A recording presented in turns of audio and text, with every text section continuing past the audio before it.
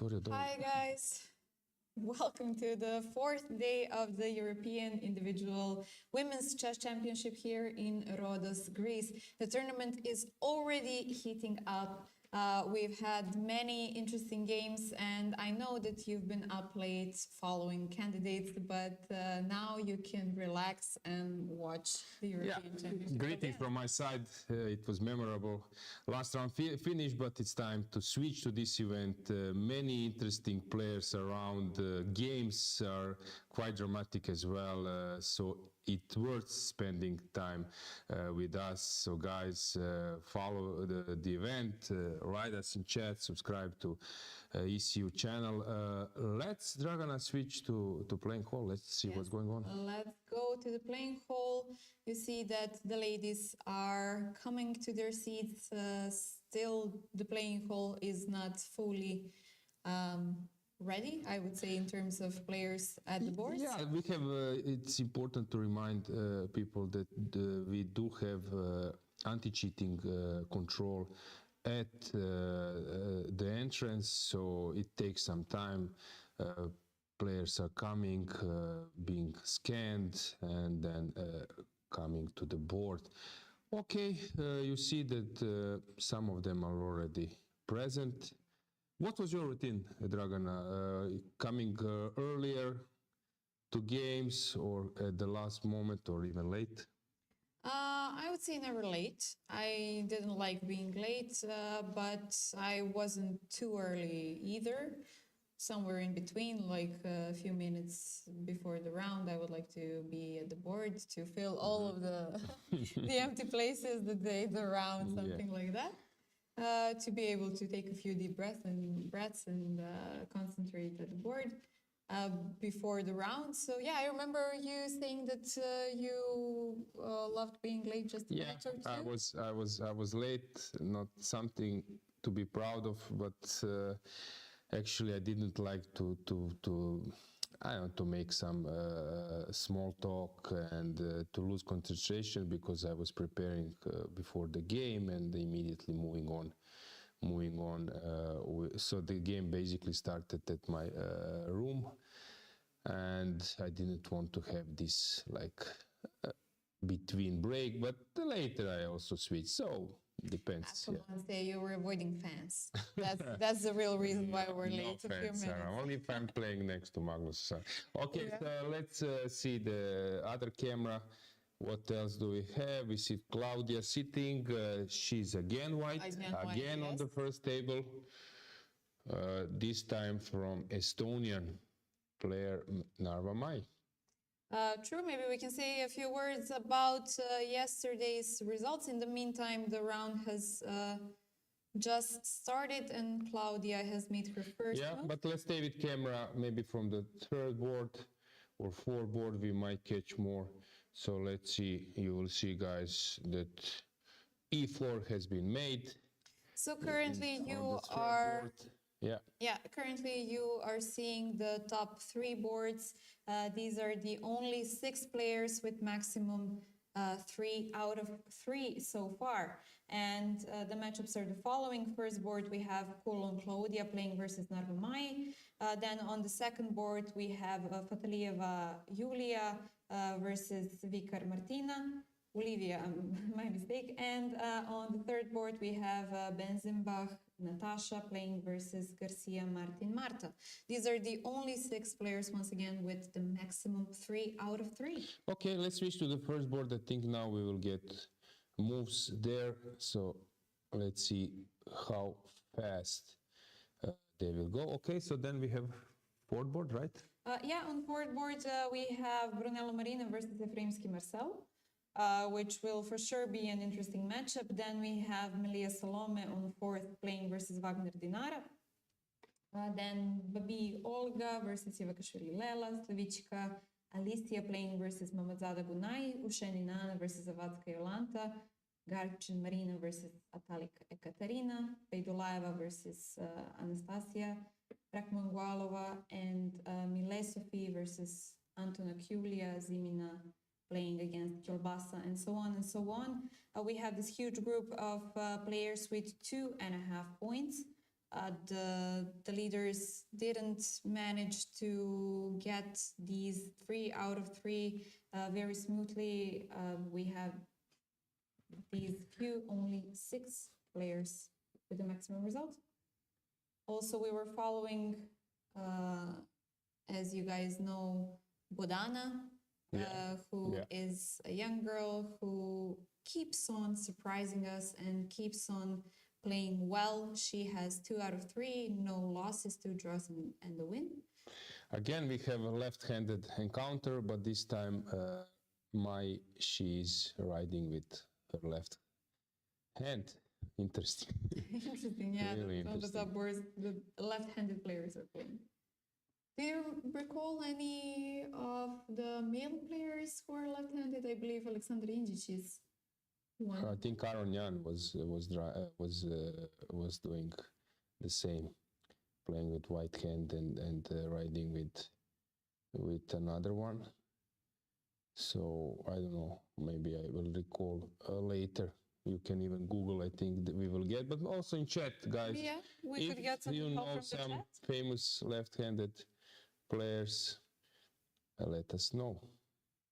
So here we see Sicilian again, not again, but last time it was Koch on the first board. This time is Sicilian. Knight f6 played, and now I guess knight c6 will be played exactly. Knight will go to b5, and Sveshnikov Sicilian. And we're getting some help from the arbiters regarding the view. Yeah. Thanks, Marco. Yeah. Okay, here white is thinking.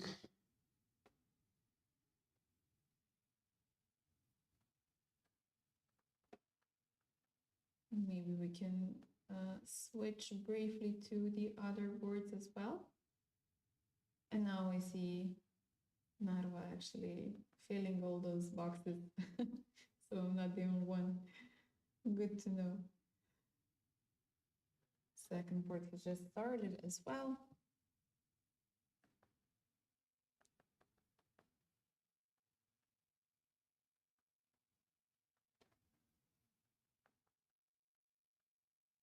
And the third board, only 1 move so far. Yeah, we can see that Pirt's defense or bishop opening. Quite curious to see. Okay, we have one more camera, right? Yeah, we do. But seems like so far nobody is present. So people can also witness that Marina Brunello and Marsel Efroimski are missing, but now Brunello, and Marcel was waiting for her around. If I'm not mistaken, I saw today for the first time at the hotel, Marcel was accompanied by a known grandmaster from Israel, Goldstein. I saw him at the lunch, so he might also be maybe our guest in some stage. That would be nice, yeah.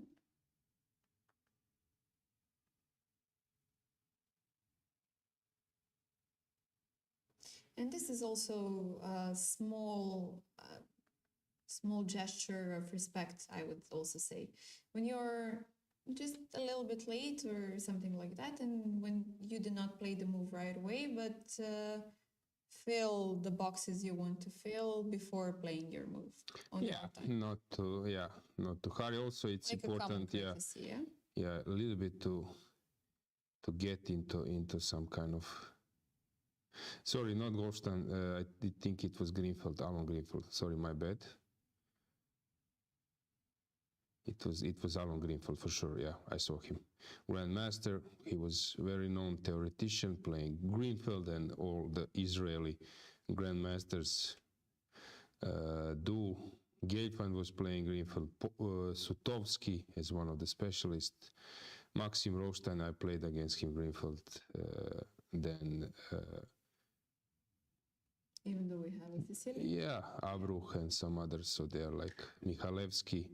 They are all specialists in Greenfield. So it's nice to be accompanied by the grandmaster coach. Yeah. So Greenfield Alon is around. As I said, I think he was 2600 at some stage. His career high. Alojzije, remind me, have we seen this 2 rounds prior to this one in Marcel's game? Yes, that you're completely right. That was this accelerated went into the accelerated Dragon, right? Yeah. Alon Greenfield, born in New York City, peak rating 2600. Okay, maybe we can slow. Okay, this was not the case there. No, it was not in Marcel's game. She played G6, Sicilian. This is Sveshnikov Sicilian, right? Against Brunello. Or maybe it's time that we have a stroll of all cameras, and then it's time to get a board. So you see playing call, people sitting, making moves. Nothing Conditions are nice. Yeah, let's go to the first board. Already the game has developed. Then we have, okay, they played this, they're playing this super sharp variation. Or instead of knight b5, I forget, of course, that knight c6, e5 is super sharp line. Okay, second board, we can see that Fatalieva against Vicker, the game. Okay, we can stay with camera here because they didn't make many moves in the opening. So let's stay here. So why black is now thinking? The reason is that probably white sidestepped Benko. Actually, Fatalieva is getting to sleep almost. So yeah, this Benko gambit is something you might prepare, and then knight f3 just avoids it. G6, okay, G3.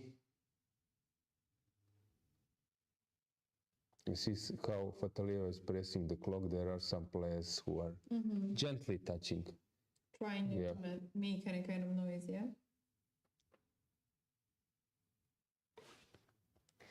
Okay, King's Indian.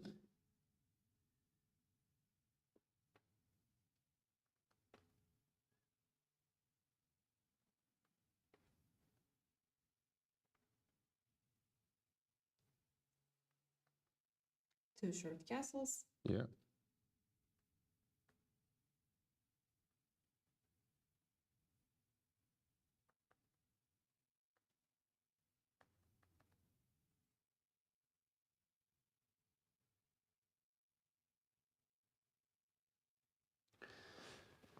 Yeah, Fatalieva is playing many different lines, a lot of things, so maybe for opponents it's not easy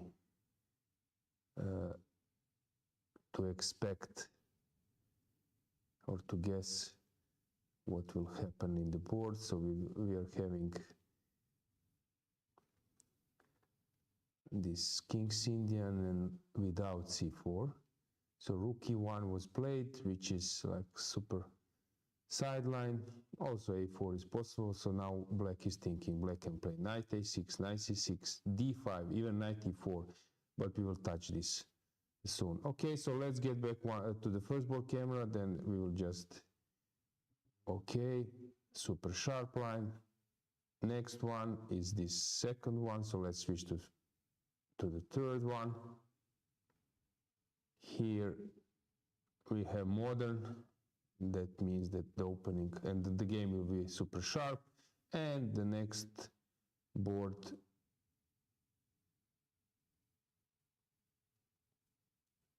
it's a Sveshnikov. Okay, time to get bored to discuss the moves.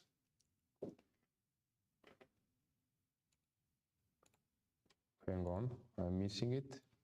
Guys, go back with the camera, so I need to recheck. So I'm lacking moves at the moment. Okay, so I will we check can go back to the camera. Yeah, maybe second board is the clearest. Full screen. Let's go full screen, and I will prepare the board.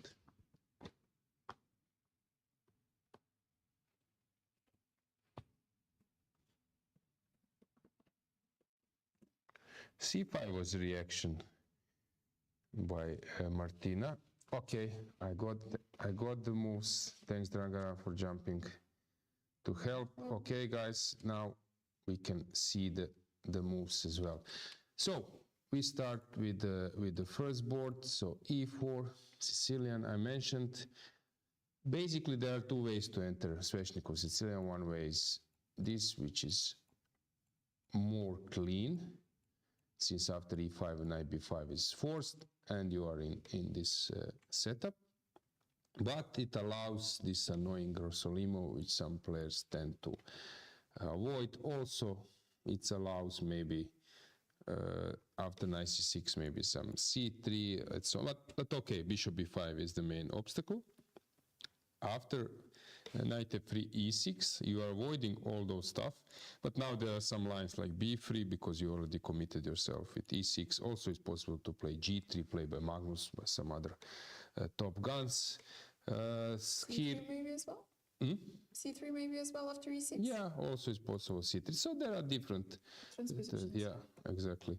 So D4, and now you can enter again into Sveshnikova, knight B5, D6, bishop F4, and you will get the same position. But the problem is now that white can, in this scenario, take on C6, and after BC6 play this super sharp E5, knight D5, knight E4. I recall one Ivan Šarić game against Jobava, where he won with white. Also some other games. Ivan is very dangerous opponent when he's white in this line. Shiro played it, many players played it, so the point is to provoke F4 and to control D6 when you defend the pawn after F4. Then Queen B6 is the idea to conquer this E3 square. C4 comes, check. The point is, if you come to D2, then knight T3 is or Queen E3 is an option. So you need to play King E2, which is a bit strange, but it works. And now black is thinking. There are several ways. There is also this line, and king runs to F3. Super sharp line, but still played by many players on top. So we will see how the game will go. Here, what happened? So Fatalieva took on C5, which is okay, a bit strange decision, as I mentioned. So here, after G3, bishop G2, D6, castle, white postponed this C4, which is super normal, and played sideline rook E1. The point is to mix, to play, let's say, E4 in E4 pierce defense style, and then knight can come to C3, and wait for reaction of black. As I mentioned, black can go knight A6, knight C6, knight E4 to stop E4, even D5 to spend the tempo, but say that rook on E1 is not ideal placed, and black can play also this C5, which was played by Martina, and then DC was a reaction, C3. Okay, some symmetry with extra. Rook is on E1 and the pawn on C5, which gives some falls and some options for white to press. Not much, but in Patalieva's style, I guess. Okay, let's see. Natasha, we mentioned that g6 was played. Just sorry for interrupting, but I think it would be nice to see them on the camera as well, since we have them on the camera. Okay, This so is board let's check number that. Yeah, 3. board 3, yeah. It seemed to me that Natasha was a bit surprised, but of course, when she faced this opening, she just moved on with her main lines. Yeah, this modern or Tigers modern, it's interesting to play for a win, and it's quite common to you could see it in blitz games, rapid games. People tend to try their luck there. How Natasha played this is also normal, because she will reroute the knight if black pushes b4, and then this pawn can be undermined. Okay, it will be sharp game. The point is that black, instead of regular pierce defense, that black is waiting with her knight not to allow this bishop exchange. Marina Brunello, it was Sveshnikov, the move order, different move order, so knight c6, which I mentioned that Marsel, she's not afraid of bishop b5 or Solimo. Yep, bishop takes, c3. Okay, normal stuff. h4 possible, because you cannot take the pawn due to queen h5 stuff. This is normal also line, and then you're using this possibility to change light square bishops, which would be strategically important. Or you can go a4 on the other wing. So many options. This is also normal. Yeah, we will see what will happen there. Then we have Salom Melia against Dinara Wagner. Okay, they know each other quite well, I guess.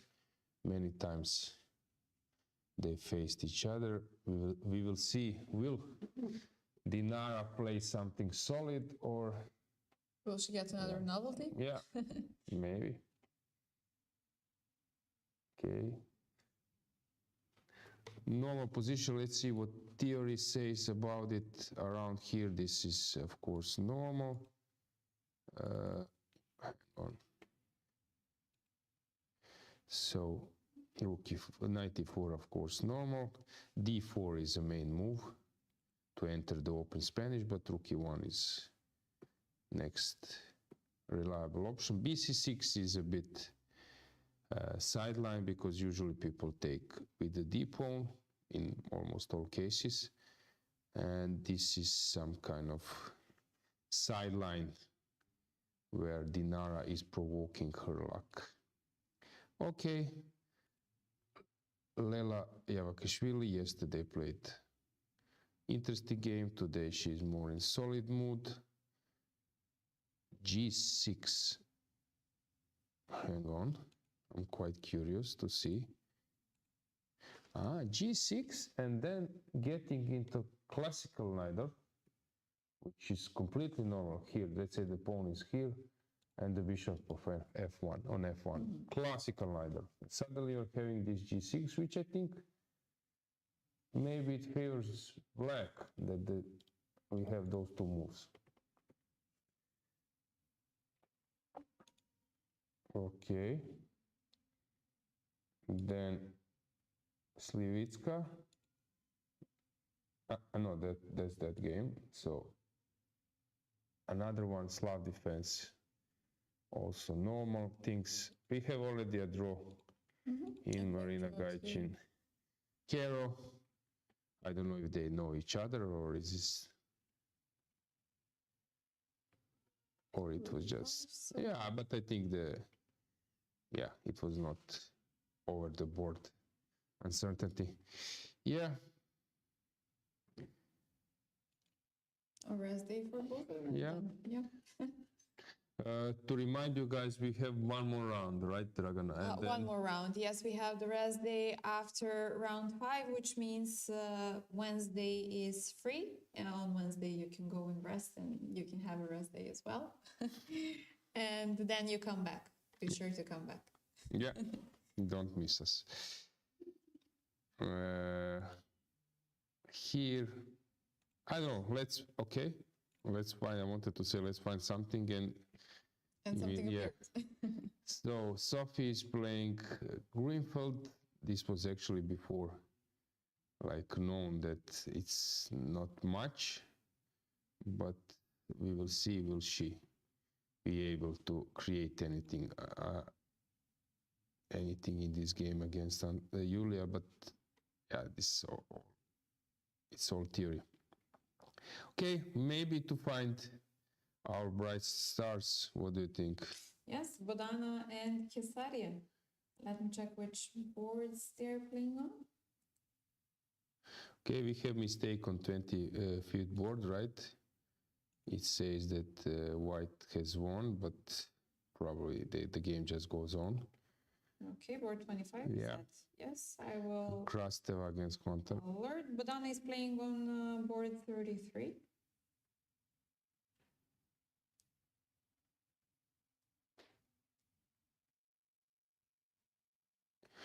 Okay, probably the game just goes on. The result is wrong. Okay. Okay, probably we need to check, was this a draw? Oh, you think that it also might have been Yeah, by mistake? so we need to check. Okay. Number 9.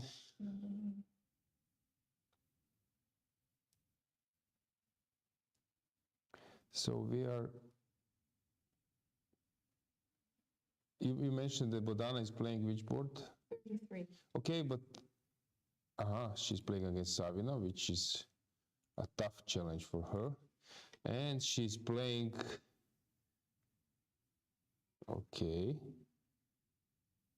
Cambridge Springs, which is known as dangerous. Queen d3, okay, this is sideline, if I'm not mistaken. Yeah, Bishop d3, the move I played as well. This is known from Kramnik's games. Aronian also like to play this way. So Queen d3, now she's faced with some, sideline. And I saw Kesaria, our European champion under, So Kesaria. 35. Yes. Playing Thanks. versus Plekanori.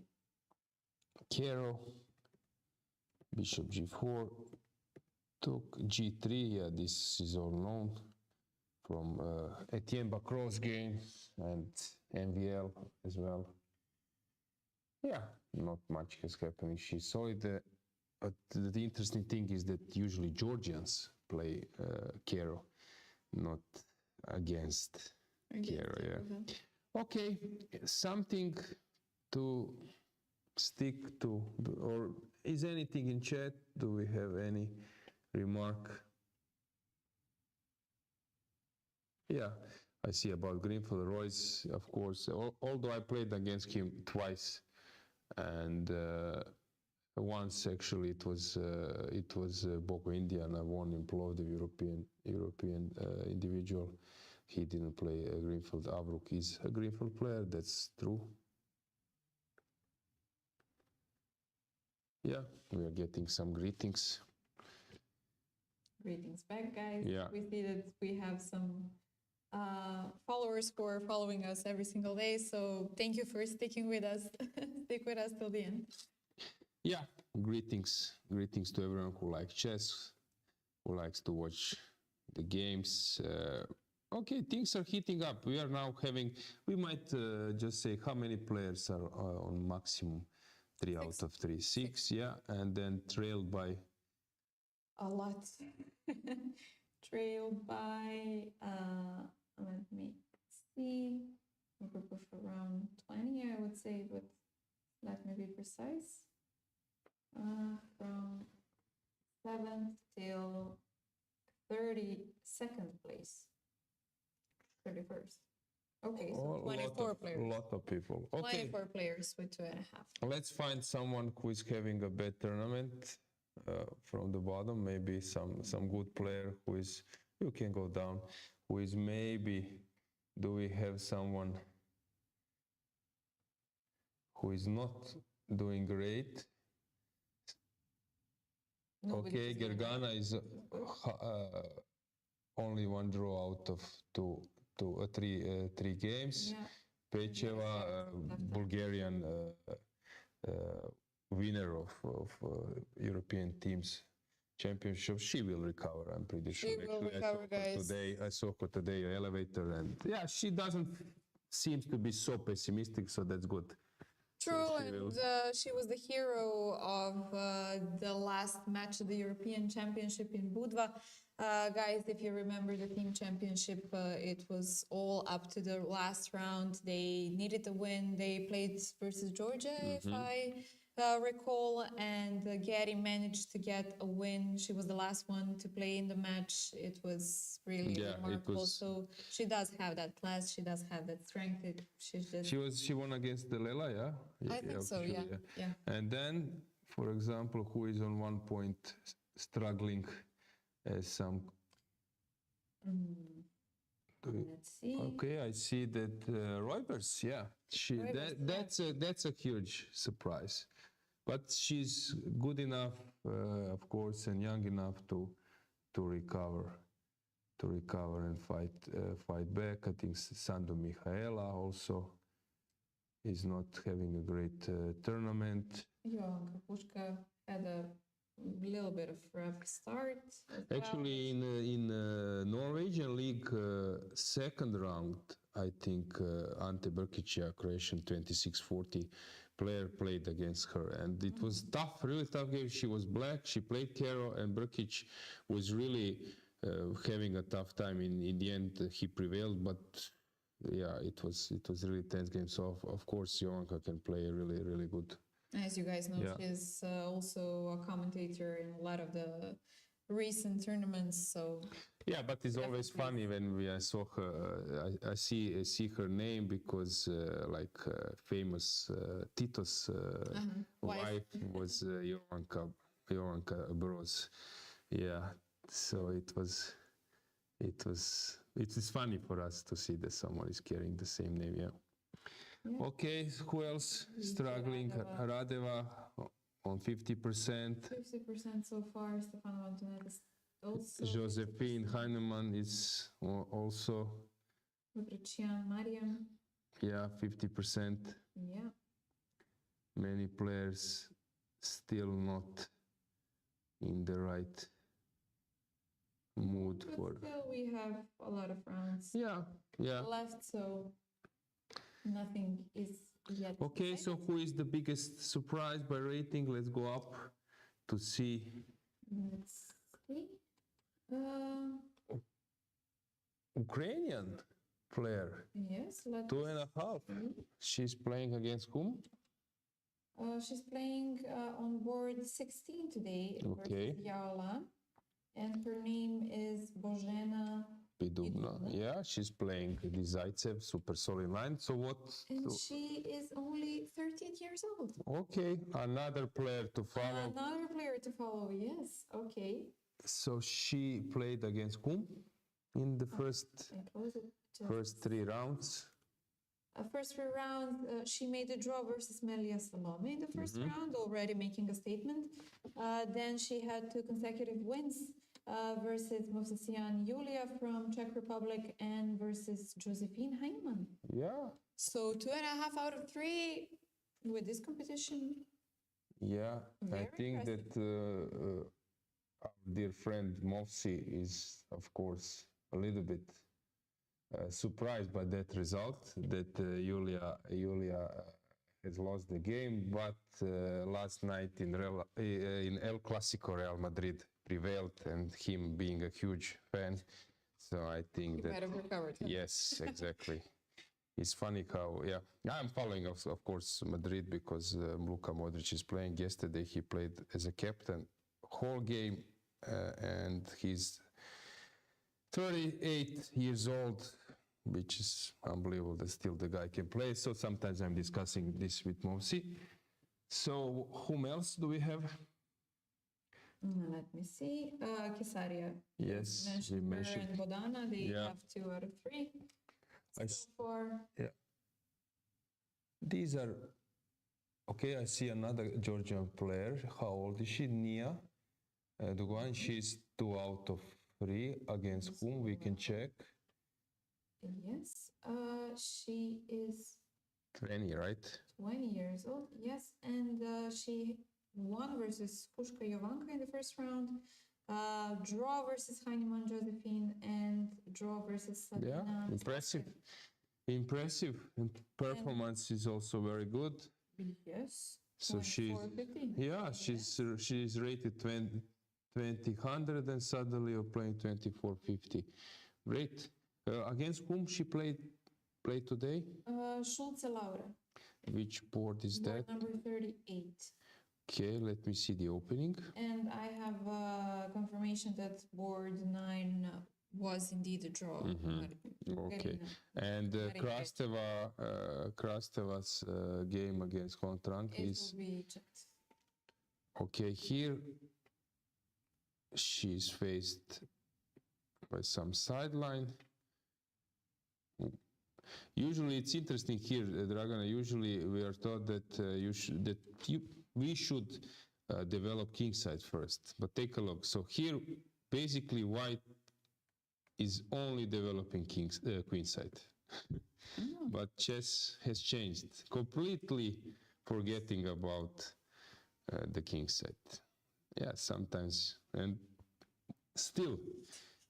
And yeah, Only pieces, now no, not yet, pieces are still on the first rank, yeah. very interesting. Please remind me later to follow this one. Okay, let's see what has happened in the top boards. So F5 played. Okay, I'm getting an info from chess.com that en passant is a special pawn move by which a pawn captures another pawn that has advanced 2 squares. Yeah, okay. Thank you. False result board. Fine. False. False result. Yeah. The game's still in progress. Okay, so F5 played. Let me check. What does the theory? This e takes F6 is not the main line. Knight F2, I think, was played mainly by top players. E takes knight F6, bishop E3. Okay, now everything was played till this moment. All is theory. Rook D1, they are just blitzing. A5 is some kind of novelty, right? Let me check. Yes, A5 was not played before. Yeah, it's interesting. Rook C8 was played, C5, King F7, and A5. Let me check. A5 is not top choice of engine, but one of the main choices. Okay, so what is the point? Let me try to grasp the logics. Point of A5? Yeah. Do you see it?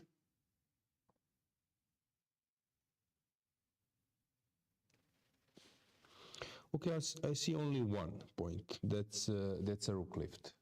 A5, C5. But okay, I can start with, okay, with C5. I'm dropping a pawn, but maybe A5 and some white plays something like, I don't know, in this position, maybe Rook G1 is a move, and now something. Or it's another idea. It's really hard for me now to get it without. Why A5? Engines suggest it, but there should be some logics. Okay, logics can be that engines want to say that white should react first and then black should play C5 or something. And could I maybe play some A4 and taking advantage of A5? Okay, A4 can be idea, and then to transfer the rook. That can be an option. I'm really curious. Let's say that I lose the tempo, that I play something like, I don't know, h3. No, h3 maybe, knight h5 is. Okay, let's find the idea. I don't know, a3. So what's now? c5 takes, rook c8. Okay, you don't want to drop the pawn, right? So that's probably some logics. Okay, that's an idea, yeah. So if you go c5 immediately, here, okay, let me see how the opening developed. Queen c5, rook c8, queen a7, or queen b4 they played. So that moves, that move stops it. Yeah, usually I'm trying to immediately get some logics. There is a logic, although engines suggest it without explaining you what's the logic, but it's important that you grasp it. Which is why it's always good to see some commentary if you can, to hear if somebody can actually explain the ideas, because everybody can just turn on the engine, right? But it's not so... Yeah, fortunately, we don't have engines who talk yet. Maybe we will get them later with this new technology. Soon enough, probably, yeah. Soon enough. So I'm playing a5 because, but then you will lose a lot of time. Maybe with some ChatGPT or something. Yeah. I haven't tried it, but I yeah. need to. Okay, that's a mess. Let's zoom the camera. Let's see the body language. Who is happy with the opening outcome more? And the situation on the clock is that my Narva has spent only 2 minutes, and Claudia Coulon is spending already 17 minutes, which is not that much, but means that definitely Claudia is out of her prep right now. Yeah. And she's looking at Narva. Like, are you sure what you've done? Maybe trying to read her mind. Okay, it's getting serious. D6 is coming. It looks that almost that they are sleeping. But now. Okay, Narva is for sure happy with the opening outcome. She should be. D6 is coming now. Super sharp. Yeah, I'm not surprised that Claudia is worried where to go, what to do. But it's interesting, this little stares into your opponent's eyes, like maybe there would be just a slight glance or a slight second where I could try to grasp what you're thinking about. Yeah. And also we have players such as Goryachkina who stare at their opponents, and it's so intimidating. I was an arbiter in Struga. She was playing the European Club Cup, and whenever I would pass by, she would stare into her opponent's eyes very often. And it is so intimidating, so much that I was afraid next to them, even though I was not involved in the game. It's so... Yeah, it's not forbidden, I think, according to the rules, but it's... Okay, Michal Tal was doing the same. I don't know, there are some players who love to do it. You can sometimes actually players are just thinking and basically eyes are not using, and maybe it's not also psychological, but just want to move away from the board. Yeah, anything in chat? Let us see.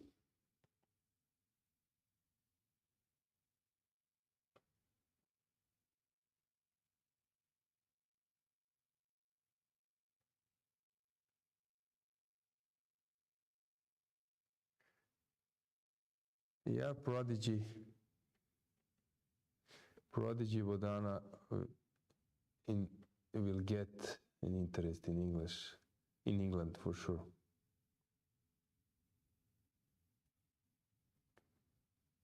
Okay, let's get back the board. Let's see.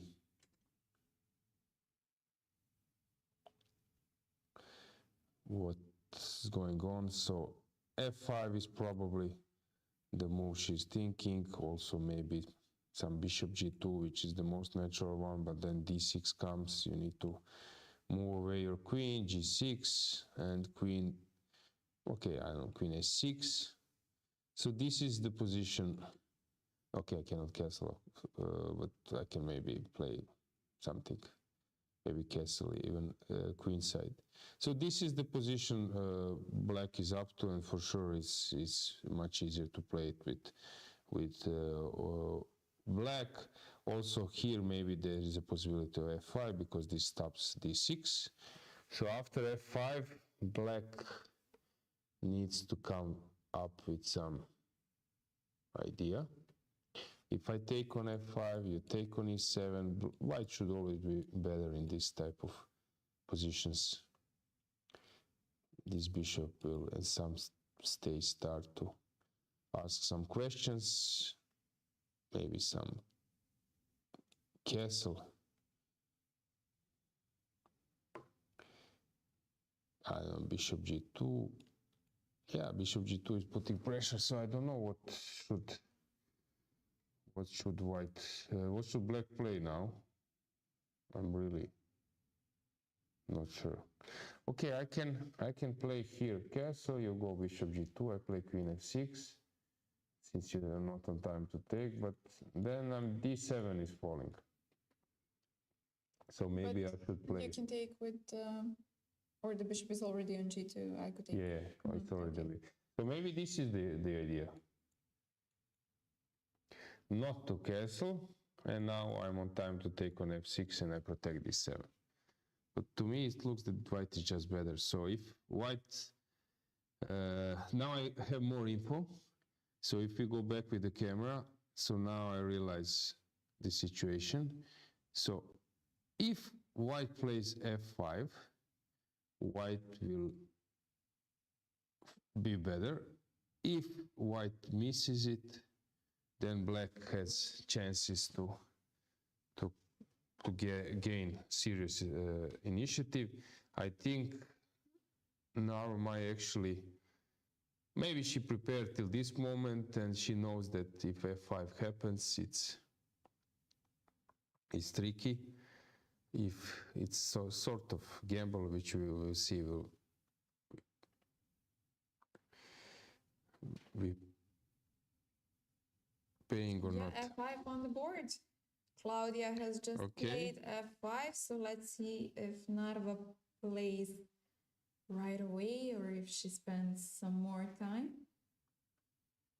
Definitely will get us an insight or a brief feeling of whether she had this prepared. I don't know, we have players who like to act like they are surprised even though they have prepared some lines or something like that. Personally, I was never one of those. I would, if I knew the lines, I would always play them almost right away.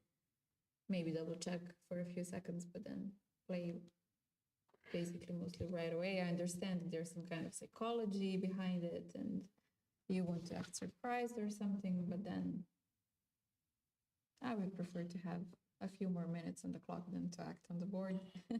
Now it's important moment. Is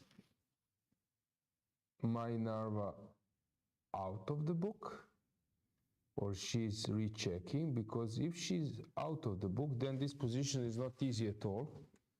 If she's aware what happens and now she's rechecking, is there any possibility to avoid the final position in her notes, which is probably two bishops advantage for white?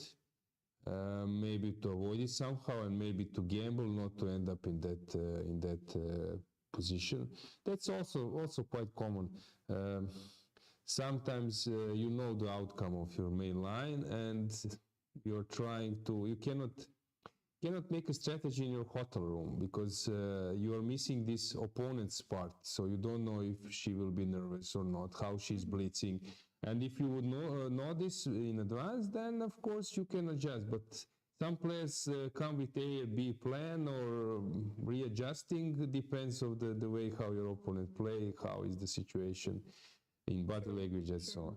So you never know, is now she aware that, okay, so she's aware. She's aware, so she plays it, and what happens, happens. She's not happy. I'm pretty sure she's not happy with the outcome, but she knows that she will end up in a slightly worse position, but sort of holdable. And at this time, this strategy of maybe playing this line didn't pay off. When you mentioned, yeah, we see her glancing over to the ceiling, maybe thinking whether she should have played this or not. Yeah, it's not easy. Your opponent is playing a lot of lines, and if this happens, we can play that line slightly better, but we can also maybe invent something, and your opponent plays exactly that and super fast, and suddenly your strategy is in danger. Yeah, I was many times in those situations. And I actually, we had a teammate, Gabriela Koskoska. She would, most of the times, she would decide what to play over the board. And when we would go to the playing hall and ask her, like, Gabi, have you decided what are you playing today versus this girl or that? And she would say, I don't know, I'm thinking whether to start with D4 or C4, but I'll go to the playing hall and see her face and then I'll decide. Yeah.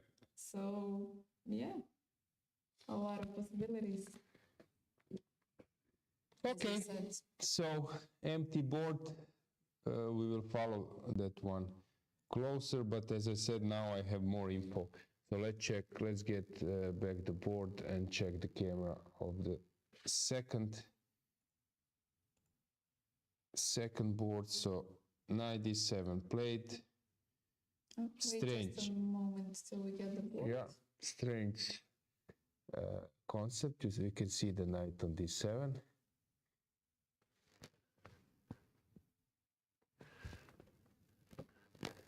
So knight is on D7, which is a bit strange, but okay. Knight D7. Normal route would be on C6 for knight, but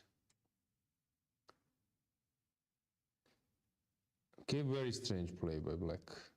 Very.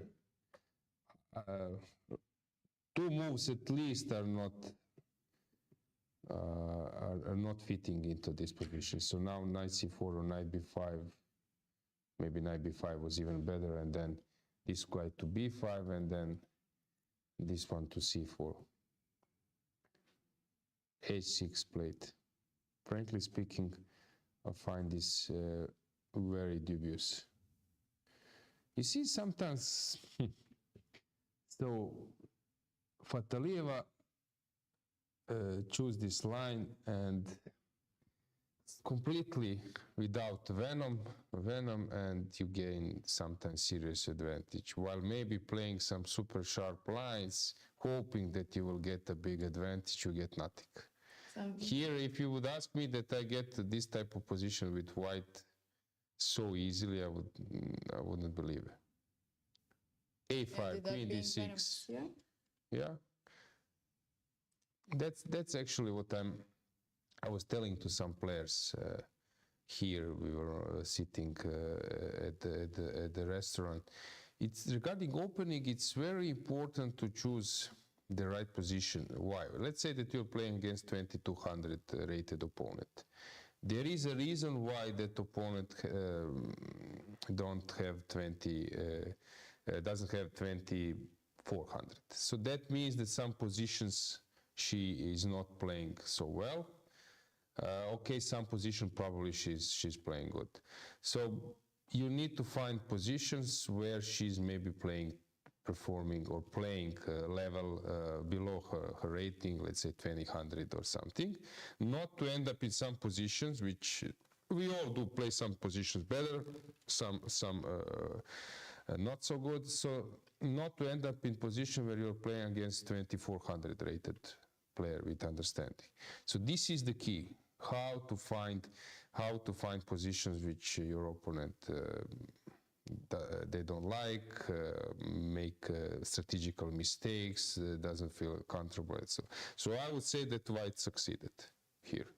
Rook e1, it's suddenly some queen d6 to me immediately looks like almost like, not of course winning advantage, but looks horrible, because you must. E5 is falling. I don't know if there is some way. If queen d8, I don't see knight e5 is just a pawn up, unless I'm missing something. So you need to probably play knight e8 or some stuff. And now some rook d1 or knight d2, for example. This. And knight goes to d6, other one goes to c4. You have almost winning advantage, I would say, with precise play. And to get this advantage, this type of advantage, let's say in some main lines, as I said, you need to be inspired, you need to play some super strong moves. Here you got it for free, with wise opening choice, or maybe sort of luck as well, but never mind, you got it for free. Okay, well, this is important. This is why it's important to have a coach or a second coach, or spend some more energy in people. Somehow you are relaxed, you are in hotel, people are around, you don't sense the danger, you don't sense that type of importance, you sense the importance, like I'm pretty sure now Narva Mai is experiencing. You sense it during the game at the board, and then you would say, why I didn't invest a little bit more time, like maybe Marcel's game from the second round, and so on.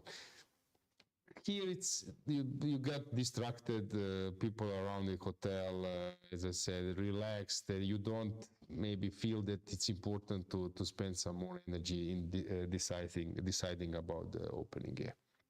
And during the game, then you regretted why I played this line, why I didn't recheck that line, and so on and so on. Yeah, I think this is one of the biggest difference between, let's say, strong players. They somehow play the lines you don't like. Yeah, they know how to sense. Yeah, that's, I think, very important quality. Okay, so let's see the next board. Let's see how Natasha is doing. She's launching an attack, h4 plate. Yeah, super solid, rock solid setup, h4 plate. Okay, so these are our top competitors so far. We have a move or two on the first board. Maybe we can briefly come back, see what they've played, if you agree. Yeah, which? Board number 1. Sorry, my bad.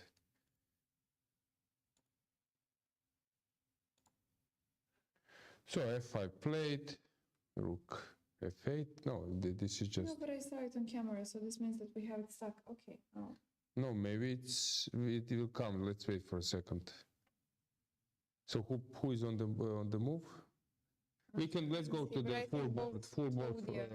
full screen first board. Mm-hmm.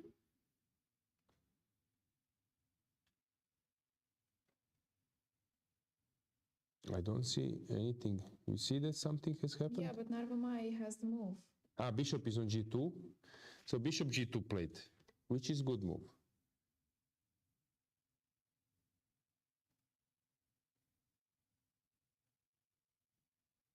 Yeah, very well played by Claudia. Very cool-headed.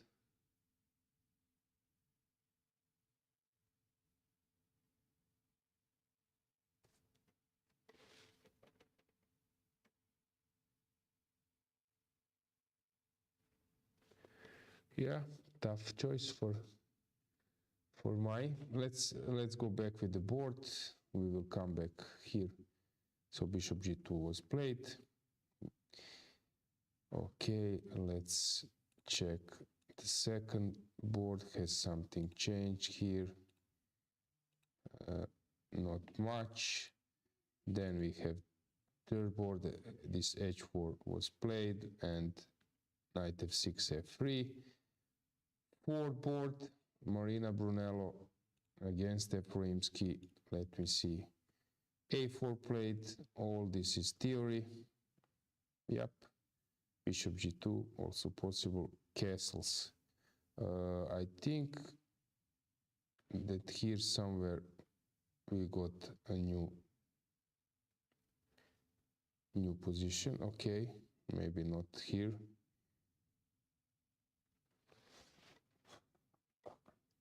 Yeah, usually they're taking on a4, so rook b8 was a sideline. They're taking on a4 and then a5. This is typical reaction, so b takes, and then rook takes, and then a5. This is the main line. But here we got this rook b8, which is surprising choice.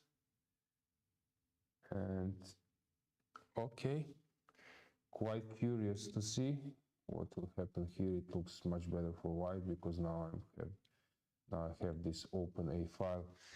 Okay, very tense.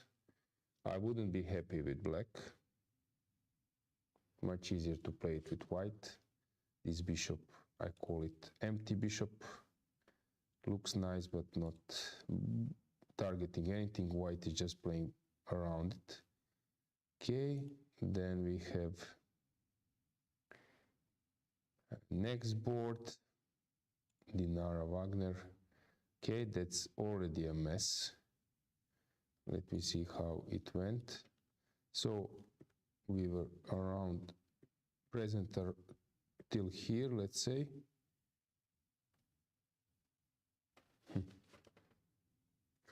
Doesn't feel so great. Yeah, you see, this is a problem of black pieces. With white, you can create some novelties, some pressure, but with black, to play active, to play dynamically, and to be able to maybe put pressure on an opponent, it's not easy at all. So Dinara is for sure, from my point of view, aggressive white player. So with white, she's really unpleasant to play against. But with black, she's trying to get similar game, but she's taking much higher risk and ending up in a tough position. Remember second round, where she survived completely. Versus Arapap, yeah. Yeah, exactly.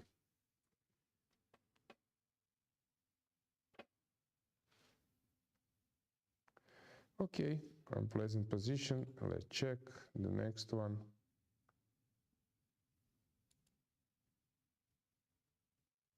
Okay, this is Slav defense stuff. Okay, this one is in Najdorf. Here we have this London system position. So Gaichin is a draw, that's correct. Okay, we won't check it out any longer. Okay, this is interesting. Okay, let me see. Yeah, this bc3, this is known. Okay, now black wants to create pressure at c4 while white is enjoying stable center. I don't know what to follow. Okay, let's see this Greenfield. We were following it.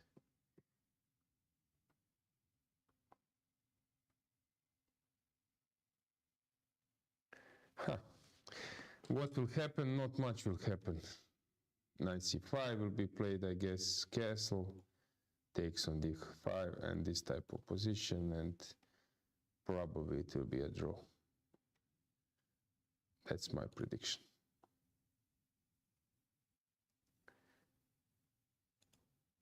Anything you want to check? I think you told me we wanted to see nice game once again. Which you played. Okay, this is a crazy game. It looked to me like it was a Grob opening, because it looked, okay, it's reverse Grob, sort of complete mess. Yeah, this one we will take eye on. Which one you mentioned? I think you said nice game. This girl from Georgia. This was Okay, let's check Bozena. okay. How she is doing. That's board number 16. Yes, Shagling Lan Yao. Okay, playing Zaitsev, super solid, known from Anatoly Karpov's games.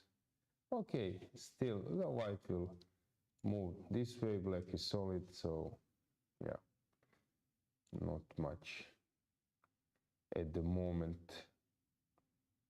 Yuliia Osmak trying to recover, playing slightly better position, but not much is happening. Bella Khotenashvili again playing some complicated stuff. Okay, this is the line I like to follow, this Marsel Gambit. E4, so triangle, actually triangle is a good choice to play if you are afraid of super modern lines. Famous game, I told that story, I can repeat it once again.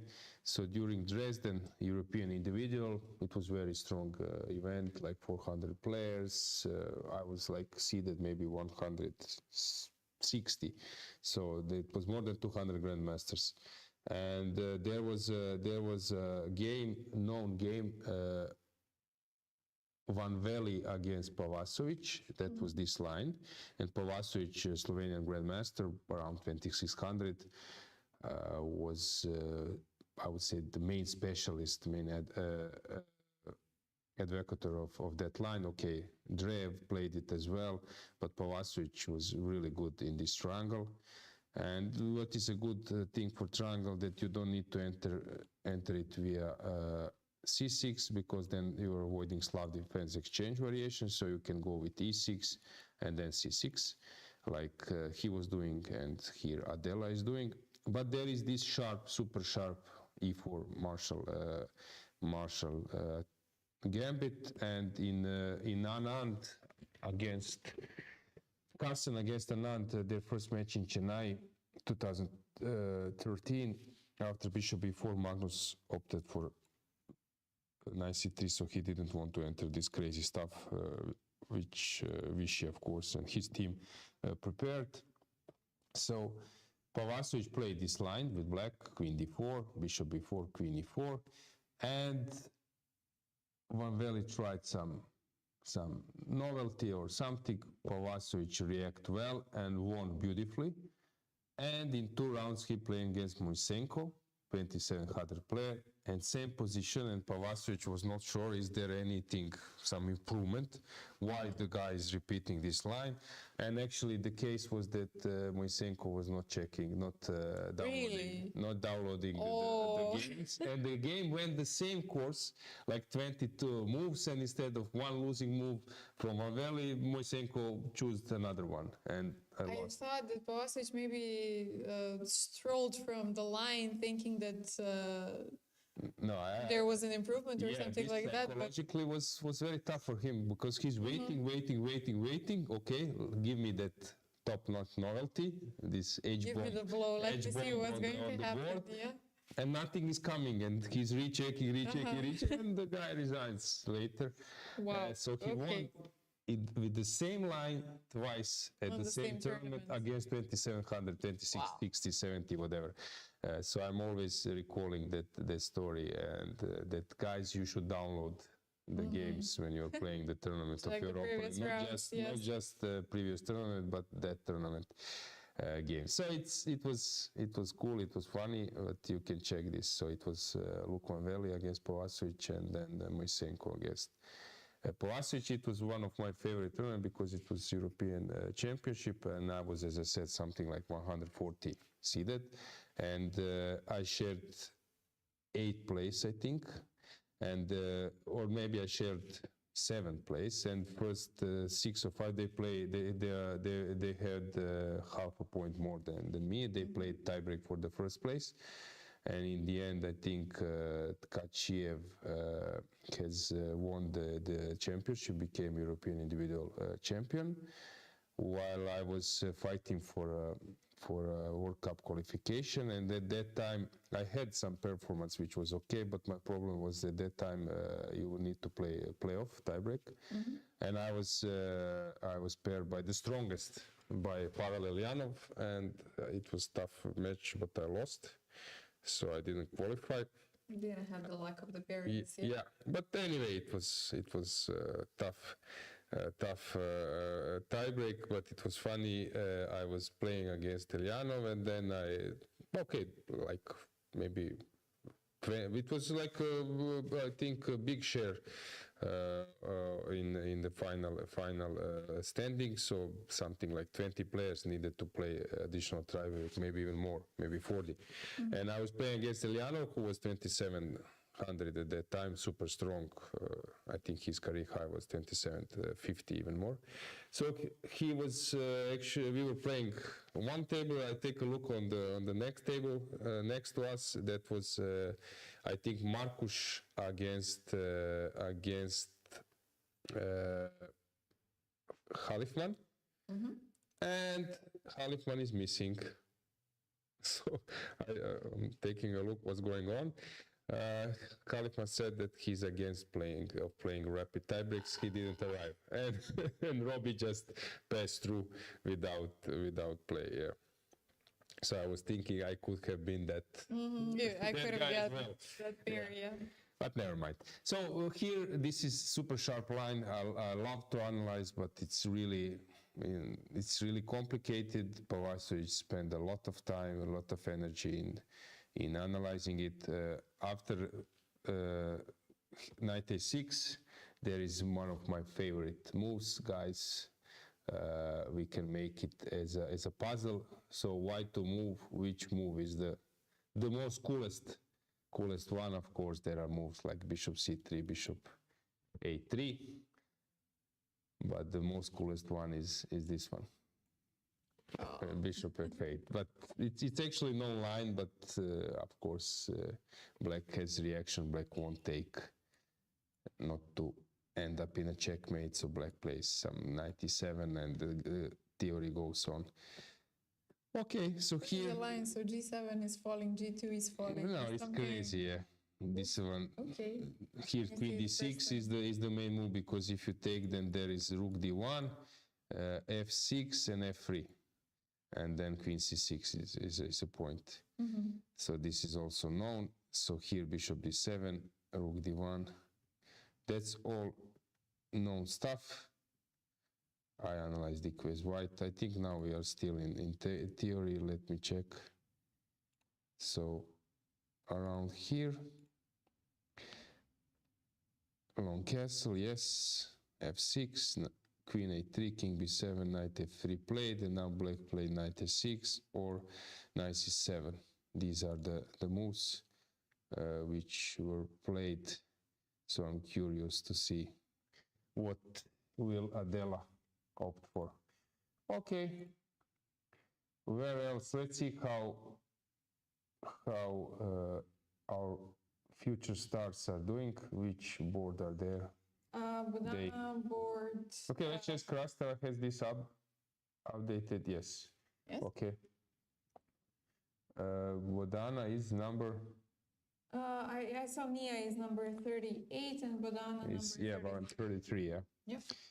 So she didn't take on a2, so she's trying to play solid, which, yeah, usually what happens, white at some stage, white can push c4 or e4, white pushes e4, c5 becomes a reaction, and then white can move on with e5, d5.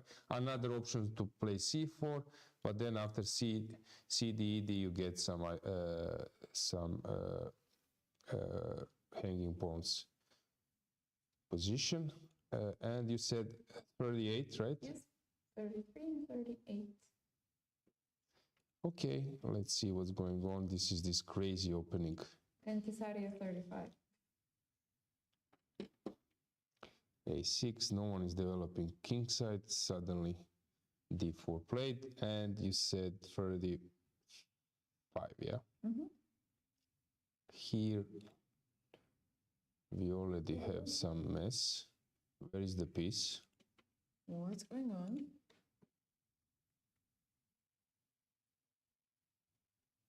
This is wrong. Also, we need to check that board. Yeah. Please write it, yeah? Yes, I For will. 5. Usually people on this level don't give up pieces for nothing. Yeah, something is wrong. Yeah, while we are waiting, we can just stroll around with cameras and maybe we can go for a short break. Let's see what's going on here. I see that people are walking around. Okay, let's check the first board. Narmama is thinking. She took with the queen takes on f6. Queens were exchanged, right? And the position is better for white. It will be tough for her now to defend this endgame, but okay. The game goes normally. Let's check second board. Fatelieva is thinking. She got an upper hand, but she's not sure where to go. And the next one, Natasha is thinking for a long c5 was played, and now she's deep in thoughts. And the next one, same goes. Yeah. Okay, let's have a break, guys. Stay with us. We will come soon. Interesting, I think, things ahead of us. Yes, stay tuned and we will be back with you soon.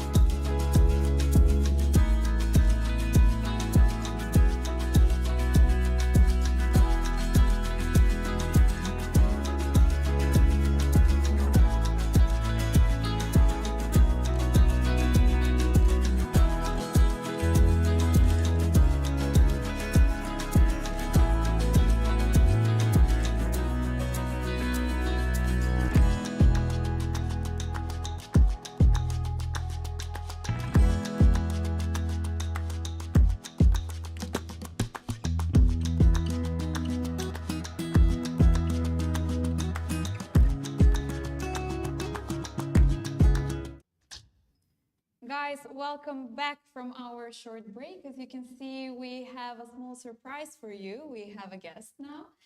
In the studio with me is the ECU President, Grandmaster Marsel Efroimski. Welcome to the studio. Thank you for taking the time to come chat with us. Good evening, Dragana. I was a little bit surprised when you say that I have a surprise because I feel like a Brad Pitt now. Well, that's a good start. That's a good start. Of course, since we're here at the Individual European Championship, I have to ask you, how satisfied are you with the organization? Is everything under control from your point of view? Yeah, of course. It's there are organizers, European-wide organizers, where I'm absolutely not worrying about the tournament, even I'm probably not visiting this kind of event. But here, of course, we expect, and what we expect, it was done, and that's why you just can see that number of the participation really, it's not like a new record, it's a seriously jump up of the number of the participation, which I believe that it's part of the organizers' work, how they advertise championship and what they offer for the participants. That was important, and I believe that they fulfill all these necessary things, which finally is bringing our event to be counted as a top and good organized event. Good. We also know that this will not be the only European event in Rhodes this year. We'll have a youth championship in summer, in August, if I'm not mistaken. I guess some preparations are already underway. Yes. There are many tournaments, yes, because somehow Rhodes is, when a few years ago, the organizers, I may mention the name Nikolovska, when he decides somehow to move to Rhodes.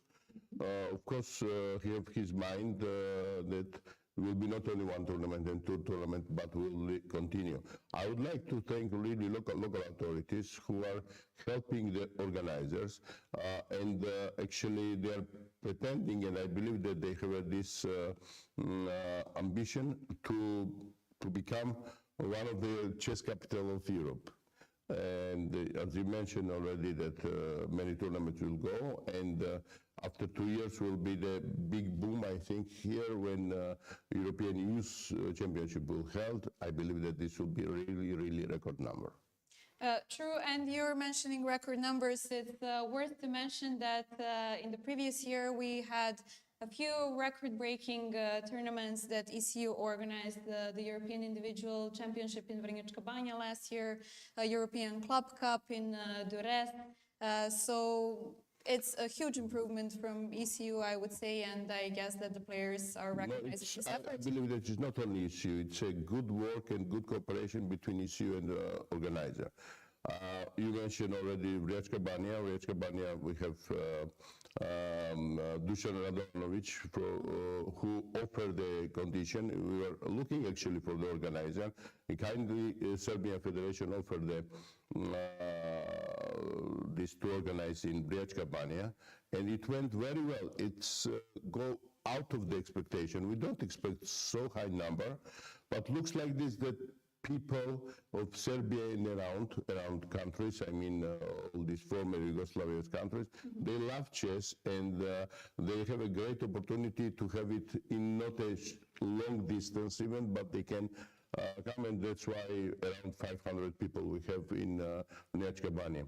Okay, I would like to continue a little bit about this record number, what you say, and absolutely I cannot forget about the success of European Club Cup in Albania, in Durrës. It's not only big and great work of the organizer and our friend Errol Dervishi, who did all possible things that the event will be not only bring new record, but everybody will be satisfied. And but as I say that for our event, it's very important participation of the world number one, Magnus Carlsen. You know, I cannot call him differently, 5-time world champion, but world number one, years and years, dozen of years already. And I think that everybody wants to see Magnus, everybody wants to meet, that this is very great propaganda, and I appreciate Magnus for giving to ECU such an opportunity that we are breaking the records. True, and you mentioned Magnus. Magnus was also playing in Budva, the European Team Championships, after quite some years. Not only sometimes I'm a little bit, surprised.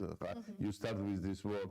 That I know Magnus, I know the champions, I know which kind of pressure they have, and I know that how they try to avoid new opportunities, new people, new whatever obligations. All this we can understand very well. I was surprised when in Budva I saw him among the officials in the first row. To say the truth, really surprised, and it was a big benefit for the organizers. And I believe that organizers, they did everything that Magnus will not somehow refuse to sit next to them. It was very important. Really, I'm very honest about this, and for some people maybe it's a regular thing, but for us, it's very important that such a great guys are next to us, or great girls, whatever, it's. True, true. Okay, we had the European Rapid and Blitz in Monaco at the beginning of this year. We want to mention that the championship will be held in Monaco once again, with probably double the prize funds, if I'm not mistaken. Yes, you are absolutely right. Monaco itself is a place where people like to go, at least for a few days. And even you are visiting Monaco, once again, I want to go there. This is big benefit of Monaco, but don't forget that we have Jean-Michel. FIDE have a new, FIDE introduced now because of the 100th anniversary, new awards like this, and one of the awards is he for she. If somebody is he for she and deserves this title, this is Jean-Michel Rapin. Because he is doing all these years, and I think, if I'm not wrong, he's already 33 or 34 years president of the Monaco Federation. He's mainly serving the female chess, mainly. And he likes to organize different kind of events in Monaco. And you know that in the past was organized very, very top events, including the World Championship candidates tournament in the last year. I remember they start, I think, playing. Nana Yoselian was playing, I think, with Susan Polgar.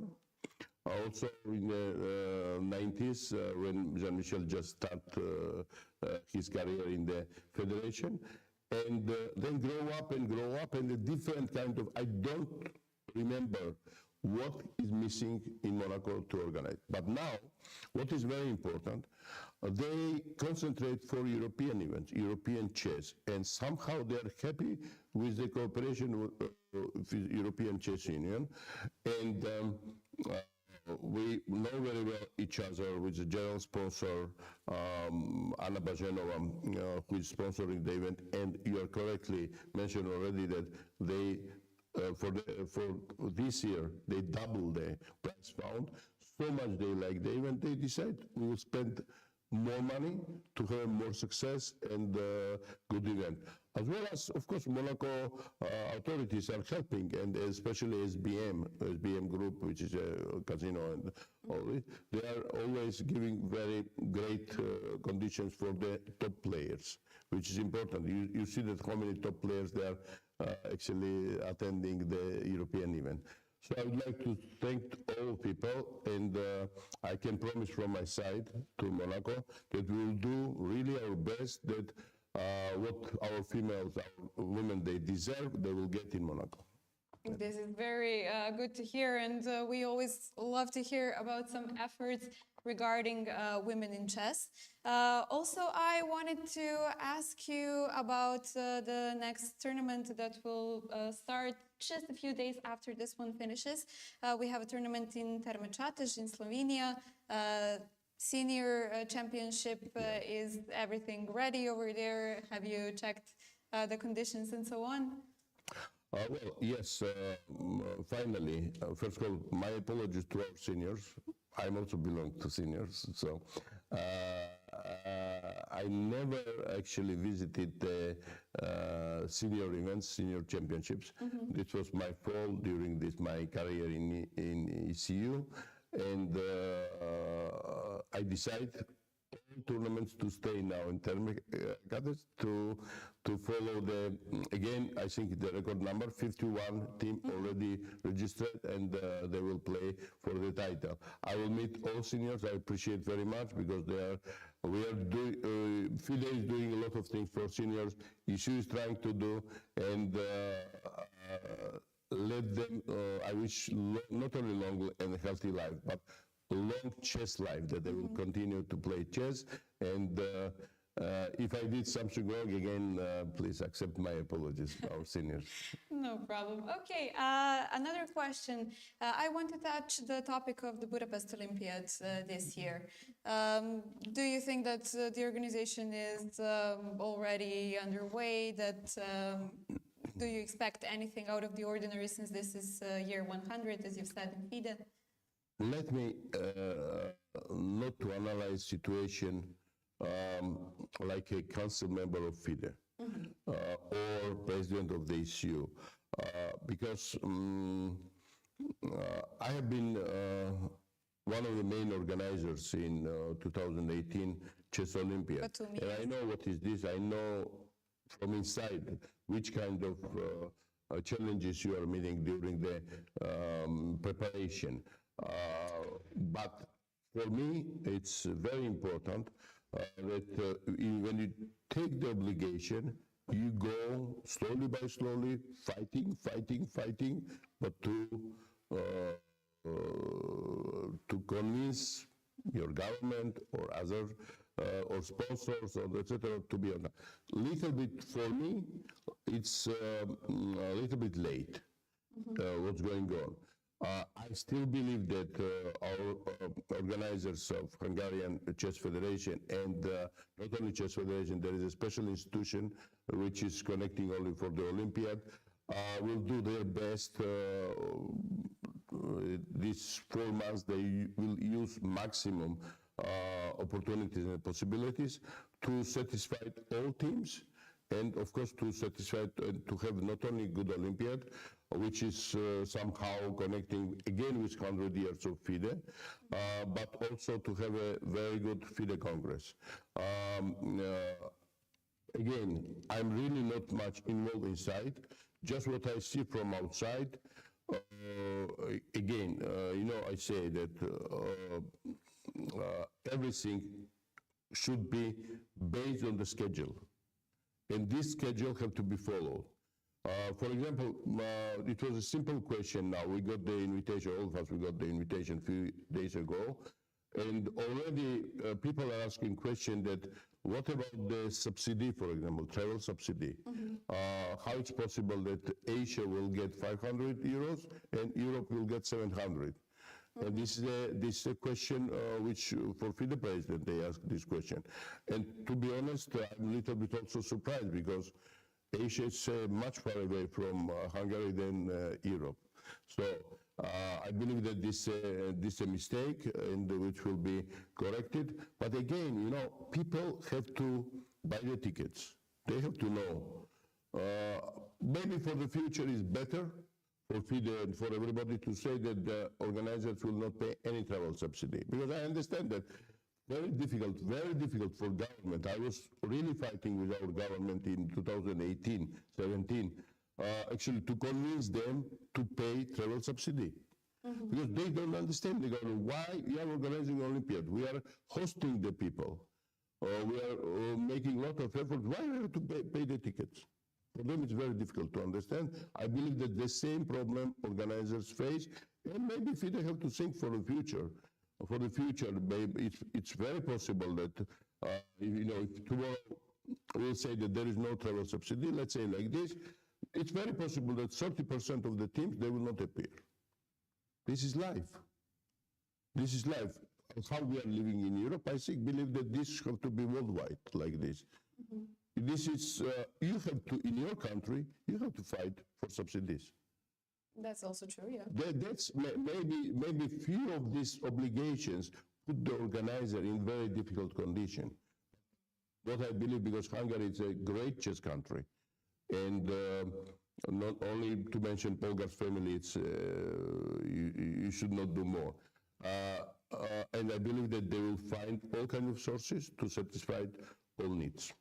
Yeah. Okay, we will see. The Olympiad is just around the corner, as you've mentioned, so we will see how the Olympiad goes on. Also, I wanted to ask you about, there was an agreement between Asian University. This is a topic with chess in education. There was an agreement between ECU and the Asian University.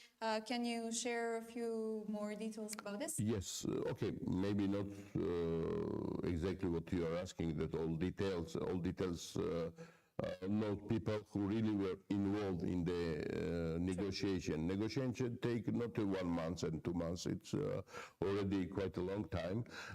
And I would like to thank our Educational Commission and Jesper, and of course my special thanks to General Secretary of ECU, who did really great job and find a common language with the Aegean University of Greece, which is located, by the way, in Rhodes. Just one I will mention that in few days we will be able to sign the agreement between ECU and Aegean University about the academic courses which the university will produce, and this will be European-wide, because this certificate, this diploma, will work in all European countries. This is a very important step, and I believe that Todoros, who know much better, because he was really involved in all kind of preparation and negotiation, all this, I think it's relevant that he will speak about this subject when he will have opportunity. We will try to get him in the studio as well to ask him about more details. It's all done great job, and my special thanks to everyone, including the Aegean University, of course. Yeah, a huge step for education and chess in education in general. And of course, I have to ask you, the candidates, what were your predictions? Were you surprised in the end with the open section and the female section as well, the results? I don't like to, in advance, to predict something, especially in such a tournament. Okay, if for ladies we can more or less understand that China will dominate, because first of all, even by rating, you see that there is huge difference, and it's happened. But I was surprised by sister of the Prague. Ramesh Babu, yes, Ramesh Babu is their name. Always Indians, I'm complicated. What is the first name and what? Yeah. Ramesh Babu is, I think, family name, like Asmai, yes, correct? And, I think so. I'm not 100% sure. Prague, and it's and Vaishali, yes, this is the first name. I was surprised that she started like this, that, entering in the game. But what happened in the second part of the tournament, It's amazing. It's a great future, and I believe that she will be one day, and this day will be soon. One day she will be world champion, for sure. For sure. About the Chinese girl, I would say local business in China, and the champion will stay from China. Yes. Yeah, from China. About open or men, how we say the event. We have a really quite complicated tournament.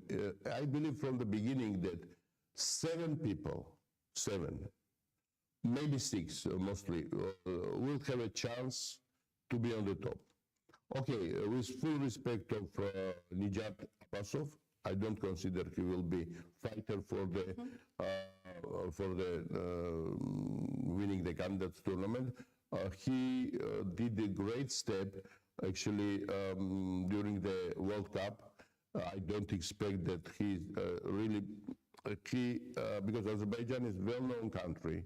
They have great players in, like Ugar Gachimov, like Gunay Mammadzada, like Timur Rajabov, and the others. And Abbasov was not among them. And he surprised everyone, and he really deserved to be more and more. And I believe that he's a very serious guy. And one day, maybe he will challenge more successes, but not now. And I don't consider also on this VIDIT. The rest, including Alireza Firuzov, who is a very unpredictable guy. You know, he can, second time he's playing the candidate tournament, he cannot do anything. This is something which tells me that something is unstable within the Firuzov. Firuzov is a really great player.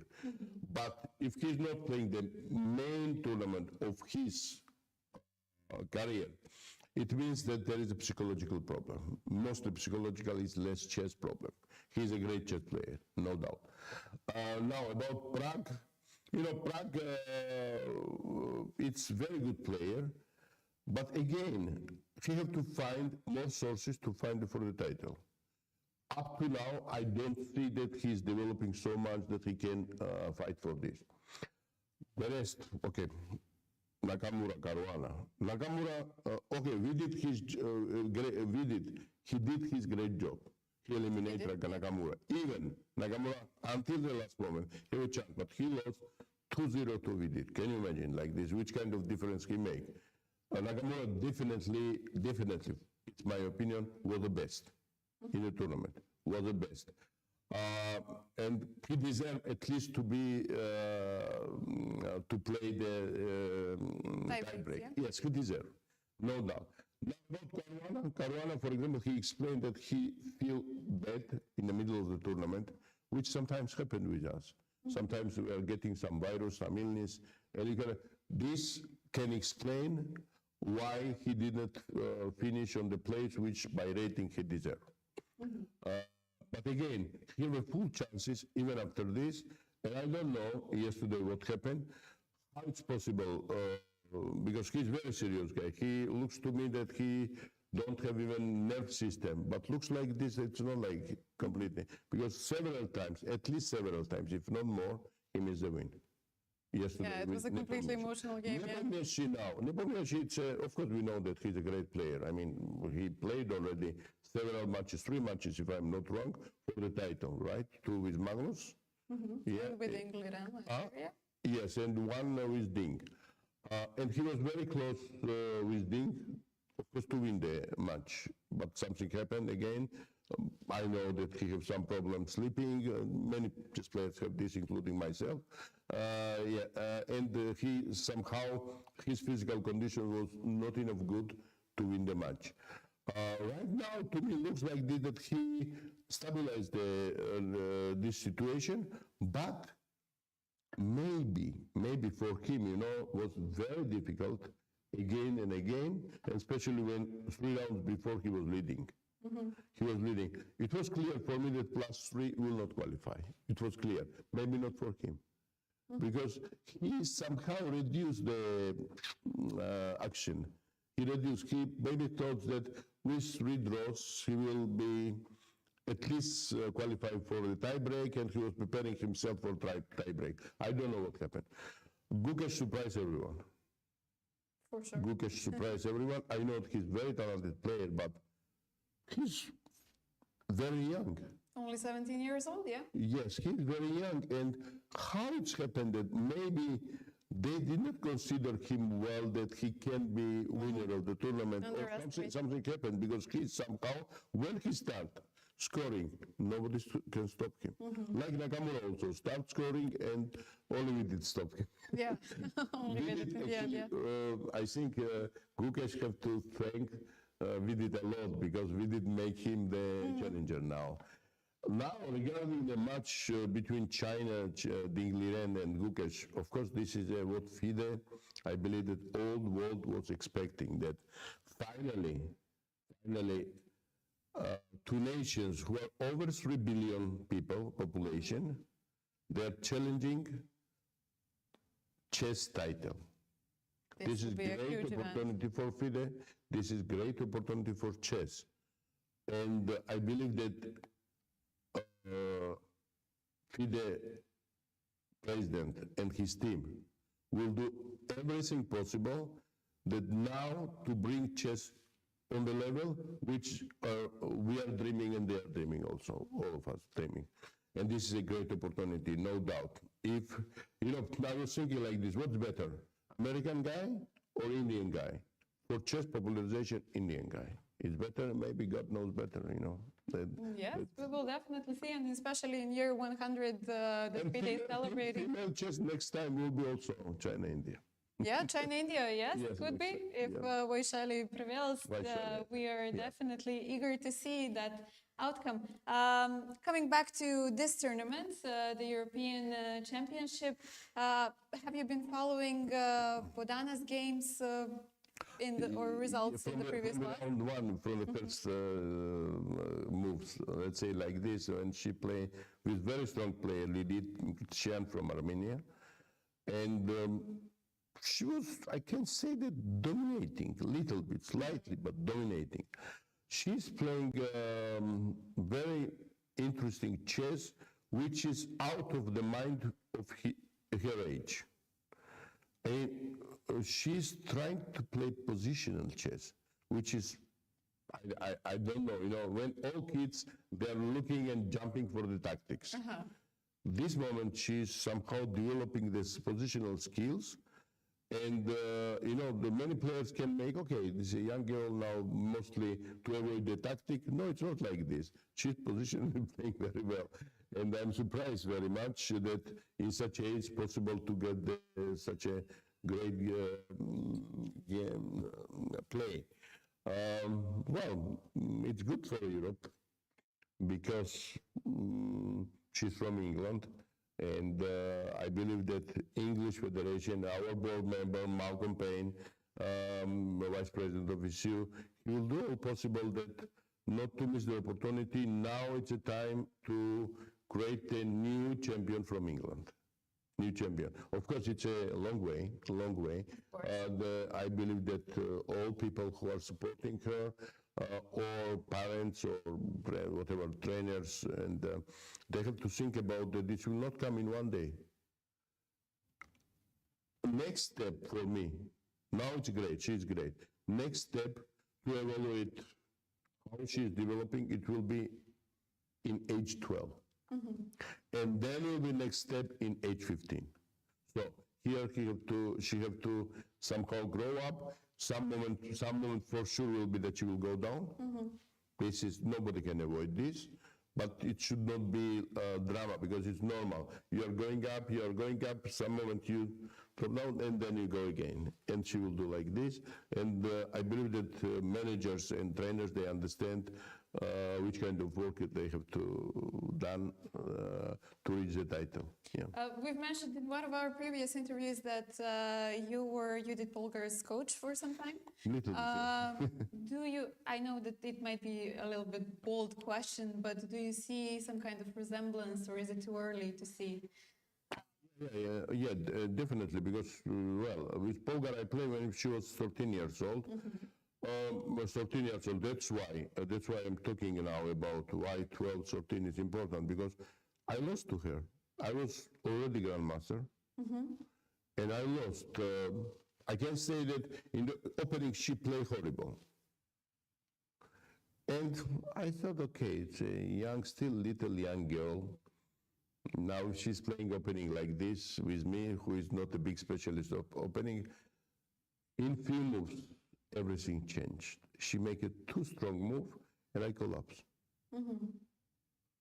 I collapsed, and after this, of course, I become a little bit angry, because next game, after 2 years, I won against her. Because, I was so much surprised how it's happening, 2 moves. And then I realized that she just enjoyed chess. She did this move with king, by the way. Move in the king like this. And I realized that this king in the center of the desk is very safe and dominating in full pieces, because queens, everything is on the... No, she was dominating, like this. And yes, exactly what I say, that Polgar's dream when I trained was to reach 2700, and she did it. She did it even she was among the first 10 players in the world, right? If I'm not wrong. She top I 10, think she reached so. the top 10. I think so, yeah. I think this should be target for Little Budana, yeah? Yeah, Greater Bulgaria, this should be target, yes. But comparing the Polgar situation, Polgar, they decide never play women jet except the Olympic. Okay? I'm talking about Judy Doctor. I think, when you make this agenda, very difficult then to change. I believe that if she's missing something, I hope that she's not missing. It's a title of the world champion. Yeah, she never became a world champion because really she was trying to be world champion in open section. In open section, yeah. This, I think, in my opinion, she can do both, parallel. And Budana have to do parallel. Okay, so Don't with the female chess, but okay, it doesn't mean that she will play a lot of open tournaments, but don't quit the female chess. Okay, so a few notes for her parents and her managers and trainers from over here. And I want to just, for the end, touch back some players from Georgia. We know that the current reigning champion, Arabidze Meri, is not playing this year. She's not defending the title. Do you maybe know why? And could you share this with us? Okay, she has a good reason. Okay, this is good. Very good. First of all, she married after getting the title, and very fast. It's normal for a woman, for a healthy woman, to become pregnant. Okay, Now okay, this is beautiful, yes. Not only individually Georgia is missing Mary, but also she will miss the Olympiad. She will miss the Olympiad. Actually, she's getting the example from the older, let's say, sister by team, Zagnidze, who already have 3 kids. And we are missing also Zagnidze in many tournaments. And I think she will restart now again to play for her school Georgian team and then individual events and so on. And for Mary, I wish very good luck. And also soon come back to the chess family. To the throne, yes, congratulations. These are beautiful news, actually. So if she's not playing, this is the best possible reason why she could not be playing. And one more question. We've noticed 2 little girls from Georgia as well, Nia and Kesaria, if I remember the names correctly. Kesaria is prodigy. She's 14 years old. Yeah, she was a European champion under 14 years old at the last championship. She's having some good results now. Do you predict that they will have some bright future also? Yes, have a good future. I followed, of course, Georgian girl. When she was 9 years old, yes, she was very promising. And in some moment, as I told you, in some moment she stopped. She stopped to development. It was maybe around 12 age. It's very the critical point, yeah? Yeah, critical point. And then suddenly she started again. Last year she started, and now she's on the way growing up. The good point is now in Georgia that federation is really very good hand. Mr. Javakhishvili became a president about 1.5 years ago. He changed the policy of the federation. Our not only budget is growing up, but the tournaments in Georgia, which will be organized, you cannot imagine. Now, I visited probably 1 month ago. Georgia played with Azerbaijan match, women match in Georgia. It was organized on a beautiful level, absolutely incredible. And Akaki is doing his best. And right now, who are in the right way, they can consider that federation will be next to them. And I know that with his efforts, Kesaria already have a very good sponsor. And I believe that sponsors, federation, Kesaria, family, and trainers, they will do everything to monetize it in the new titles. Yes, this is beautiful and very important, of course, for the young players, the young talents, to have the support they need to make some great results. Okay, Zurab, thank you very much for this beautiful interview. Thank you very much, because we touch a lot of points, and I believe people enjoy. If they don't enjoy, again, my apologies. Something if I did wrong. So. I think that our viewers have enjoyed the interview, and guys, don't leave just yet. We will go on a short break, and then Mr. Zurab will help us with the commentary. And as you know, he is and was a top player in his prime time, so you will surely enjoy his chess commentary as well. Stay tuned. We'll be back Thank you. soon.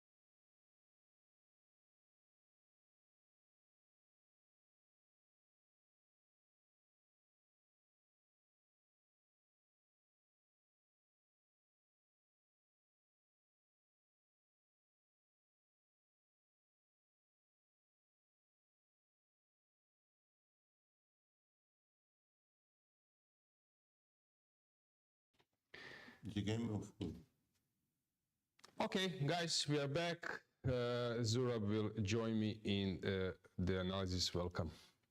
yes. Okay. Good evening. Any particular game you want to follow, or let's check No, one by you check. You know, you are Okay. checking always the game. Okay. And, So there was a draw on the first board.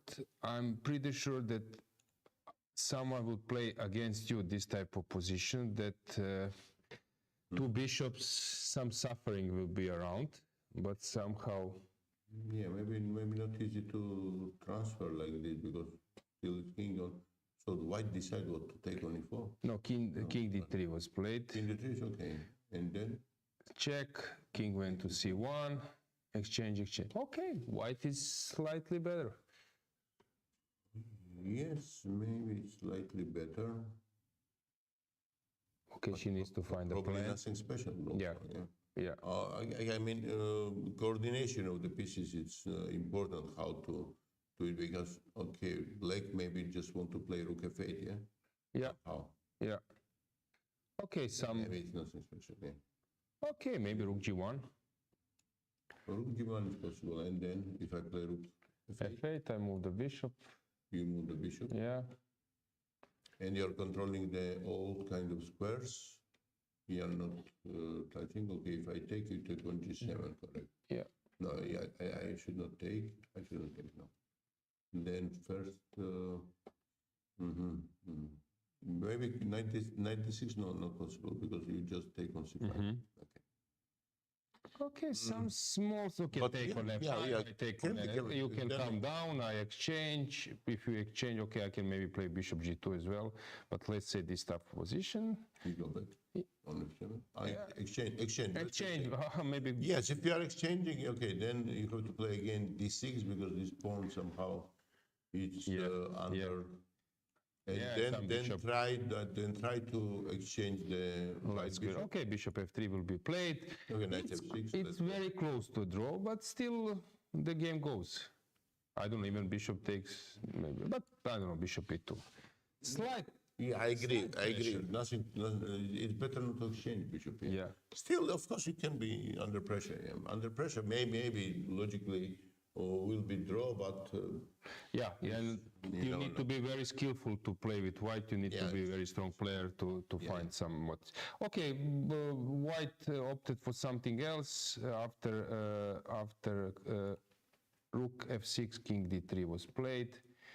Check, castled, and here basically she took on e4, which is... An offer draw? Yeah, it's the offer draw. Okay, so let's switch to another game. Fatalieva, she was playing the line you're familiar.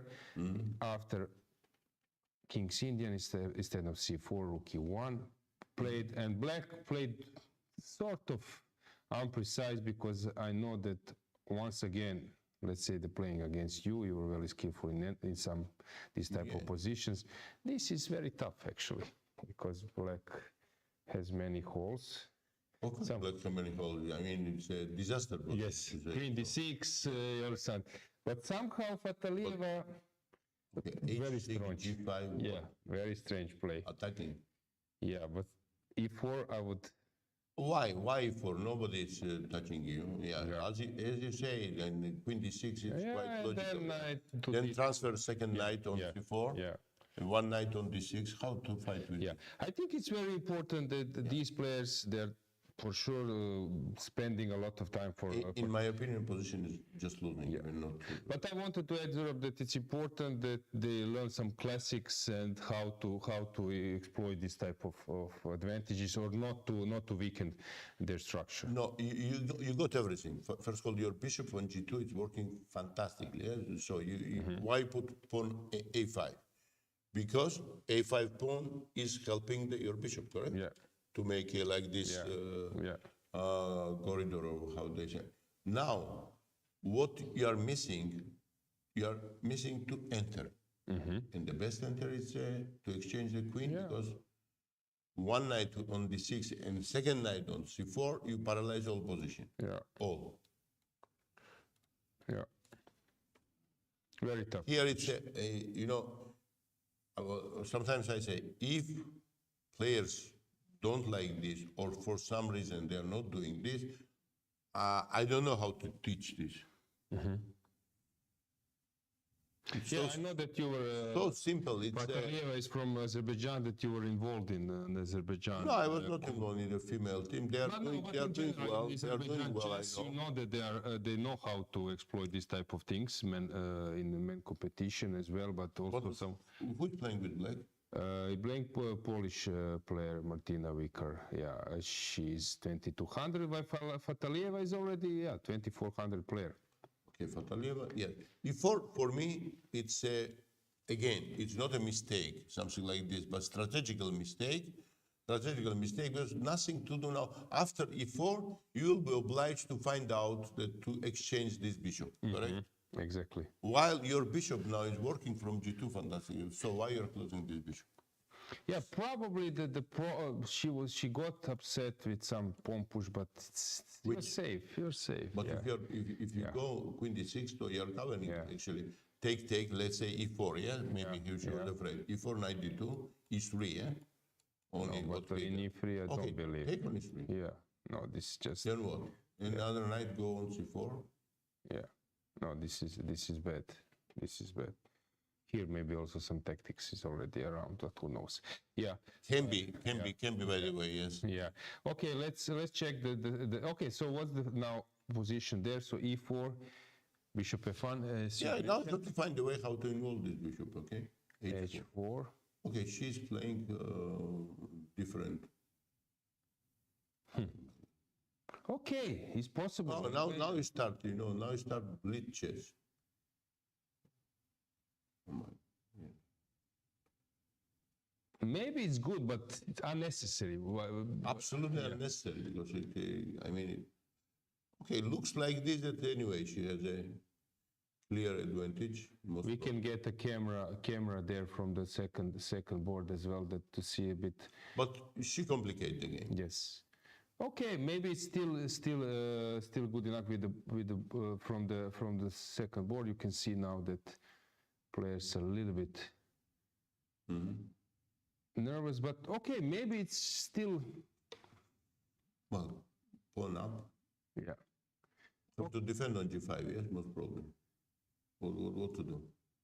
Or to First take, question, or to take on h5, yeah. On b6, if you take queen b6, okay, it's not good, not so good. No, probably it's best to maybe to take on h5. But on h5? Yeah. Okay, bishop g5. yeah, and then to play this position.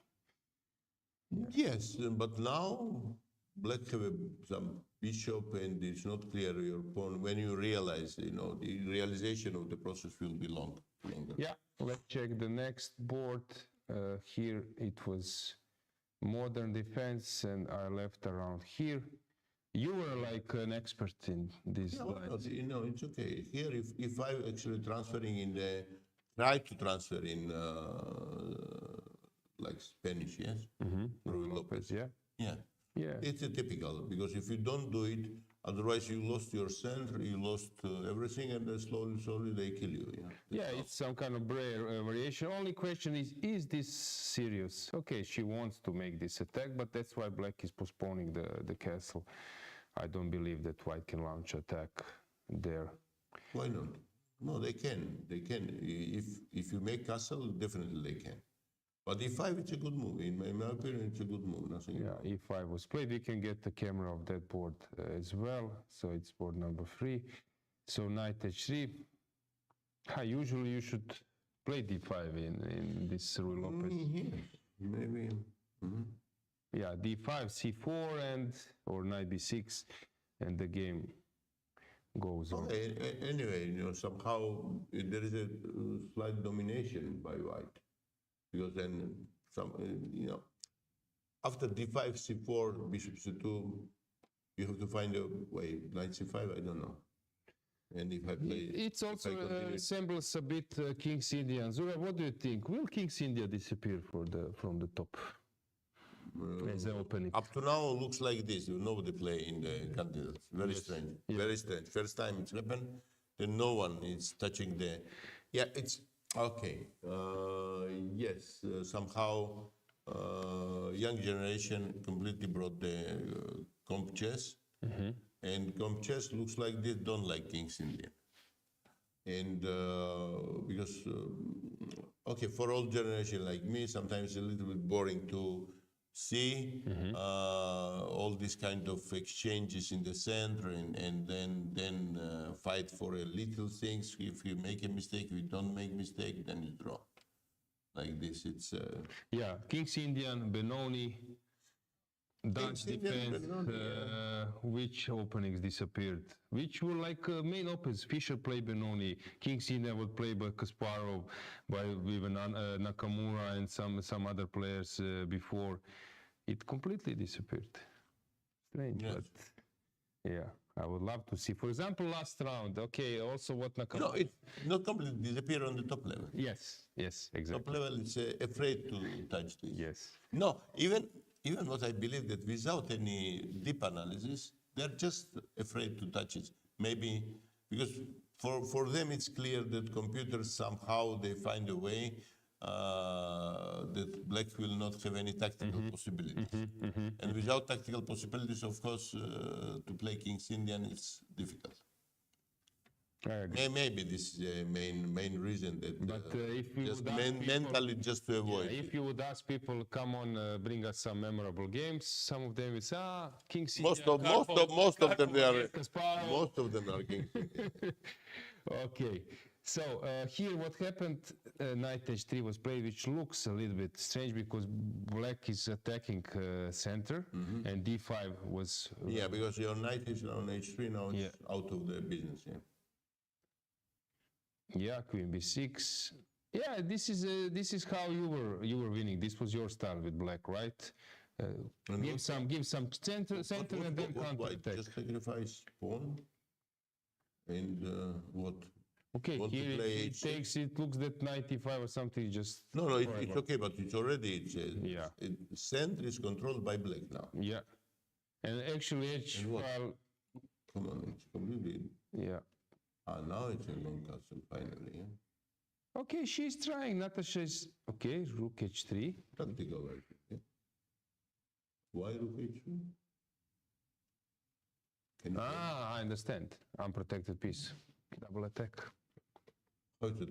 Queen c5. Cool. Yeah. Nice. Then won the game, yeah? Yeah, this is just game over. We might expect some resignations here because it looks that it's just completely lost. Yeah.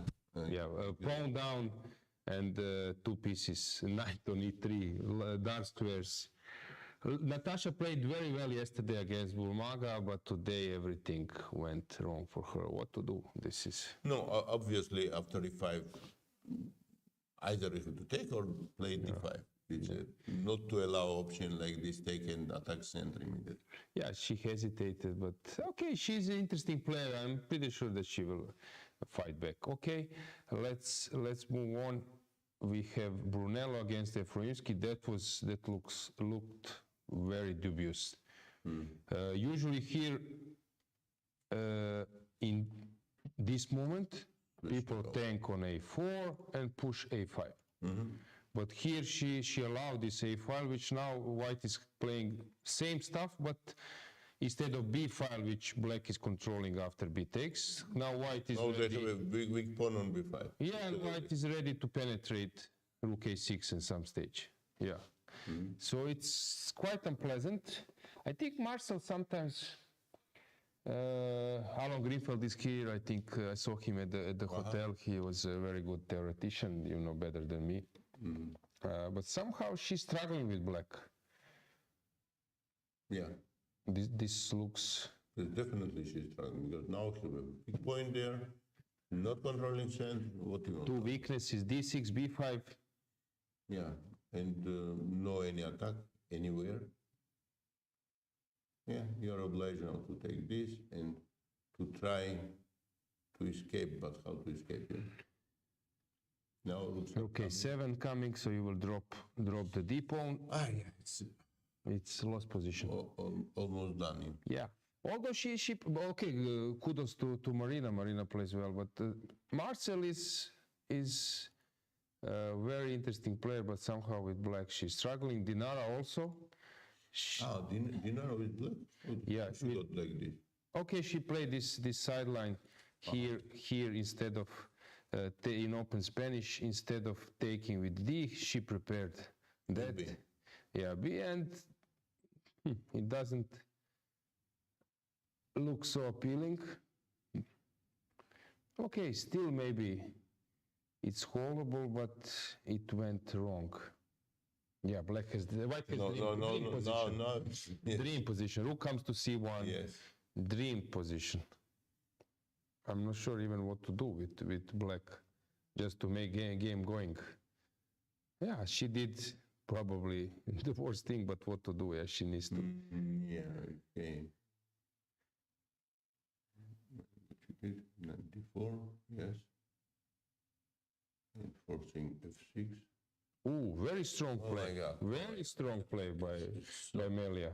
Queen c4 coming. If you take queen c4 and dc7, So you have to play. check. Yeah.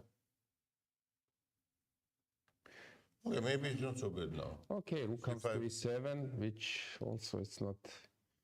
f3 later, h4, h5.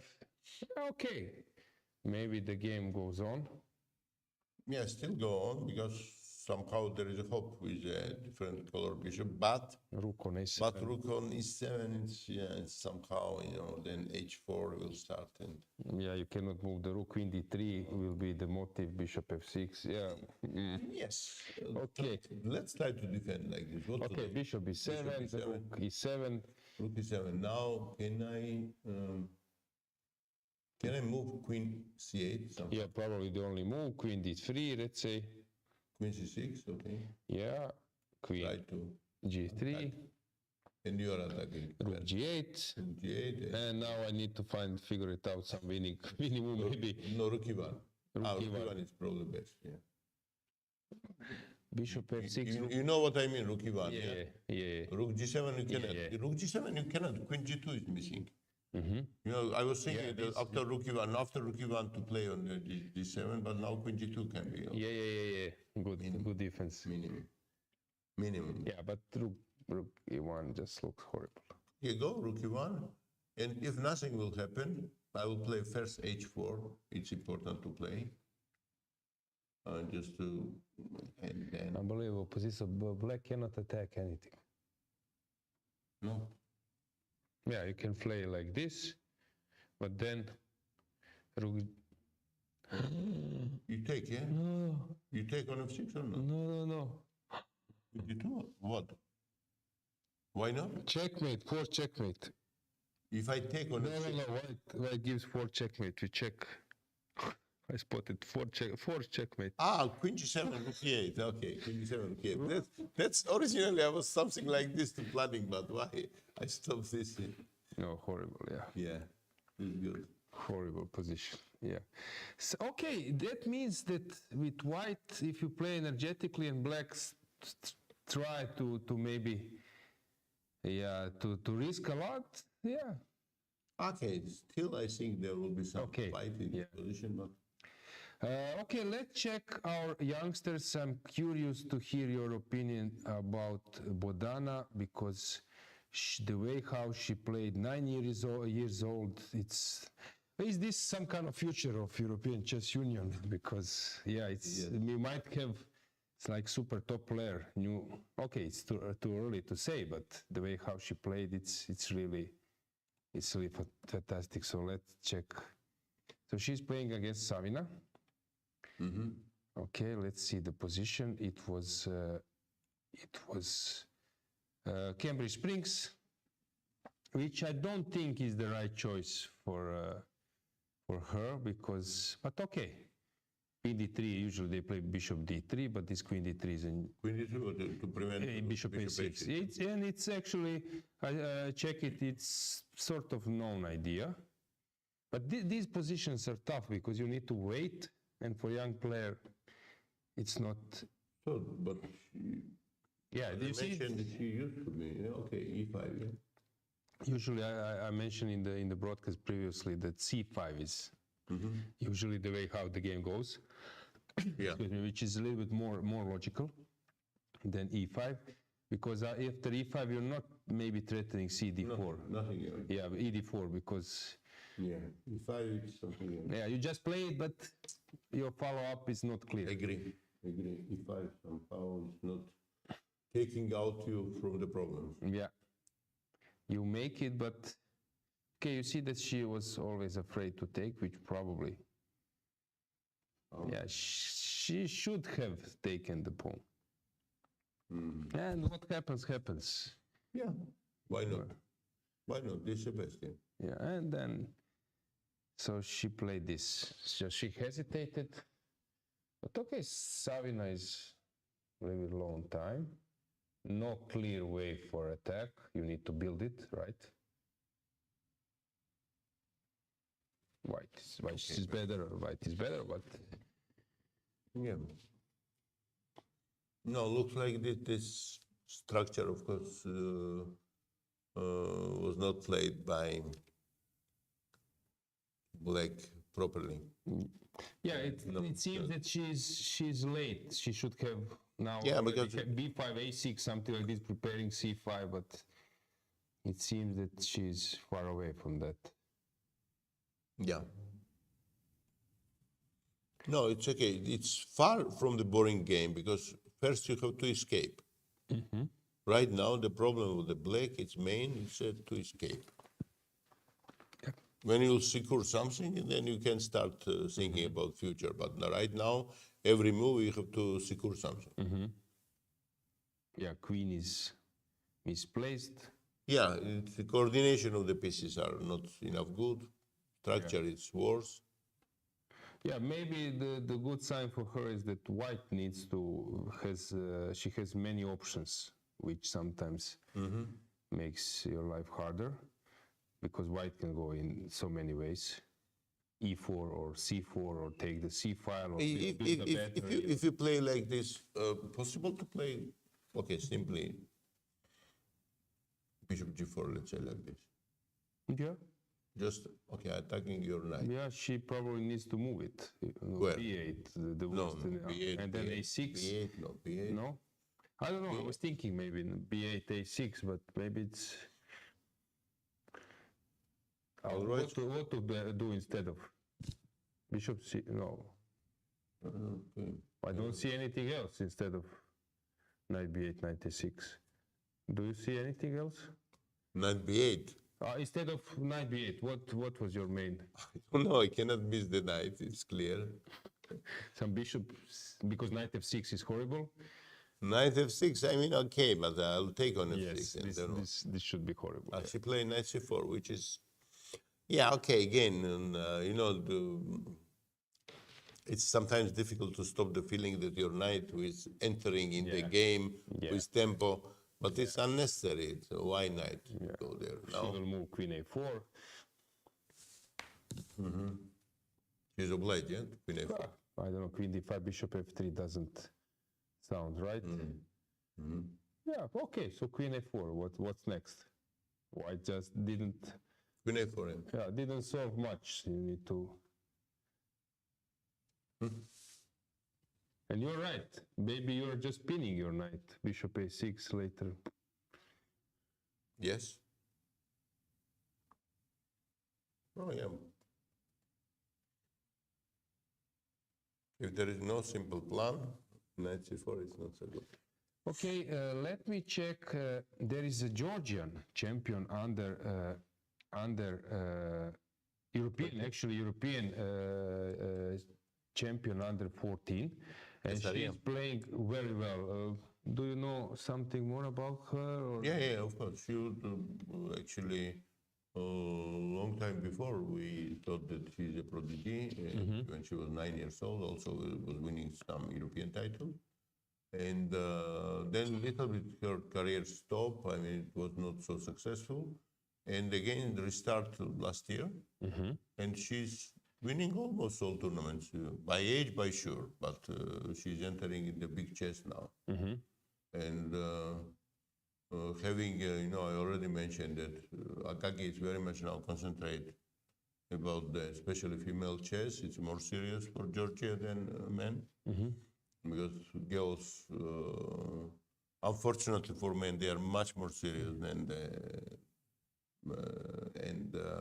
I fully support Akagi's opinion that if somebody can bring the new glories to Georgia, we are expecting from the women. And why not to why not to spend on this direction? Yeah, your efforts and your still reigning European champion, Maria Alojzije. Do you know why she's not here? Yeah, okay. Very good reason that she's a pregnant. Okay.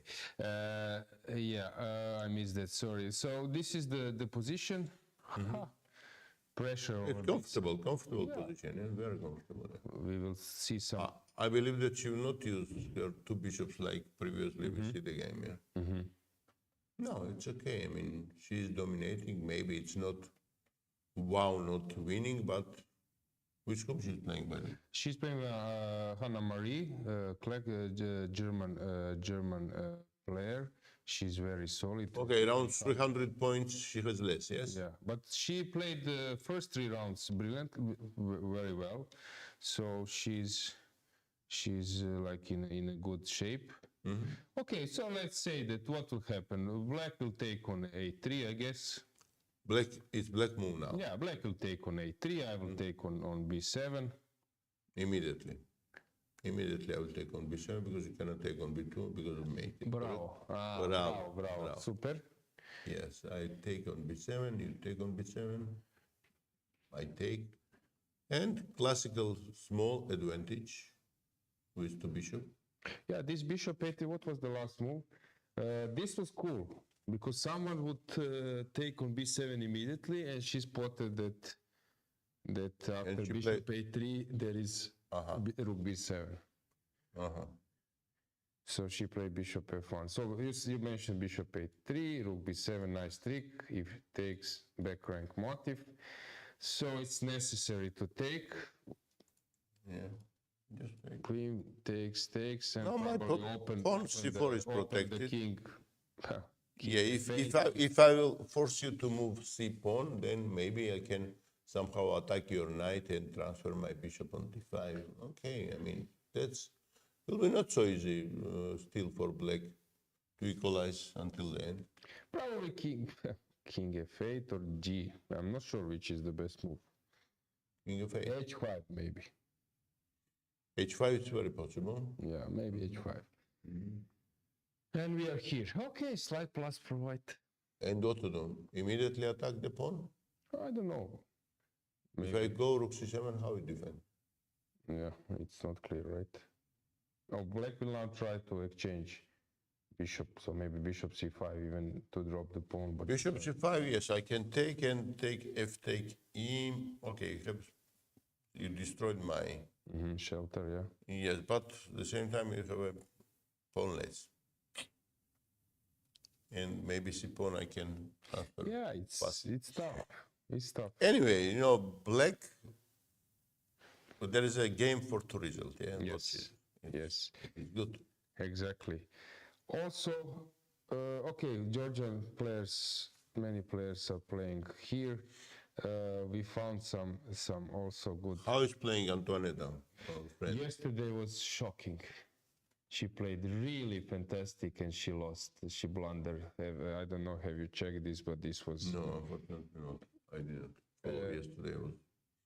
It was round number 3 and Stefanova, take a look how she lost. So it was, let's say that around here, let's say around here in the end game, she played this a6. Yeah. So b5 is dropping. Then she took c6.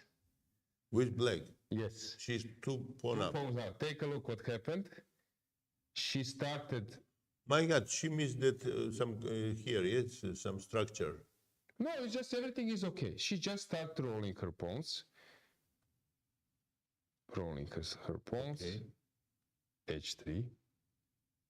And? What's going on? Okay, now? Rook f3, threatening. Okay, threatening rook f5. Or a2, rook f7 is the point, just to... Yes, of course. There is no perpetual. Rook f7, there is no perpetual. And now I think she already calculated. Now I mentioned here that a2 probably wins and bishop... no, what was my... c5 was a great move. Yes, why not? cd, yes. And this was her calculation. And King G6, she calculated everything. King G6, E7, E7, yeah. King F7, you take D3, 2 And pawns, she lost by this one. rook E6, threatening this, and this was her blunder. D2, King E6. Okay, if you don't play D3, just take on I don't know, E7 probably is better, but the game to take N7 maybe it's yeah, draw. maybe King runs, I don't know. Till she's playing for a win. Probably twins. So you run, and now run with my king towards your rook. No, it's winning. Yeah, it should be winning. Your king. And she calculated everything, and she played D3, and No, it's okay. I can tell you that this many people can miss. yeah. She's played, and then after D2, King E6, you're promoting the queen, but checkmate. Very painful. It was a long game. She invested a lot of energy.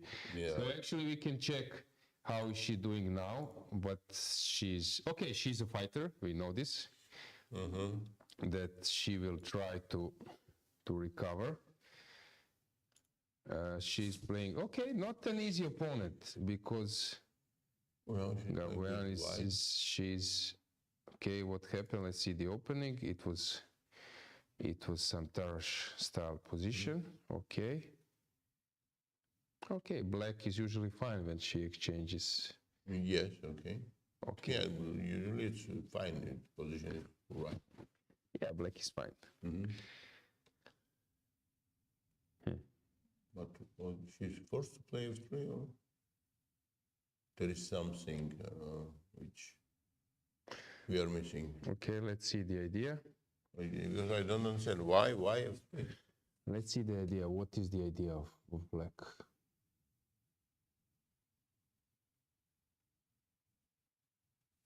And the problem is like this, maybe it's not easy, but okay, bishop is on H6, right? Yeah. Yes, and well, okay, maybe I don't understand chess, but why not take on E5? Okay, finally I have to transfer something, yes? Okay, I take on E5. Yeah, You take most probably. position. Most probably you take also. on It's E5. equal position. No, if you take like this, E3 I play. Yeah, I understand, but it shouldn't. It's equal. I would say that it's equal position. Well, at least I know that what I'm playing. I have a target to play on C6 square pawn. Okay, at least not allow you to play C5. This is my target. Yeah? Nothing more, nothing less. I say, of course, position is a completely unclear equal. Let's say like this because black have their own advantages. Correct. Yeah. So just let me see a little bit. Maybe black should not take on E4 immediately on E5. Possible? No, or then what else? No, if I take on E5, rook E5, queen C6, right? Yeah. It's coming. Yeah. No. This and is nothing. Bad. No, this is bad. Nothing. Yeah. Yeah. You cannot take. So you are obliged to take on A4 and then I play E3. This is playable position for both sides. I agree. Yeah. I agree. But after F3, what is the target? You know, this is difficult for me to understand. What's target? Now it's target? Yeah, I understand. I don't like my king in one move to be mated, you know. Yeah, suddenly bishop has a role. Of course, I don't like this. You know? Bishop was actually sort of empty. So after all this, I have to play bishop G2 now, yeah? Yeah, probably. There is no way. Probably. Okay, bishop F2. Now we are transferring somehow different chess. Okay. Yeah, okay, understandable play by black. You start pushing. F5 even, who knows? Yeah, you start pushing. Well, this is a game when you are forcing me to play well. I cannot avoid it. I must play. G5 I don't play, I resign. Yeah. Difficult position. Yeah, but white have very difficult. Understandable play by black, you are right. You're pushing black to attack. No, okay, what is this now? I completely kill my game. Who care about C6, A7 now? My king is in the fire. Yeah, there is a famous game, Ivanchuk Yusupov, which went similar. No, she took on A7, but it's like Agonia now.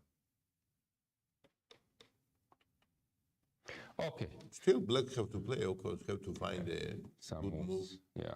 I don't know, bishop can go on d6, right? Yeah. Just make another Bishop pattern. d6, knight g6. Yeah. Maybe even knight c4. So, of course, there is a plenty opportunity for black to make a mistake. Plenty of opportunity. I don't say anything, but the evaluation is clear. Yeah, and what I'm sometimes telling, I like to play, not I like. Give this game to Nagamura. No, actually, I would love to play this against strong player, because if I survive, it's okay. But if I play against lower rated player, she will even, I think, easier. You are losing easier. Sacrifice. You are losing easier to the weaker player, based on my experience, such a position, than to strong player. Because strong player, you're trying to somehow survive all the time. You know, like this to find the. And with weak player, it's absolutely uncontrolled the situation. You are hoping still that weak player have to make a mistake, and which will give you the victory. Yeah, exactly. And you are actually forcing this player to play the best move. Yes. Nothing, because he's not playing his chess. He's playing just not. I mean, otherwise he's losing. Okay, so tough time for Antoaneta, although she's capable to pull some miracle, but it's tough. Okay, Antoaneta is not only chess player. We can tell that recently she was in the European Parliament presenting very interesting projects, including one of the projects are from ECU. And they call it connecting with a train. And they call it train chess. You know, train chess, it's somehow both meaning. It's a train and training and all this. And looks like that the parliamentarians, they like the idea, and maybe one day in Brussels we'll have a train with training chess inside. Cool. No, I know that there was an initiative also to help ladies to get free tickets for tournaments. Yes, exactly. Yeah, and I think Christos Stoichkov was endorsing the idea. Yeah. Zurab, anything special or? It's okay. We spoke a lot with Dragana. Thanks a lot to Dragana and your team. I know that you are a main teammate, and great job you are doing. And I hope that you continue. Thanks. Not only for success of Croatian chess and European chess, but also European broadcasting. Thanks. Let's move on. That was Zurab Osmak, ECU President and very strong Grandmaster. Okay, Zurab, let's guys switch to camera, full view camera to check what's going on in the playing call. Let's see board number 1. Okay, that's finished. So board number 2.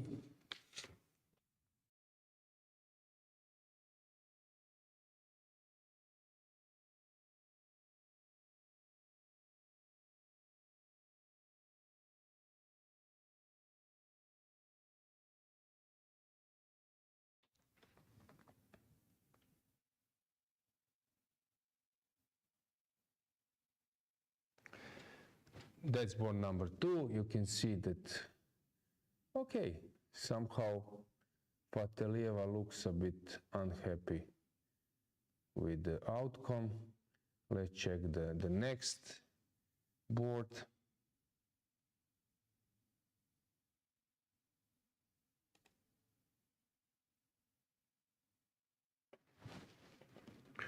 Okay, here we see that Natasha is very concerned, although Fatalieva might be winning if I'm not mistaken. Just checked, so I don't know why. Maybe this just her facial expression. Okay, let's check the next board. Here, Efroimski. She's completely aware that I guess that the opening was not a success. Okay, let's check the board. So first Fatalieva in the meantime. So we left around here. So she took on h5 as suggested. Knight f3. Yeah, but this is now just complete domination. Rook a7, threatening f7. Rook e2, preparing to transfer the knight. And she will take on c5. And after rook e2, basically is just completely lost. Although there is some technical issue, so I understand why she's not concerned, but she looked a little bit off. That means that she's aware that the game will finish soon. So very important win yesterday. It was not easy against Krasteva, and today, but okay, twice she played with white, which helps. Okay, Natasha has something changed after queen c5. It looked that the game will end up soon. Okay, she's trying to mud the waters, bishop d3, but Marta Garcia is, it seems that she's having everything under control, but okay, her king will need to match a bit. Okay, that can be tricky. Maybe queen f4 or something was a little bit more safer. Okay, she will need to work a bit. King d8 probably, but piece up, but still some job to be done. Which takes us to the next board, where we have Marina Brunello, as mentioned, completely dominating the position. We went around here, rook d6, and now when you analyze this position, you can make this conclusion why people are playing. Because in the opening there is logic, so why people are taking on a4 and then playing rook b8, because of this a8 a domination, a5 domination. Rook d8, yeah, just okay, pawn down. Maybe white could have avoided as well, but she went for this queen's endgame. But although it looks desperate, we will follow it. Then we have Melia against Wagner. Okay, it took, I think, our course. It looks h3. Very solid. I was thinking maybe rook e1 was the move we suggested. I was thinking even later it came to my mind with the idea of bishop f6, although I need to stop this threat. So for example, let's say that I play some move, this doesn't work, but I can play this, and now I have tons of threat. Let's say that you wait, maybe I can take even. I just climb. Sorry, queen h3, and this is a checkmate. So okay, it looks completely winning, but we will need to check it a bit here. Who is better here? Okay, this one will be controlled, so I guess black is better.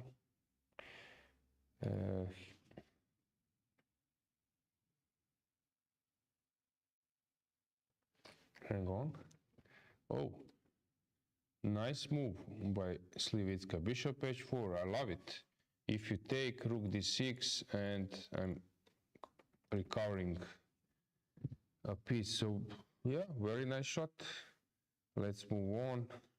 Here, complete mess, but it looks that white is on better side. Gaichin, that was a draw.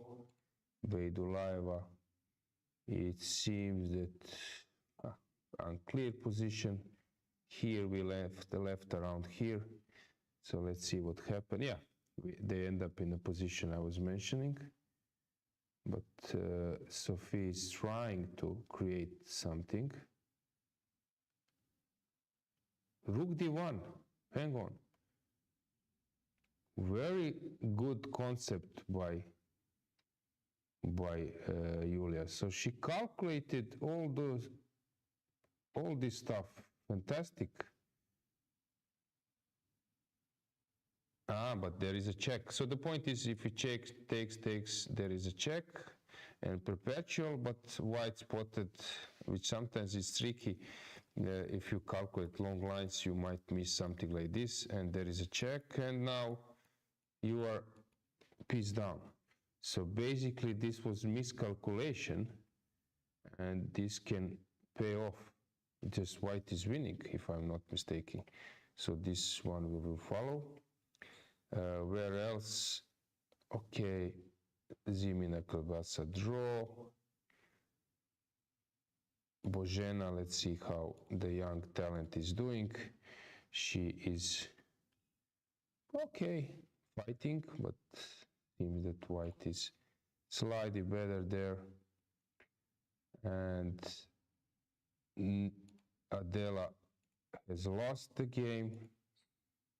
This was the line we were commentating. It went wrong, and we have here Krasteva slightly better. And yeah, let's check our talents here. Seems that white is much better, and also there is a game of Kesaria. She's better, and Bodana, just to find Bodana, this game against Savina. Has something changed? She went to d5. It's a bit strange choice. Here she's suffering. Yeah, if we make some conclusion, so on some kind of expectation, on the second board, Fatalieva is winning. Next board, Marta Garcia Martin is winning, but she needs to find some precise moves. Marina Brunello is winning. Salom Melia is winning, and other games are not so clear. Okay, short break, and then we follow time travel.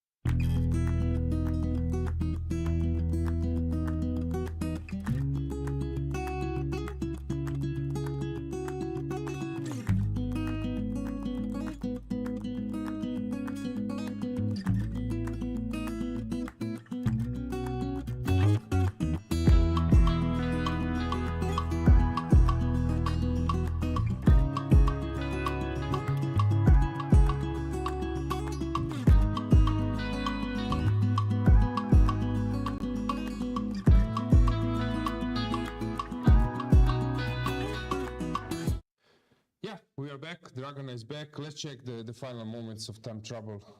Let's see the board and cameras.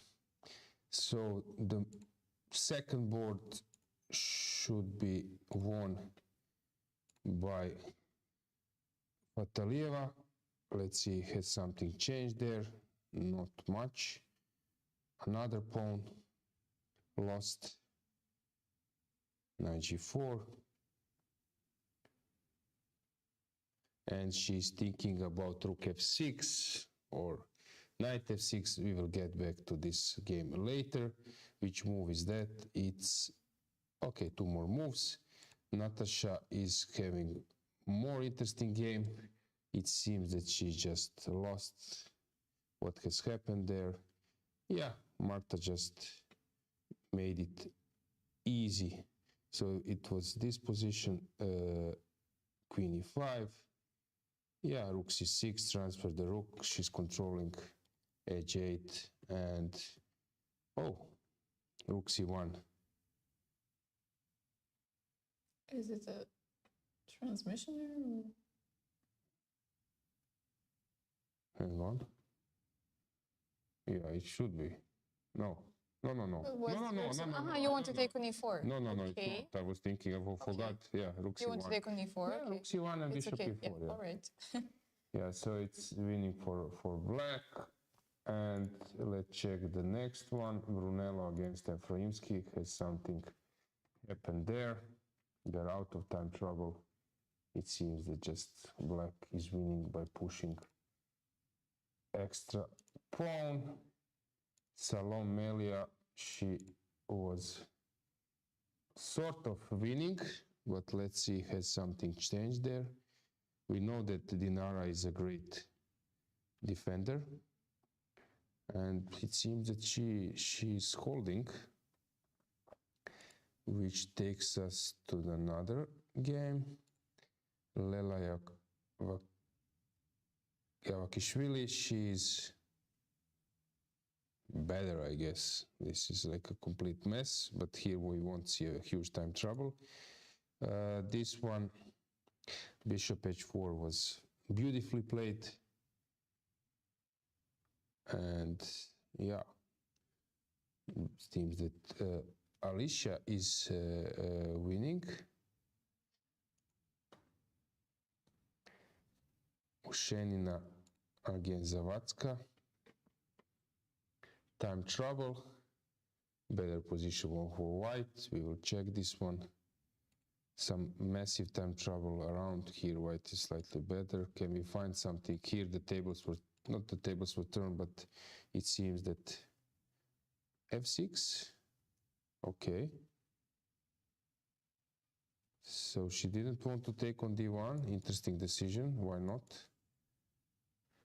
She played queen d7. Aha, she wanted to give a checkmate, but there is no checkmate. If you take, king climbs to g5. So queen e7 played. Aha, queen f6 is the idea. Okay, so is there a checkmate? Let's see. Ah, I know what she blundered. Why black blundered that here after queen f6, rook d1 doesn't work because there is g5 and queen f3. And check, yeah, and you collect the rook. So probably king g8 was maybe necessary, but this is tough. Okay, it seems that she's just winning. Was the last move on the board queen f6? Queen f6, yes. Yeah. I don't know which game to follow. Time trouble, find some with massive time trouble. Okay, maybe this game is interesting to follow. Okay, let's stay here for a while. This is messy game. Unbalanced material. Yeah. Very unbalanced, yeah. Many pawns. Two bishops and a rook for a queen and one pawn, right? Yeah, white has to decide how to answer this check. Which results we do have? Let's say, I don't know, from bottom up. Bottom up. Yeah, let's say for 40th board or something around it. So let's say Robert Celine. She lost. Again. She lost again. Okay, definitely not her tournament. She lost, yeah. Okay, what Dragana did? Is she still playing?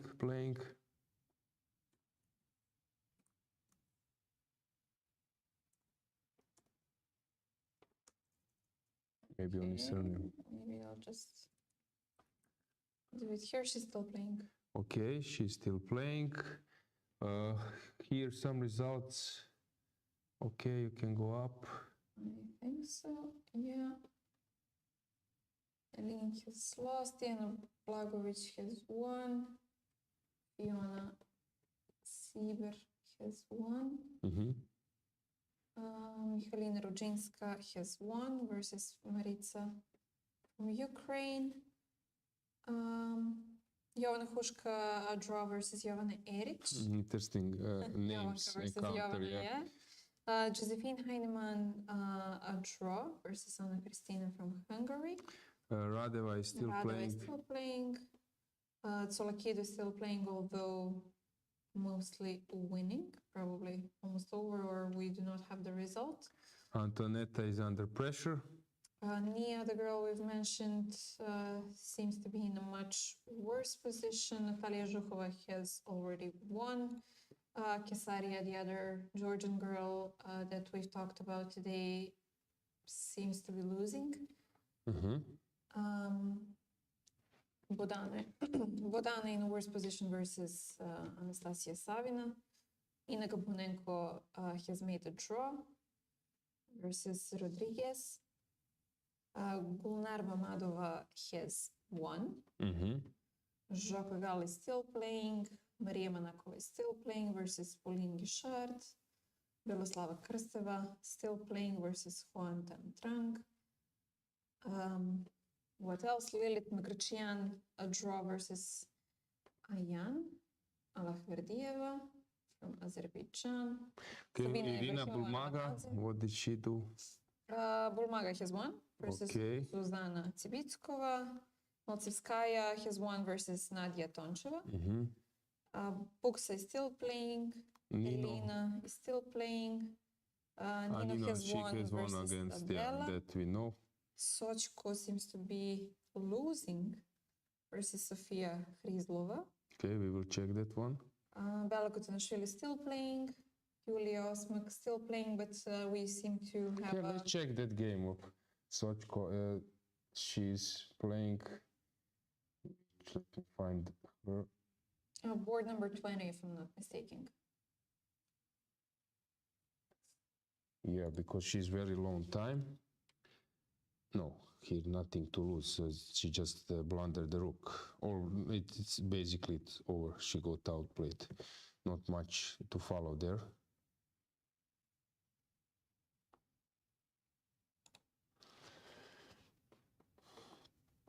Here, white is very long time. Olga Zimina draw versus Olivia Kilbasa. This is another finished game. And Fatalieva has won on board number 2. Yeah, as expected. The highest decisive result of this round since board number 1 has ended in a draw. Yeah. Here white is very long time, but it seems that she's also in a lost position. This bishop is a monster. No need to follow that. I'm trying to follow some crazy position. Here has something changed. Okay, hang on. Rook d7 played.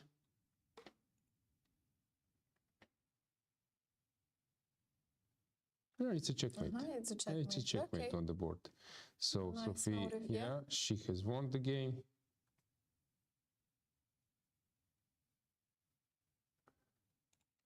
Yeah, this one is getting crazy and not easy to find a way here.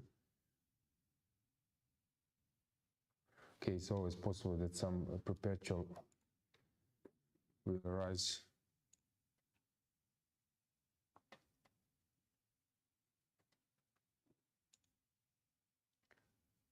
Yeah, so many complicated positions. Usually Alina is having interesting games like she has now. Yet another unbalanced material, yeah? Yeah.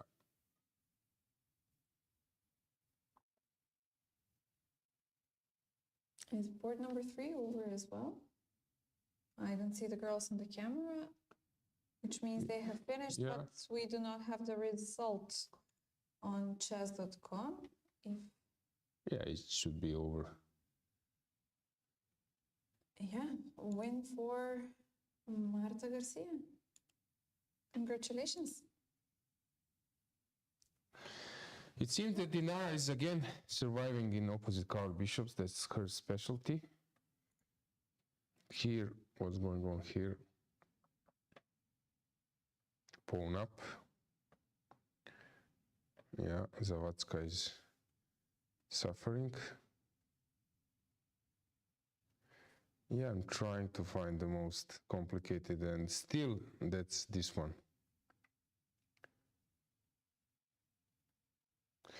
Yuliia Osmak lost. Okay. This is fine. That's tough. I know that we had some problems with the transmission of that game, maybe it's not. So that's, sorry. That game is too. But I will check. Let's see what's going on here. If the game is finished, then yeah, board number 17 is now okay, meaning that Yuliia has lost.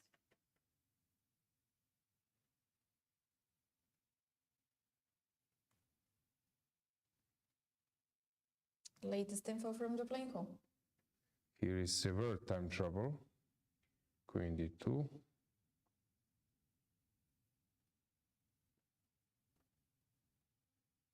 Moving back and forth. 2 more moves to be played.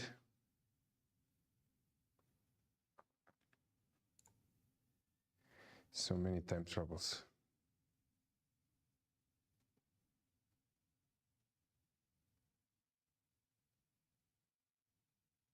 Okay, but I believe they will get out of the time trouble without any problem, at least in this position. 8 more moves in this super complicated position. Yeah, seems like this one is the most interesting to be following. Yeah, I think also in Stefanova's game that there is complete mess. But I don't know, has something changed there?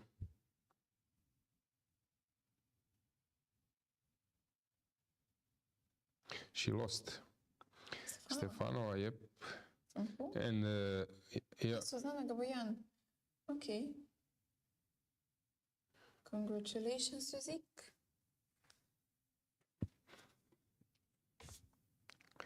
Rook g3, okay. Rook b3, good job. I don't care about the pawn on a2. A active move. All right, provoking the king move to the second rank where I can take the pawn on a2 with a check. Yep. Although king is still unsafe on f7, so black needs to find a way.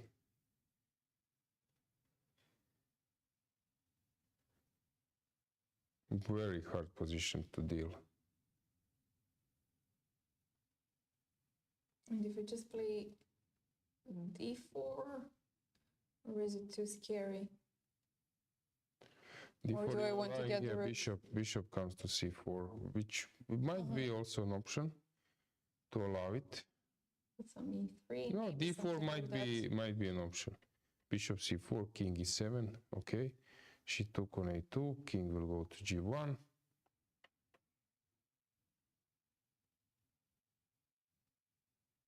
I guess bishop e2 doesn't feel right.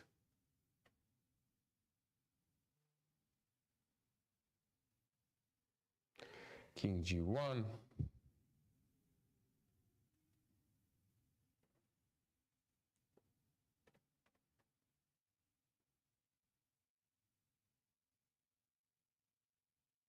King G1, maybe some rook G8, not to allow you to move the bishop from F4. Yeah, but rook B7, King G1. If you go rook G8, rook B7, and then I King E6. come with another rook. But still not so easy.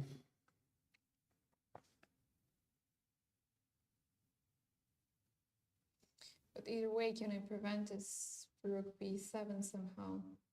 Now black would love to exchange one pair of rooks, since king would be safer then, but I don't see the way.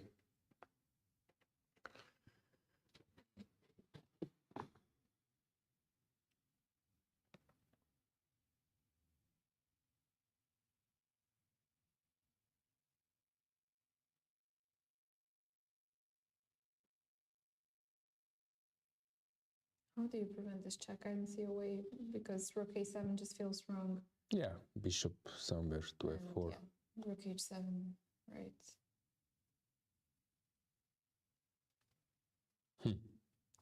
Good question. I don't know what is the main move here. Rook E8.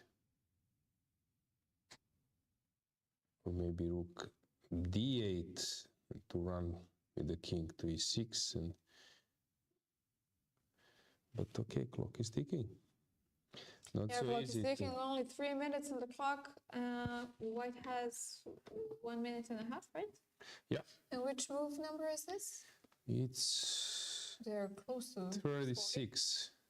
40, but not yet there. Yeah, I was thinking rook E8, rook D8, maybe even rook H8, but just to pin you. And I come to E6, that you cannot. Okay, black needs to find a way.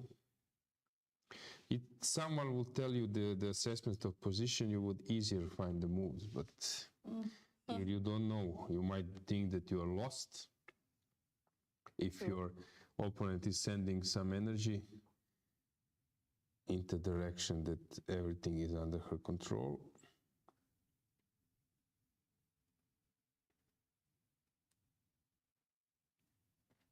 Queen A5 played. Okay.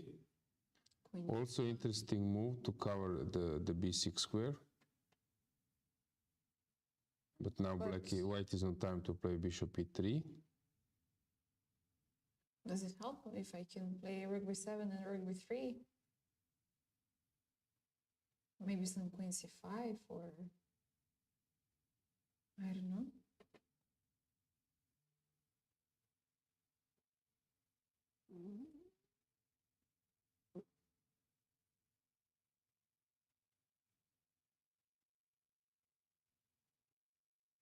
Yep.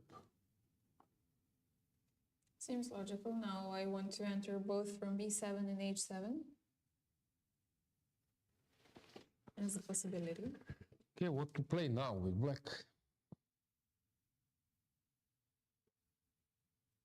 You can easily lose this one.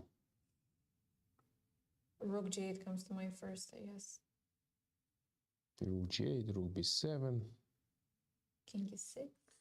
Another rook. F4, Okay, F4, okay. brave move. Crossed my mind, but I didn't see how to No, finish it's a great move. It's a classy move. You want to run away with your queen, and one pawn doesn't mean much at the moment. This is for sure a good move. Now it's white turn to find the concept. Of course, taking on C5 is an option, but then C5? F4, you think? on F4, yeah.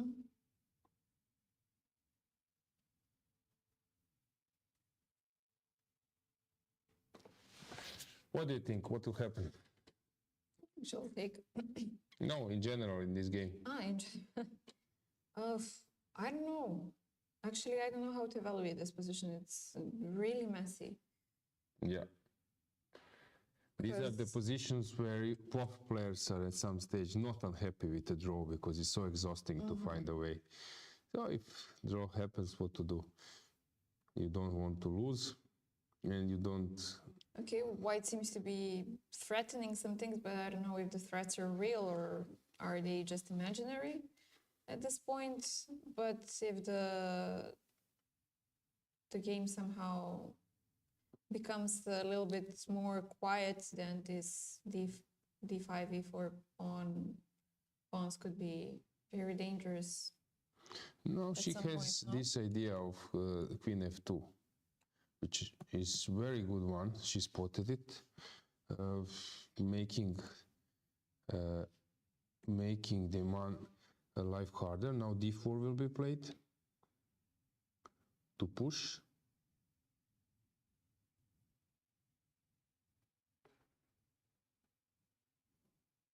Yep. Okay, move number 39. Yeah, one more 39, move yeah. for white. Okay, she will play bishop f4, and I'm curious to see what will be a follow-up from black. So bishop f4 will be played. Anytime trouble in any position, just that I know to switch from Let me top see who boards. has Yeah. that.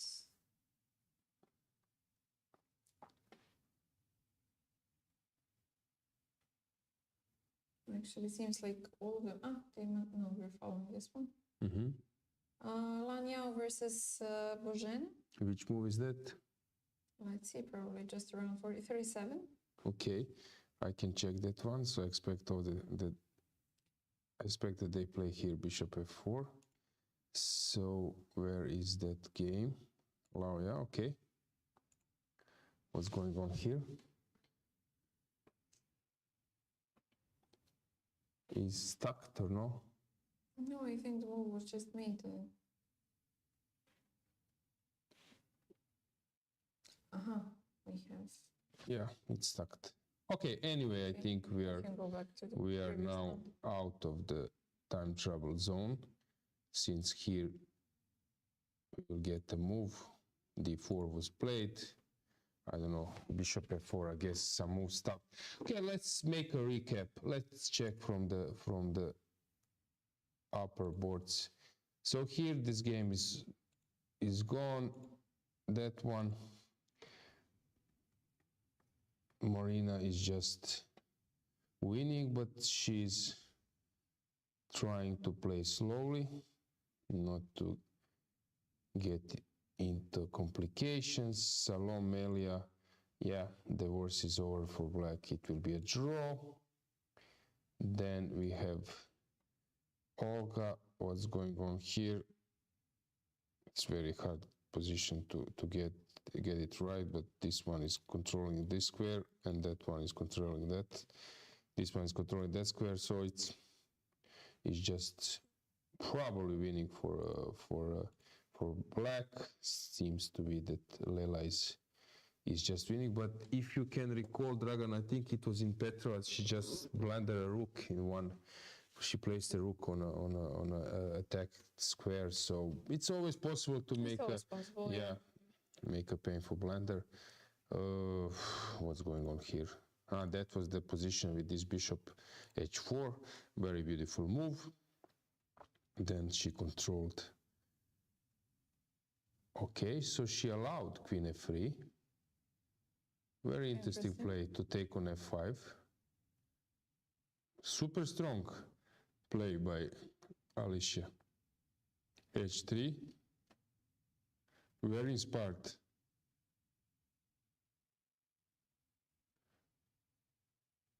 Piece up. Not taking on d7 right away, yeah? Yeah, knight e4 is coming. And we can say that this one will finish. It's over. Fantastic. Alojzije played against whom in the first three rounds, because it seems that she's now on 3.5 out of 4, winning against she had some Mammadzada is really. Let me check. She won versus Yuliia from Greece in the first round, won versus Terbe Susanna from Hungary in the second, and she drew versus Lela. The game we were following, yep. Yes. Ushenina, she won, she prevailed. What happened there? We didn't follow that one a lot, but it seems that it was a great game by Anna. she just outplayed her opponent. Yeah, pawn up and everything went her way.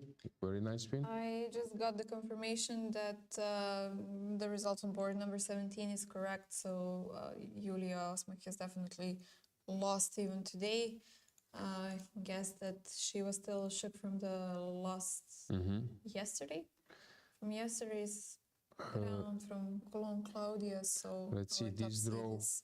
It was opening draw. Yeah. Not much was happening, and Olga offered a draw, which was accepted. Sabina Vega Gutierrez is playing, and she's just winning. So that is one position. Has something changed here? E3 played. I was expecting maybe D3, but I thought it might be premature also. D3, it's more to the point. You're right to lock the bishop, because now, I don't know, some rook b7, bishop will come out somehow, maybe rook h7 or rook c7, bishop comes to c4. Tough time for Elizaveta. Okay, which takes us, Mitra has won the game. Here, Boženas, it's a draw, right? What happened here? Some mess. Okay, nice motive, 94 to shut the diagonal, and now there will be a perpetual. Okay, congratulations. This is one of the girls that we talked about. Very cool.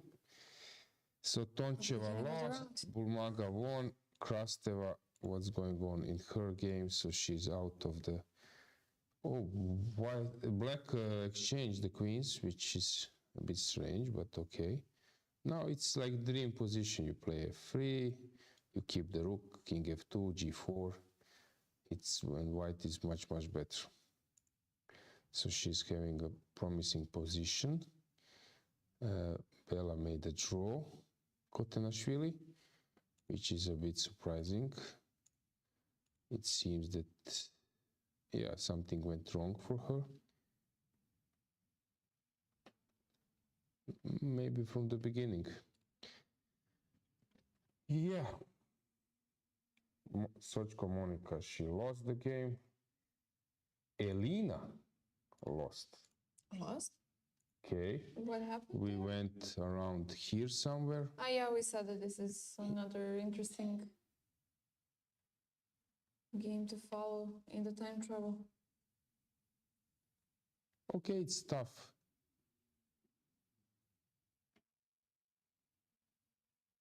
Rook e3 is a threat.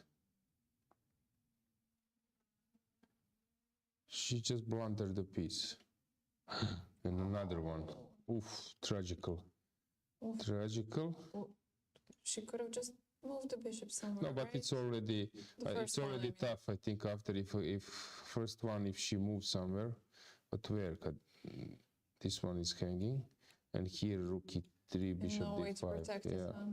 No, it's already tough. She got attacked. Unfortunately, yeah. Yeah, basically we can. Okay, let's see how Bodana is doing.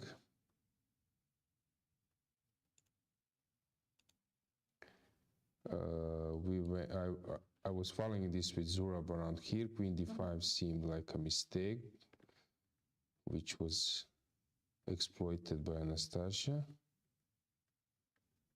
Yeah, now it's dream position. Rooks ready to penetrate. Very tough position for Bodana. But she's a fighter. g5, slowly getting her pieces into the play. She's fighting.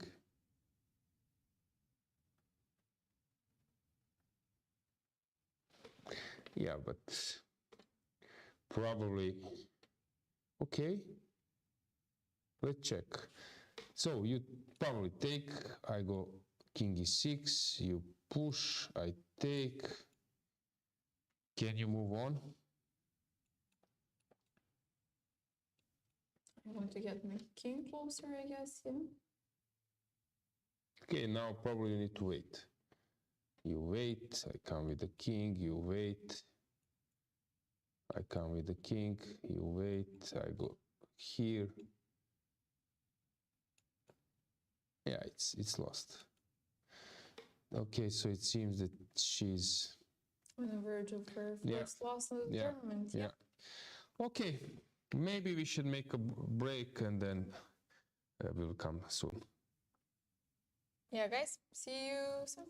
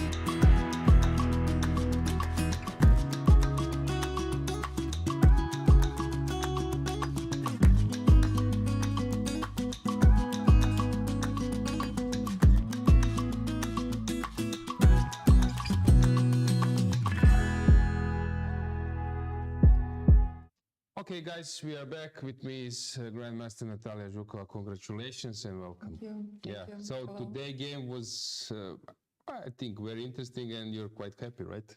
Yeah, I'm happy. You know, I was black and I played against a very young player and very talented. Actually, I followed her game yesterday against Netherlands player Elina Rhodes, yes. Yeah, it was fantastic game. She was so prepared with black pieces, you know, just playing like very fast, very strong, you know, and I was impressed yesterday. And when I saw the pairings that I played against her, I was shocked. I was, you know, just prepared. It's very important that I saw that game, that I was not... You were taking her super seriously. Super seriously. And she played fantastic line, which became very popular nowadays. Okay, so let's check your game. You were playing with black. You had this tough game against Osmak, right? Yeah. I was very aggressive. I sacrifice everything like G5. Yes, yes. Okay, it's easy to go wrong in that with that type of position because you think that you're generating some counterplay and somehow it backfires. In that type of position, you know, sometimes they play G5 and it worked. You know, with D and G4. Actually, Carson played against them. I remember that game. But in that position, it doesn't work. Yeah. Okay, let's check today's game. So you opted for French. Was it a normal choice, tough choice? That I checked her game and I decided that she will not play this ED. No, that's yeah, why. yeah. So You didn't want to yeah. make a symmetry. you know, I like that nowadays young players, you know, they don't afraid, you know, just play her games, you know, just enjoy to play chess, you know. Yeah, I don't see any quick draws, many decisive results. You're completely like even Bodana, 9 years old kid. She's not repeating the moves. She's not repeating moves in perpetual position. Yeah. Really? Today? Yeah, no, yesterday. So it's interesting. Okay, so it was French defense. Yeah, she usually play knight c3. Yeah. Okay. But this sharp line, yeah, it's theory. Yeah. Yeah, this. Okay. A6, and now she played knight e2. Yeah. Yeah. Yeah, this very modern move. Actually, everybody plays queen d2 or something like this. You know, a3. Actually, she played 2 games, a3 and bishop e2. At knight e2, it's a very tricky move, very tricky. You know, just white wants to keep king in the center And control. and control everything and just attack my king. How many games you have, for example, after a6 in your database with black? You play it often or not so? Actually, I had last time not so many games. Probably I played in some internet games. but, Okay, what do you think? She expected it or not? I think that she prepared this line not against me, but in general. Okay. Yeah. Okay, I was mentioning it that sometimes, your opponent is prepared, but not for for tournament. Yeah, for tournament. Exactly. B6, queen c1. You know, Okay. it's very. She played very quickly, of course. Okay, bishop e7, e7. h4. Yeah. Very quickly. Castle, yes. Yeah. C3, F6. Yeah, F6. This was Normal reaction. this Yes. is theory. Still, I spent maybe 10-15 minutes because I try to remember. Yeah, I see My the memory- clock, but she's also. My memory not so good nowadays. Okay, but you know chess, so I am not helps. so active. That Of helps. course, I have so You are a many. strong chess player, so. I have so many Things. to do Okay, in we my life. will get back to that Yeah. later. But okay, let's. That I remember. Actually, that's why I played this computer. Is it a normal reaction? What do Yeah, you normal reaction because it looks very strange. If I wouldn't know this move, I wouldn't play. think? Yeah, that's why I'm asking. What? But Because we have this X-ray yes, potential sacrifice. if you sacrifice take, is on h6 actually. But I have my file, you know, which says that h6 you should play. Okay, good. It helps. Yeah, it helps when you know sometimes. before the Yeah, game. rook h3 also she played. You know, Yeah. just everything just was in my file actually still. Rook f7. Okay. And now she started to think. She started to think and probably g4. Is maybe unsound, huh? Yeah, I mean it was games like rook g3. It was games Probably rook this g3, is well, king f2. Yeah, also king f2 very interesting actually. I can show you some variation. Actually, it was Well, one maybe you game. need it. No, you know, nowadays you don't want to keep it for yourself because actually it's played. King f2 very interesting, but Your computer. take. Okay, this computer is not so Yeah, strong, it's but very, so very. take or take, something. take on f5 and take this f pawn. Yeah. And now it seems like everything. Yes. It's hold. Yeah. Hold. You know, white wants king g1, and it will be a fantastic position. You know what? Yeah. But now, black plays bishop g5. Bishop g5. Okay, knight is pinned, but if bishop takes. Yeah, bishop takes, and now I take on d4. You know, I never would find this, you know, if I would not. Yeah, because this is interesting. When you calculate, you always want to take the piece. Of course. When you can take it with the pawn, you want to take it. It was the only line which I was remembered. Okay, now probably everything works. Some 95, I guess. Yes, 95. Yeah, Yes, okay. yes, exactly. Yeah. and probably Actually, everything. it's not winning, you know, but it's very interesting. So I mean, Okay. it was games Chinese players played this bishop g5, and I guess after bishop g5, probably king g1 was played. Yeah, I know the Chinese, Bu, Ni Hua, they were playing this line with black a lot before. They were like experts in this French. Okay, so instead of... That was the only what I remember at that moment, you know. And when she played g4, Okay. I said, oh my God, what to do, how I will manage my idea, what to do, you know, just, I didn't like my position actually so much, but I thought that I need to sacrifice something. Okay. I took on d4, she took with d pawn, I took on e5. Okay. She took, this is precisely everything. And now I burned a lot of time, you know, just I was not sure to sacrifice my pieces. Actually, when you play against a weaker player, you know, you wanted to play positionally. You don't want to sacrifice, you know, piece for... Burn all the bridges. Yeah, but what to do, you know, that position, if I would not sacrifice, I didn't know what to do. And I took on e5. Okay, it's also, of course, motif you know, but as you mentioned, there was no other probably sound option. That I thought that if she would to take with knight, it's mistake. Actually, she took with knight. But what I was calculated, you know, that yes, she take queen before check. Now queen d2, I calculated, queen g4. And I was hoped that my compensation is enough. You know, rook g3, I was thought that the only move. What I calculated that I can take on g3 and probably but computer says that bishop g4. Yeah, okay. Rook f3 I didn't see during the game, but probably if I would have this position on the board. Bishop b4. Bishop b4, but it's black is worse, you know. I thought when I calculated, I thought that probably maybe. Yeah, because you want to recover some part of material, but then you end up in a worse position. But rook f3, fantastic move, and I checked with computer actually. And then bishop comes to b4 again. This is the threat, yeah. This one is yes, if I would take some piece, you know, it would be a very nice position.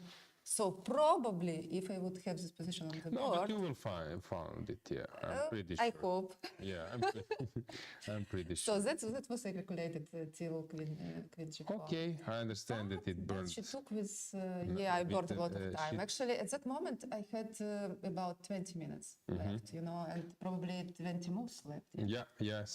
Even more. I was worried a little bit. Okay, nowadays I'm not so fast in processing. I'm in fasting, and I'm not, so it's very difficult to calculate everything. Yeah, I understand. So, but take with pieces is very big mistake because bishop. How many minutes she burned? 10 minutes, not so much. But I guess that she wants to change more pieces, you know, that knights, you know, and she probably missed bishop before. Did you exchange some words after the game?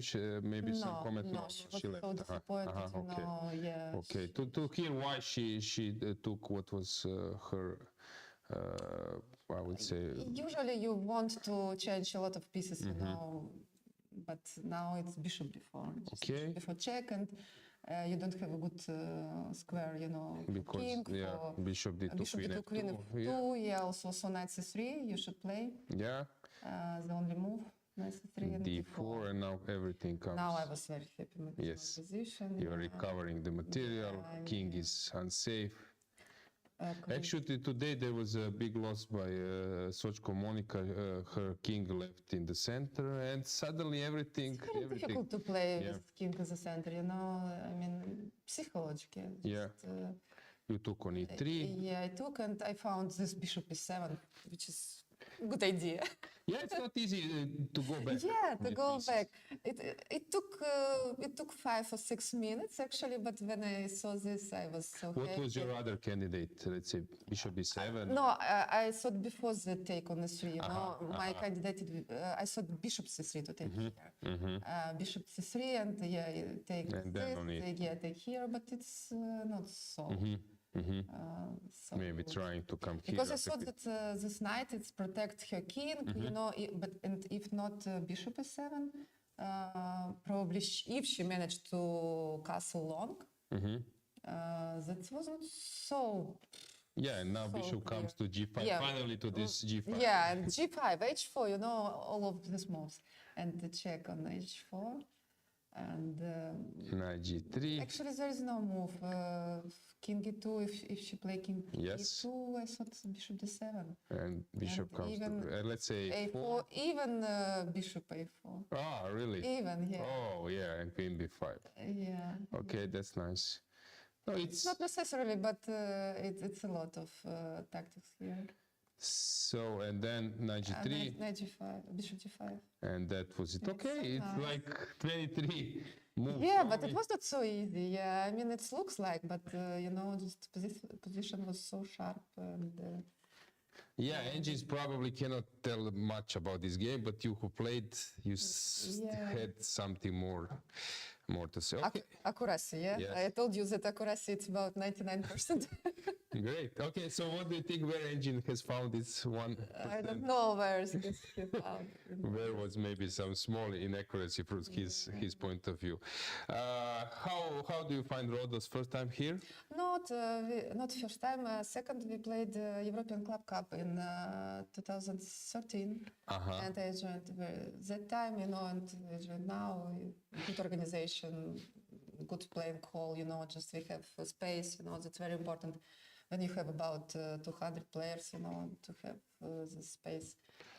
Tell us more about your daily routine, because we saw, and it was published on the social network of ECU that you run. Yeah. You joined the marathon. How did you? I'm not so young, you know, but I don't know, somehow I keep this energy. And yesterday I found that it's officially Rhodes Marathon. Yes, actually, yeah. I know in advance. But Yeah, and I enjoy it so much, you know. I run at home, even nowadays, you know, so I just enjoy and. So 5 kilometers. Yeah, are you happy because with then it? it would be, you know, just not for relax, but I need that energy, you know. I mentioned that when commentating with Dragana, that 5 is probably your daily. Yeah, it's daily jogging. Yeah, but daily. 10. Yeah, I need this energy for my game. You know, actually, yesterday I had a very long game, about 5 hours. Actually, you inspired me, because today I ran for 6 kilometers. Oh, But nice, it's very nice. You know, around. it's good weather. You know, good place. You know, to do this. You know, and of course I enjoy atmosphere. You know, in Greece after I left Ukraine. You know. Yeah, I wanted to ask how tough is for you to concentrate on chess because of Yeah, very, Russian invasion and all very those tough. You news. know, I follow the news. You know, and in the morning and in the night. You know, it's probably not so good, but I can't do. You know, just not. But I guess you have a lot of supporters. You all Ukrainians who are playing in European events. Not much actually. You know, because people suffer. You know, just and. Not following sports tournaments now, you know, just they had so many problems now with this missiles attack, you know, just with power station, you know, just we had problem with electricity. Actually, you know, sometimes I played this title Tuesday and I had air alert, you know, and I need to go to bomb shelter or something like this, you know, just life, it's just surreal. I mean, it's Yeah, you are a chess player. You just want to enjoy like safe world and have a chance to but play. it's my choice to stay in Ukraine. You know, I want to stay there with people there. You know, just to live till the victory. Do you have any tournament already planned or scheduled next? Any tournament? Not yet. Yeah, not yet. People know that your husband is a strong player. He accompanied you in Petrovac in Montenegro. He's not here this time. Yeah, he's not Vladimir here. Ichuk, guys, 27. Alexander Ichuk, sorry, because Vladimir is another grandmaster from Ukraine. Sorry, Alexander Ichuk, 2700 former player, American player. Now American, but originally from Ukraine. Ukraine, exactly. Yeah, he has his job, in US, so he... Yeah, he was speaking about chess in schools to Dragana and... in school, but he is a head coach in university. And colleges, how you can get a stipend and everything. He spoke a lot about how chess is Very, very structured interesting, in US. I mean, this college sport in the US, they promote, so... But still, I like to hang on because I was following it. Sometimes he was expert, I would say, with D4. He was one of the sharpest players. Also with E5 with black, he was, Ru Lopez and some openings. Yes, Arkhangels. Yes, exactly. But he helps you? Yes, actually, he spent time in Odessa, where I stayed, and he came to me, and we had a train section. Okay, good. Okay. Good coach. Thank you that you having me, that you invited me. Looking forward to your games, and congratulations once again. Okay, guys, let's see what's going on in other games. Let's see the camera from the playing hall. Has something changed? Okay, I see that a lot of boards are still in progress, but some empty top boards are around. Let's check the camera from the fourth board. I think that game was in progress. No, Marina Brunello has won, but let's check the camera.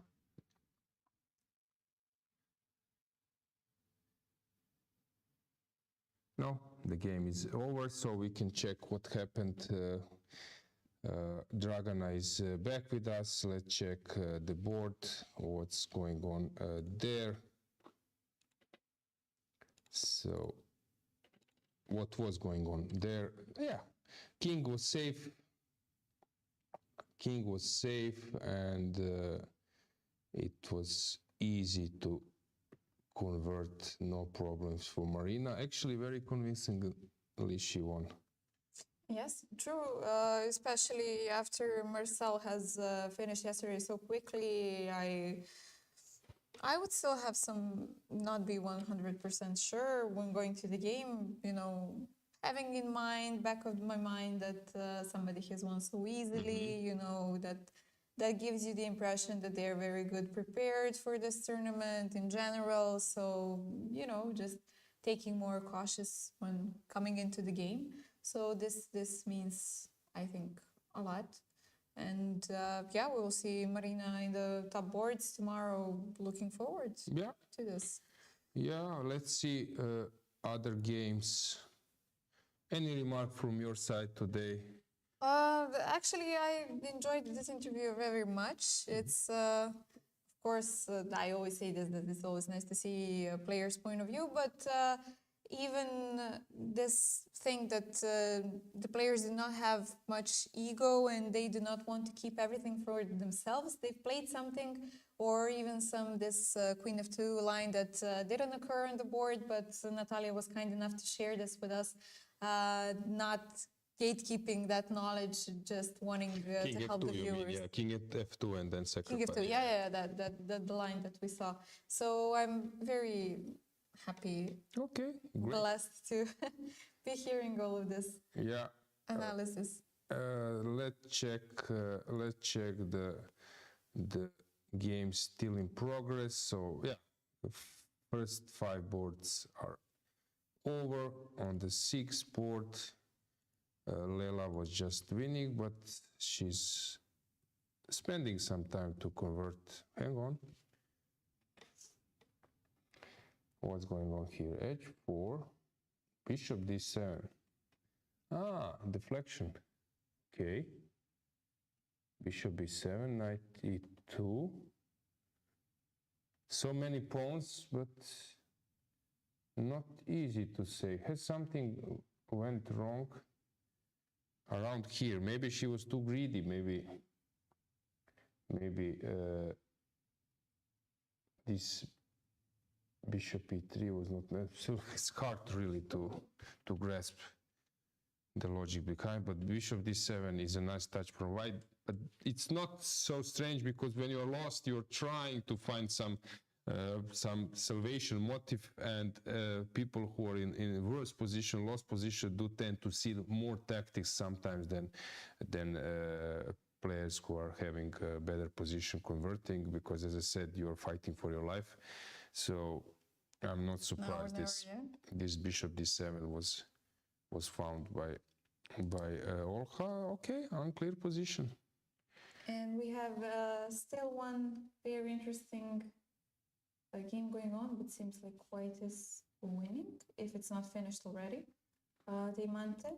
Okay, yes, this one we were following, and it looked winning. Has something changed? Yeah, this e3 last 40 move, this curse of 40th move, it's really tough. I don't know, have you experienced this in your career? I did for a few times. Yeah, it's really tough. And it hurts the most when you make the mistake in the 40th move, because you know that this is the milestone that you've come so far, and you make a mistake in the 40th. And the problem is, if you make a mistake, your opponent will have enough time. True. Yeah. Okay, she was.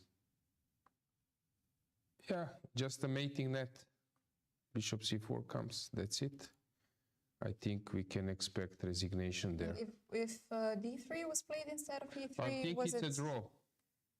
Or actually, it doesn't lose. That would be more correct. But again, bishop e3 will be played. Okay, maybe I'm wrong, but I think this should be holdable. No. Okay, maybe not. I don't know, king somewhere. It's a mess. It really is. Yeah. I really don't know what will happen, but some big chances are around. Where else to go?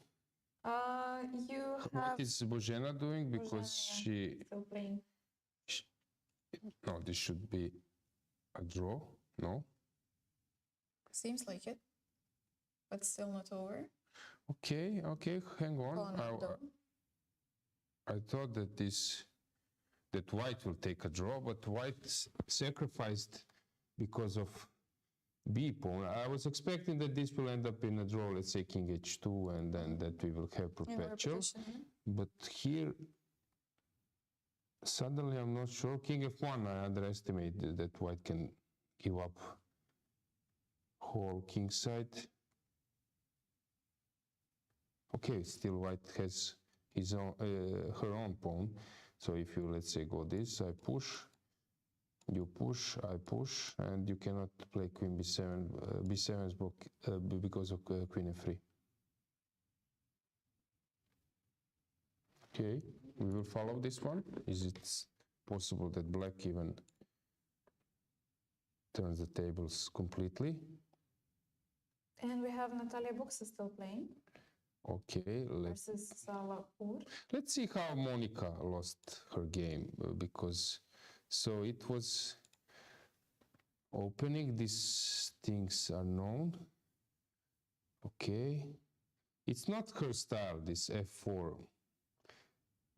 She likes to build up the initiative long term, not immediately. Actually, black reacted very, very well. So many games with the king on e2 in this tournament. From this point, black was just crushing queen to c4, and now came complete devastation. Great finish by black. After f4, she didn't let her out of... this was over before the time trouble, right? But they didn't get the time to... Yeah. We have Krasta's game. Okay, Buksa you mentioned. Books is still playing, yeah? Yeah, but she's pawn up, better king. She will probably win that one. Then we can check how Krasteva is doing. She's squeezing. Now it's stream position. When you manage to exchange the queens, you are in driving seat, but you need to find the way to break through. This is a good move to prepare b3. And probably provokes black of stopping, but then some extra target in future. Okay, we will follow that one.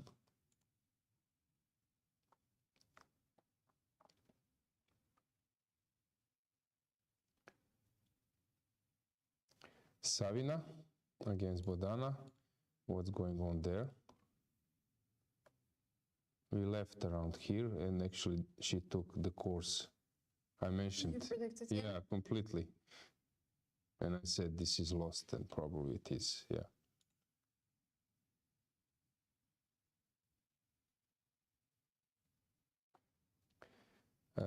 Kesaria, what happened? She was better. Hang on. Something. This is very strange to she didn't want to make a draw, which is respectful. Wanted to play for a win. Yep. And it seems that she blundered a bishop. So unfortunate. What happened? Is this correct? Please I will ask, because bishop d7 to place the bishop 40 minutes on clock, to place the bishop on twice attack square. This is board number. Don't know. This is Kesaria, yeah? Yeah. Board number 35. Because she played very well.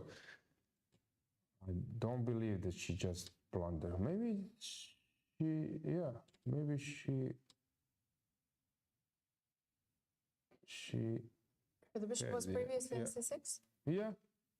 So if c6 is played, it might be the good transmission, Yeah, but no, we it will... looks that it's just painful blunder, which we is will get the really, information really, very soon. it looks crazy, but might happen. Yeah, that's basically it. So let's find the position we want to first follow a little bit more. So maybe this one. Okay, let's stick here. Well, anything in chat, because we had some talks, interviews, comments. Okay, we will have an update soon about. No, probably it's correct, because you're right. Pawn is on c6, but it's very strange that bishop Very unfortunate d7. if that happens. Yeah.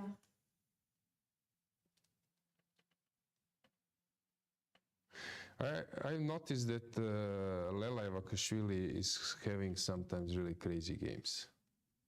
She's, let's say, if you follow her and some other top players in this type of events, 4 out of 9 or 10 would be like crazy games, yeah. So Sometimes she either plays too crazy or just too... somehow she's playing complicated chess and some positions which are hardly possible in some other players' profile.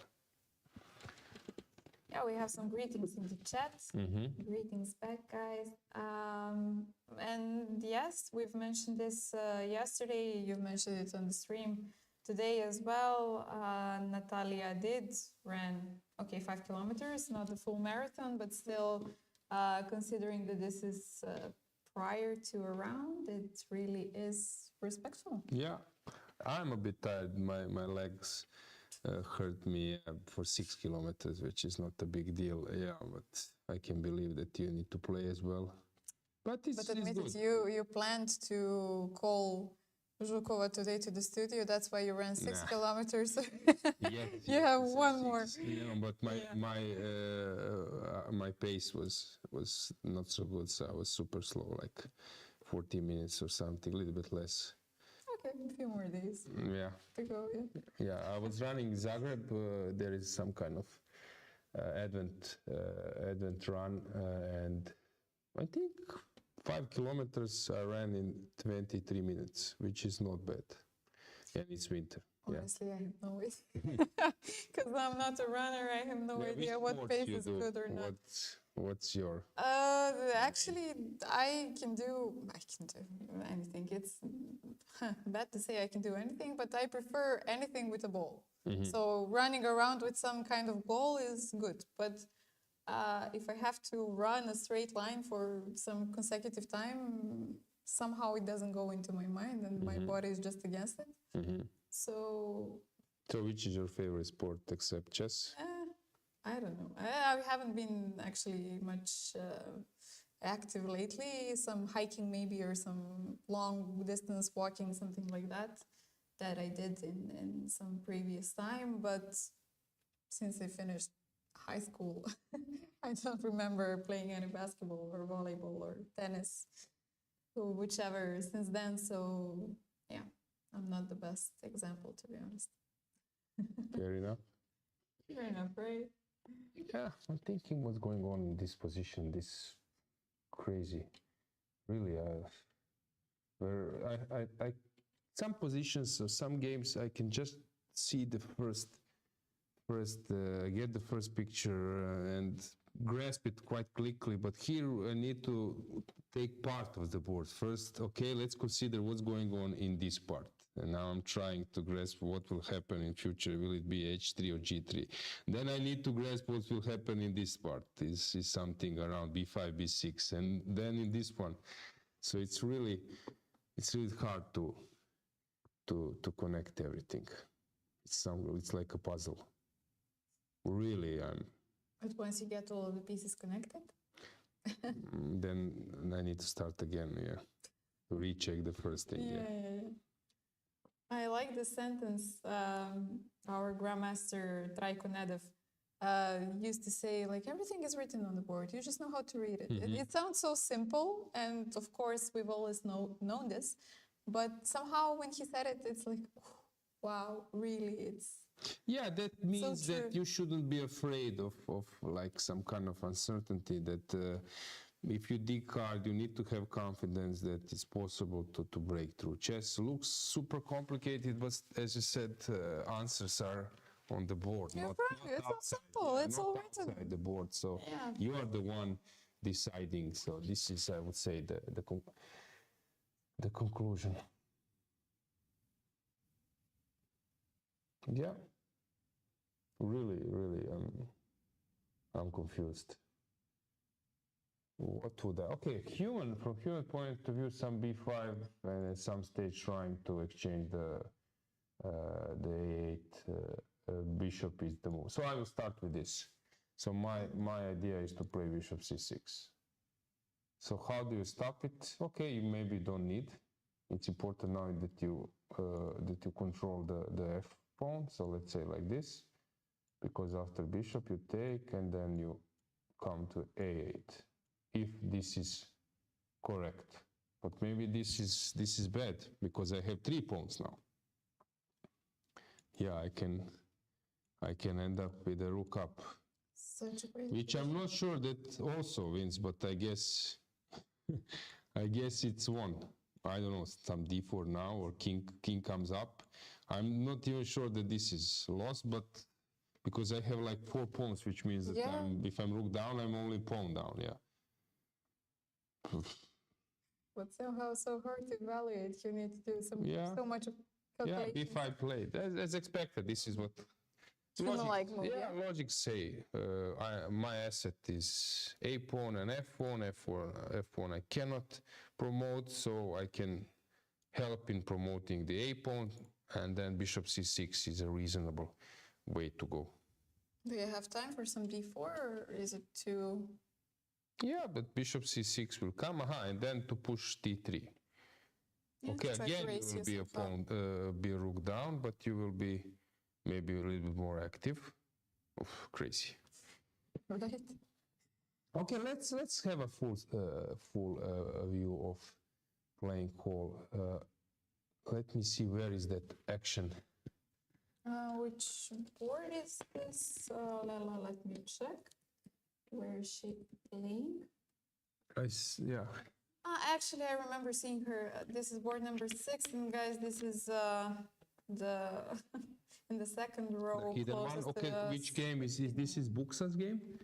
Where, the one just in the middle. Could be.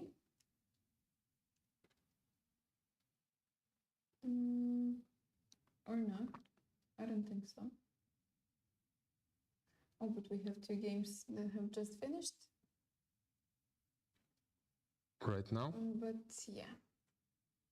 This is 4, 8, 12. Board number 12 is which one? Let me check.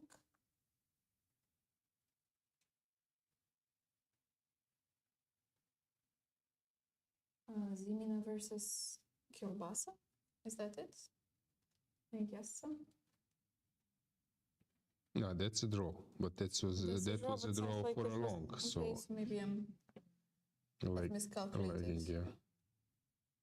Or maybe it was Laoyan versus Bozhena, but we don't have the result, so I don't know. Didn't really catch which row this was. Okay, I guess. Okay, let's come back. stroll around the boards, the positions. So let's see, what do we have still in progress. So we have this game. Olga Javakhishvili, Lela Javakhishvili. Okay, the game is in progress. B5 was played and Rook F8 played. Okay, also reasonable move, because now after Bishop C6 there is Rook F7. Human defense you take, and now I can take A7 pawn, which means that White needs to find something else. Okay, that's a human move. We will see what will be a follow-up. Then we have, I think, Krasteva. No, we have Bozhena. This is another game. H4 played, B6, H3, and now I'm curious what will. Somehow I didn't see them in the playing hall, but maybe I'm mistaken. As you can see, guys, I'm wearing glasses, so maybe we're not counting on my vision. It's a minus or a plus? I don't know. It's for distance. Is it minus? So minus, I yeah, guess. minus. I guess. So you are minus, yeah. I have also minus one, Okay, but that makes sense. Yeah. I have minus one, but I Should be around the same. Actually, should be lower, but I think I should get new ones, so probably more. Yeah, so guys, we're not counting on my on my vision over here, and we actually have a move on the board on the stream. So yeah, definitely I should get new glasses. Black is up, white is down, just to Just to clarify. Yeah, okay. So Queen CA, King G7. Suddenly, I think that White panicked. Hang on. She will end up with a pawn down. Let's say King F6. You push B7. I push F2. You take, and then I collect. Maybe Queen D4 or yeah, probably. I want to take this guy, so I need to be sure that I will take it, but probably I am. E4 or B4 square somewhere, I will catch it. Should be some kind of check that does the trick. Okay, King F6 played. Okay, Bozhena, please remind me about her tournament. She's having a fantastic one so far, and I will tell you in a bit. Who did she play with? She won, I think, yesterday versus Heinemann Josephine. Okay. And we will see shortly about the other results.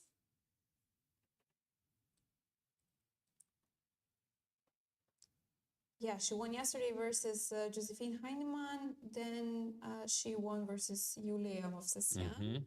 We've talked about this previously, and in the first round, she had a draw versus Salome Melia. So a fantastic. If she wins this one, okay, very, very strong. performance by her. H2 now will be played. She will calculate this.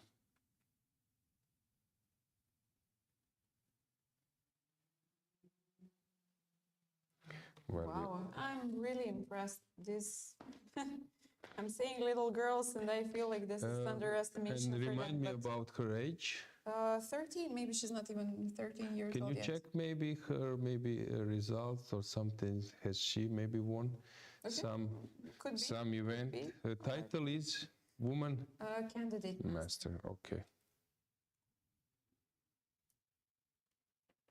Yeah, maybe I should have asked Natalia about her, but okay, I forgot.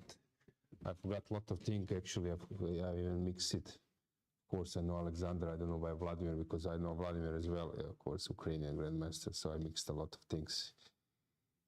Yeah, it happens. So H2 we are waiting for to be played. Of course, she can move on with checks with Queen D4. Checks, checks, checks. Okay, that's an also reasonable option, but she won't get stay with the pawn up. Okay, it's also reasonable. Queen D4, let's say up. I don't know. H4, H2 now, but here white is first to ask questions because you're not giving a check after Queen H1 promotion. Yeah, H2 played. She's pushing.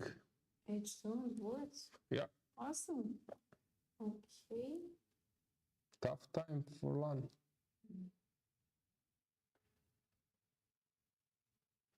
I'm not finding anything Regarding Bozhena. Regarding some title. one. She's still not in Wikipedia. I guess so, but somebody should definitely write an article. Yeah, guys, if you know maybe about Bozhena a bit more, as she scored some good results in youth age, help us. So we know about Kesaria, we know about Bodana already. Bozhena has shown that we should follow her play more in this event. You will help us do our job better by this way. So anything in chat? I always love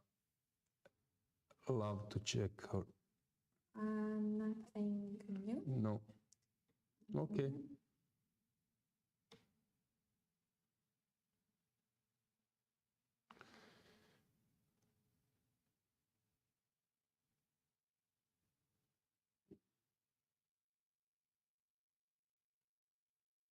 So, Queen D4 or Queen F3?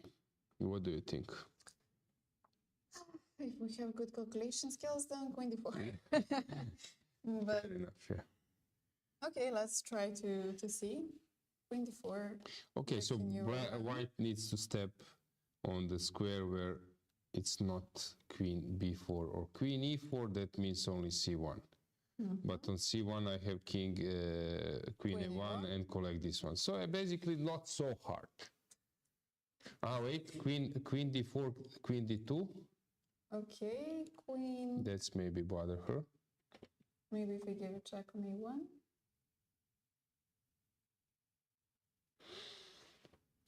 Check on A1. King C2, since if you go to E2, I can have Queen A6 and collect the pawn. Yeah, correct. If you go to C2, then some other check. Yes. A2 or A4. Maybe A4 is closer to the pawn. Yeah, that's what is bothering her. Yeah, Queen D4, Queen D2, now she needs to find. And not so easy since she has only 1 minute on the clock, guys. And remember, they have passed the first time control, meaning that they do not have any additional time coming up. Yeah. Probably she's not risking much, but she knows that if she plays Queen F3 and take on B7, that she is a healthy pawn. Okay, queen brave d4. decision. Brave. Bravo. Okay. I admire that. All right. What haven't we seen? Queen d2 only move. True. Queen d2 should be played Yeah. very fast. Queen a4. Now I see it. Queen d2, Queen a4. queen a4. You Okay. cannot cover because of queen d7. So this is the case. This wins. If you go C1. if you go to c1, then queen c6 collects it, and if you go to e file, queen e4. Okay, so this actually wasn't that hard. Okay, but it wasn't that easy. True. Yeah, the true. clock is ticking. With 1 minute on the clock. Yeah. But you need to put in the effort and not give up right away, yeah? Okay, so if she collects that pawn on b7, it should be curtains right away, right? I mean, still... No. Okay, the game will some go on, more- but yeah, of then course. she can maybe build up some time on the clock. And Yeah, but 2 pawns up should be Yeah. enough for her to execute. How old is Lan Yao from England? We'll check. I think around 20, but We mentioned already this. no, actually we didn't, but my guessings. 23 or 24. Okay, so already experienced player. Yeah, queen d2, queen e4 played. So Yeah, she will collect the pawn.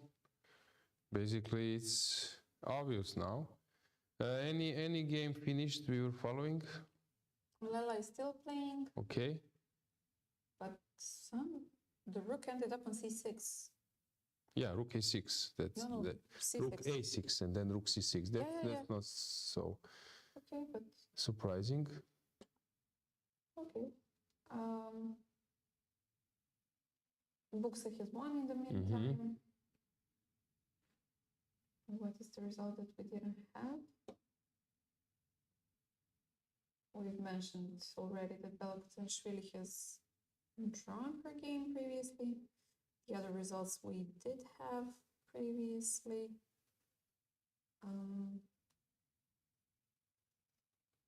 Gishard Pauline versus Maria Manakova is still going on. We could check this one as well. Okay, we will. I think the game is over in Caesarea. We might get the result. Savina, also with Bodana, probably it will end up very soon, or is already. Okay, the game still goes. Few moves are left over there. Caesarea and Maria, we've mentioned that it's probably over.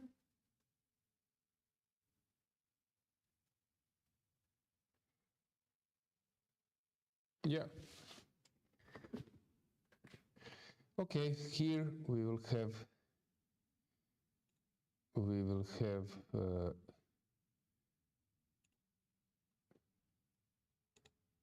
put 2 pawns up. Queen's endgame. Let's go back to.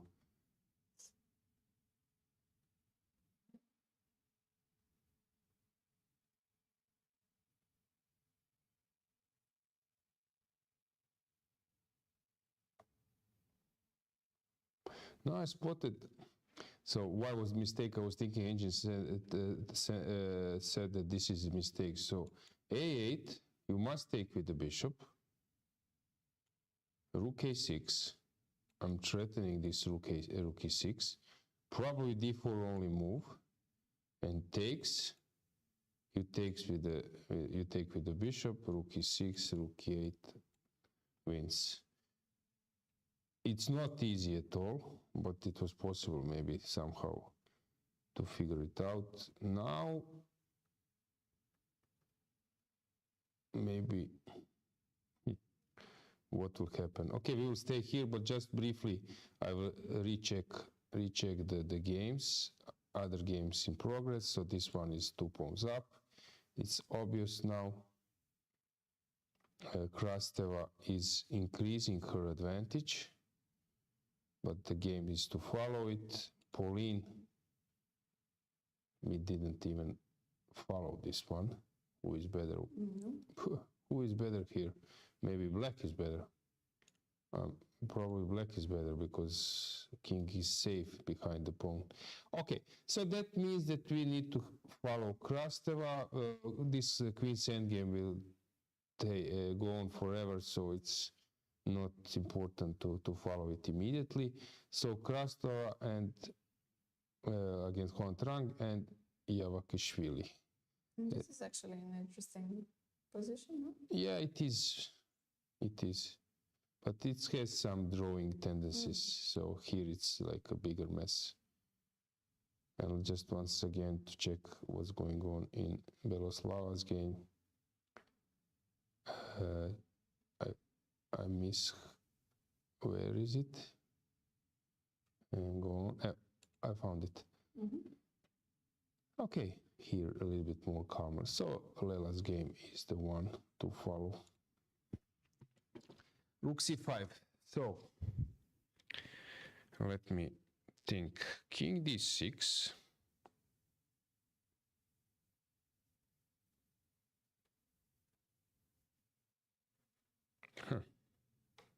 Where to run? King d6, king f6, king e6. Pros and cons. King D.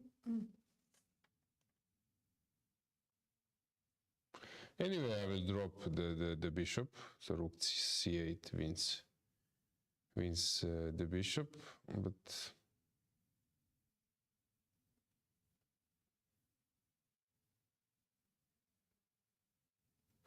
very hard for me to. I don't know about you, but very hard for me to. If it is hard for you, then Yeah. Okay, but let's try if king d6, rook c8 probably.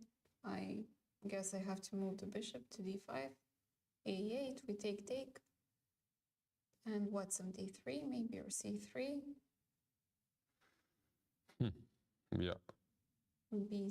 Yeah, not b6 if my knight is hanging.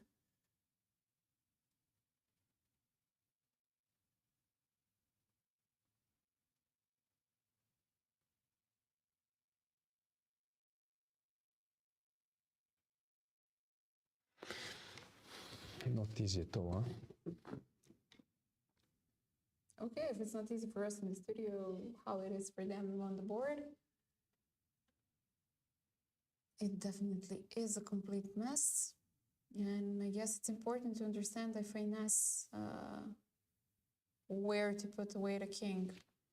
Yeah, I'm trying to see the danger and what is okay. It's not easy to get into players fully concentrated mode. But and what if do I have time to just simply take on c4? You might have, but rook c8 is already played. So d3 is possible.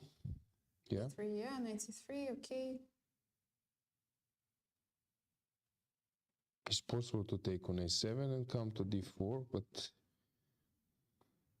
and then push c3. What a mess. But,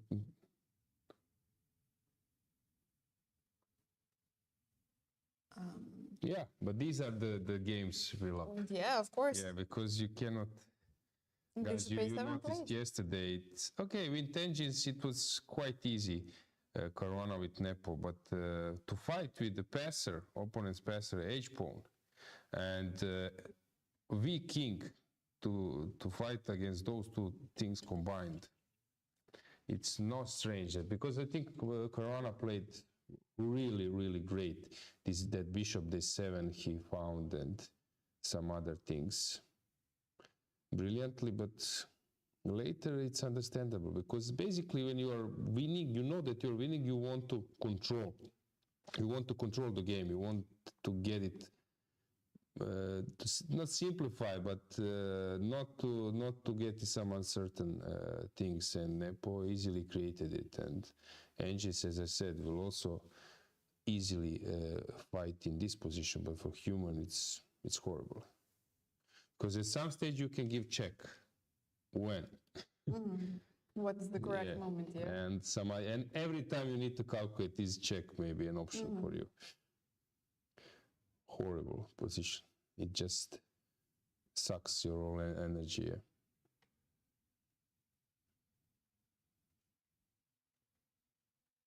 Okay, the pawn is no longer a threat, but now c3 okay, might come. Yeah.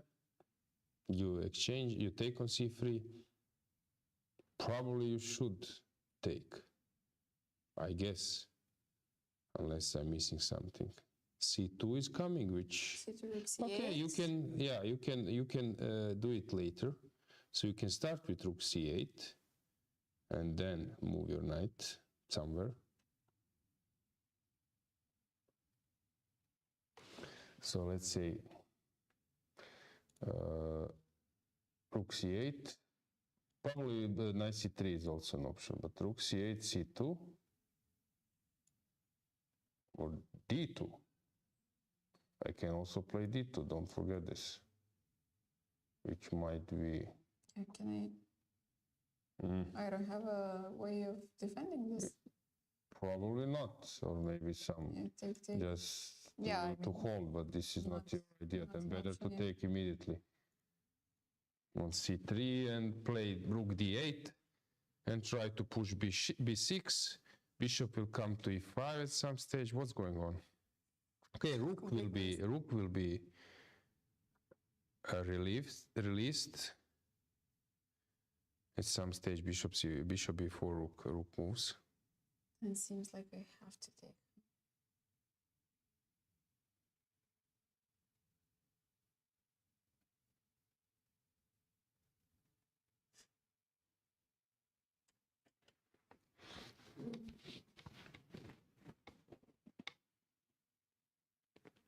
So knight c3, huh? Knight c3 now seems like the most logical response. How old is Olha? We'll check. I'm not so familiar.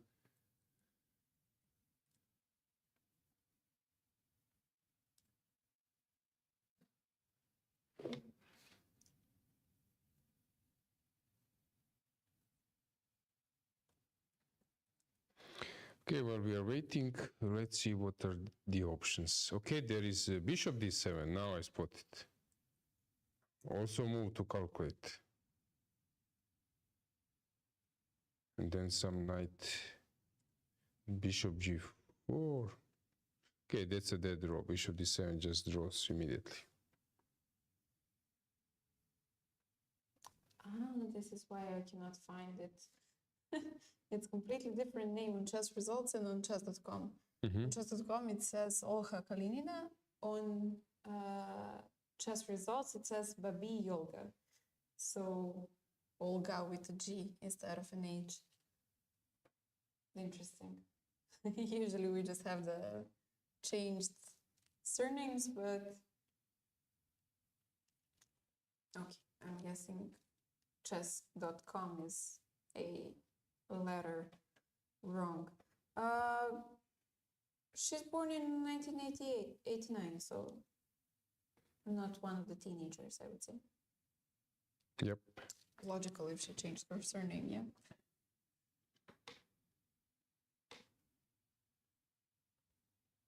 Okay, 2 minutes on the clock. White needs to make a move. It's really not an easy decision. Yeah, bishop d7 probably immediately draws. Because this you take on f8, king f8, take on c3, and that's basically it. And what if I take on d7? You take on f8, F8. I have b2? Yeah, but I have the rook d8. Okay. So this is, So I don't have any chance of now I will win somehow. No, I meant if c2 or d2 is possible. But So this is like just a drawing move. So she sees this, and now she's calculating either to move on in some different direction or... Is draw enough or do I have more? Yeah. And since it's obvious for you, you calculated till the end that bishop d7 yields you a draw, that you can wait for the last moments. Knight c3 played, bishop c3 right Maybe away. again bishop d7, just draws. Takes, and then Maybe, yeah, bishop d7, you play, yeah, it's just the draw anyway. No, it's, I think it's just, that's it. Okay, she played rook d8 first, which is also reasonable. You want to push. just want to Yeah, guess, but this is- we'll see. You want to push b6. Yeah, but it's a draw.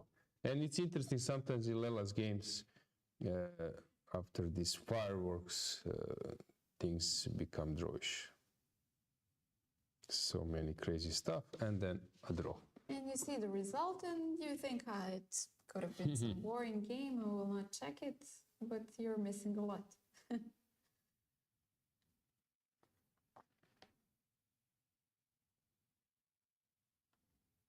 Yeah, we see that the playing hall is almost empty. Yep.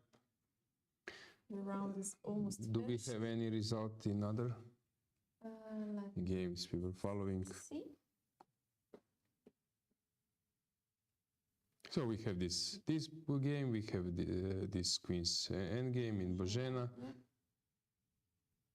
And this was all finished prior.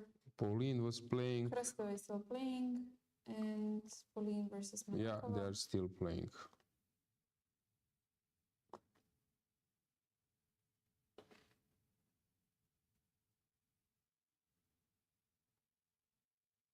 Bodana? Bodana seems to still be playing. Okay, we will check that. A lost position, but Why still it's not lost? over. I don't see it's lost. You don't think so? I see that White needs to work hard. True. Okay, g5. Can you win? Yeah, maybe you're winning. You're cutting my king. I'm trying to see if there's a possibility that king runs. No, it's she wins opposite. Some wrong colors. Yeah, but anyway, she will be the name deprived.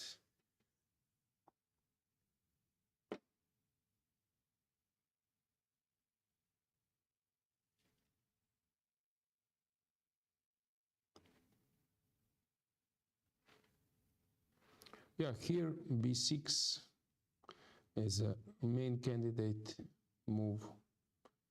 Don't see a point in playing anything else beside that. So I expect b6.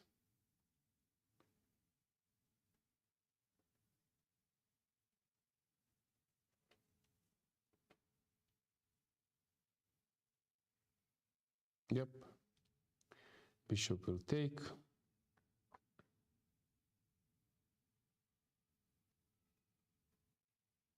Rook takes. Two, and suddenly such a simplified position. Yeah, and probably you need to push even h3 with white at some stage to provoke g3 and then wait.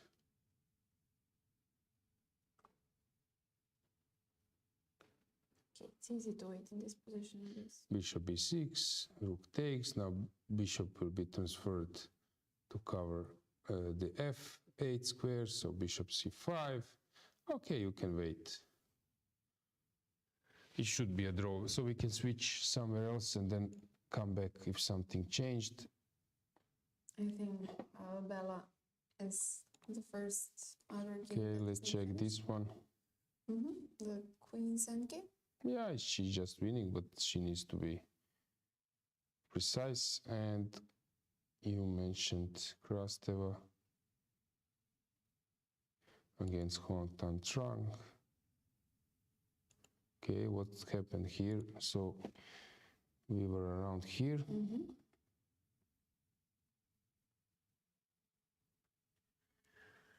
Okay, pawn up. Yup.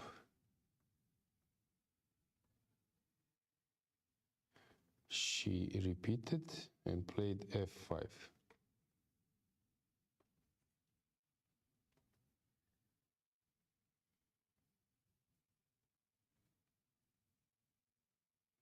Okay. Okay. Could I have some? No, but now knight d5 just.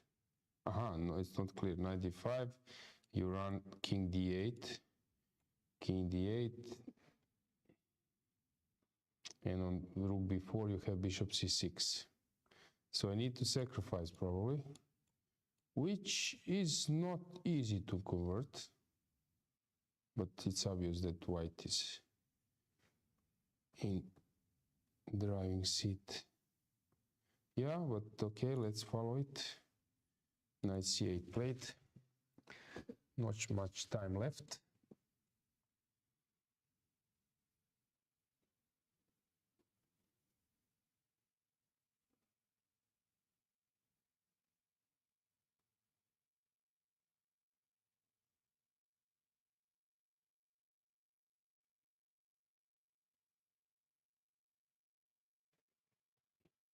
And we don't like this rook b8 because of king d6 or something. Oh, king d6.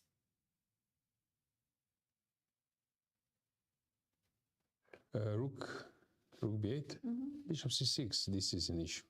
Okay. And then king d7 and coming out with pieces, so you don't want to allow this. Rook b4 played, which is not ideal. Now she allowed bishop c6, so she was afraid of sacrificing. Which probably was the best option, but also understandable that she doesn't want to Complicate things. Yeah. Tough to convert. It's not easy at all. Bishop c6 played. King e2.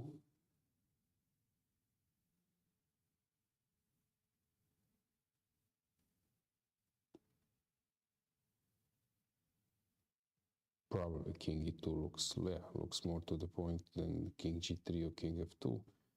So king e2.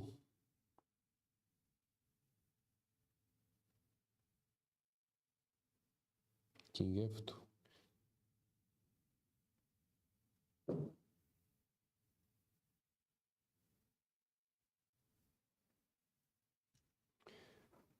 I give you check, or I do not want to release you from defending b3.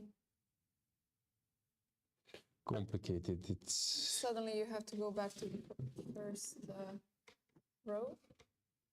Yep. No chat, questions, comments.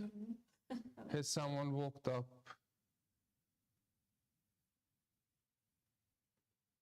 No? People still sleeping? No candidates, guys, today, to remind you. And they're over. I guess they need some time to Recover from chess. from the Yeah. previous almost 20 days candidates.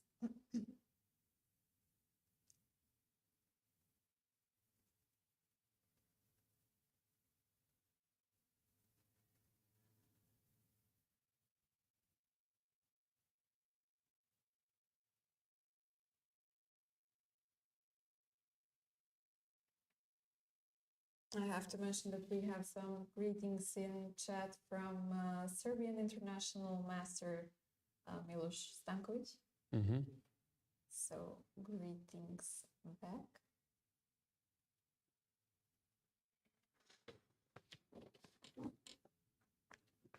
Okay, now the game is a bit stuck, so let's check some other one. Maria Monaco is still playing versus Kishev Polin. Looks like a dead draw. Not much is happening. Bozena, okay, she's improving slowly. Lela made a draw. Yep. Finished? Yeah. Yeah. It was drawn, so we are following Krasteva and rook a2 played.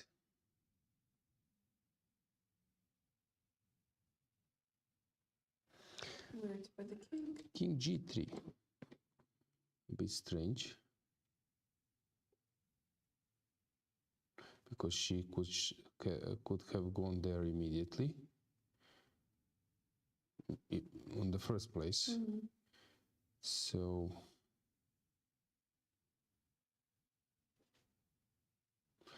I think that now white is very far from winning this one. Draw is most likely the result. But Maybe also it's some rook. possible even to lose because when Yeah, time trouble and Yeah. everything is possible. Rook g2, rook b2, would this be some idea? 96. Just re-entering with all of the pieces.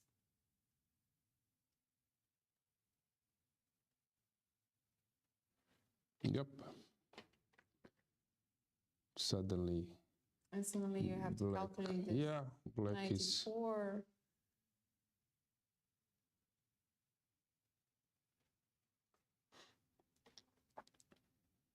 It becomes a little bit unpleasant, yeah? yep, 95. 95 to prevent this 94. Yeah. Rook c2, Rook you c2. go 96 and you keep Mhm. everything Under control. together, yeah. Okay, still it doesn't feel so dangerous, but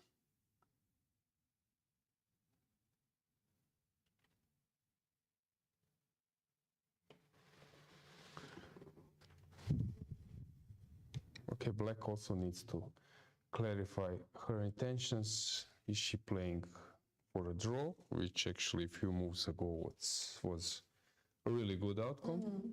or This she one will the try first to moves. mud the waters.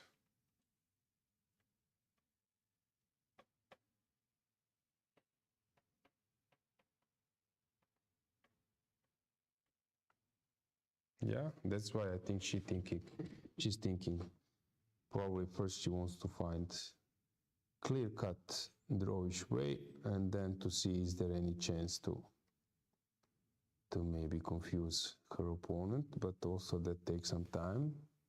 And if And you don't have much Yeah. on your clock. yeah, and if she opts for former, then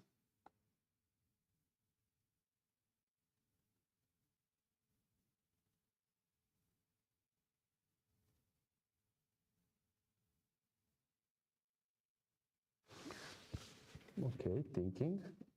Now they are even on clock.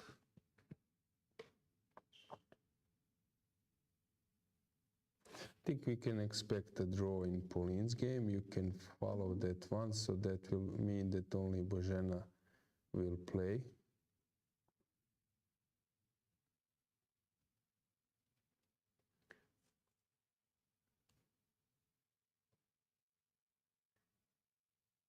Here it looks that the game will end up in a draw quite quickly, so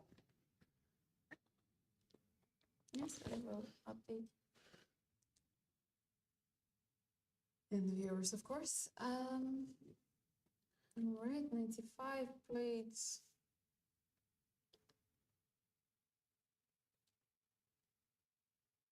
yeah, black is thinking either rook c2 or rook g2 or rook e2. E2, but Yeah. rook e2, rook b3, I guess. Yeah. Maybe some. Okay, but then rook b3, knight c6, 95, trying maybe to transfer the knight to e5. Yes, only a lot of possibilities, but. Do you manage to get all of the positions clear in your head? In this Yeah, time it's trouble? very complicated. We don't know, is there any draw offer around? Rook No. e2, king h3 played immediately. Which is obvious. Yeah, the only possible move actually. Now rook e2 sounds most logical.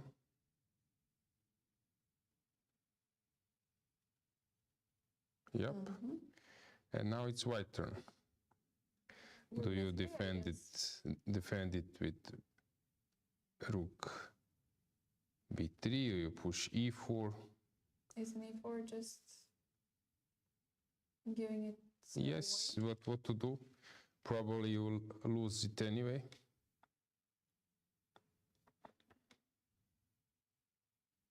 That rook g2 was good because she kicked her king. a bit further? Yeah.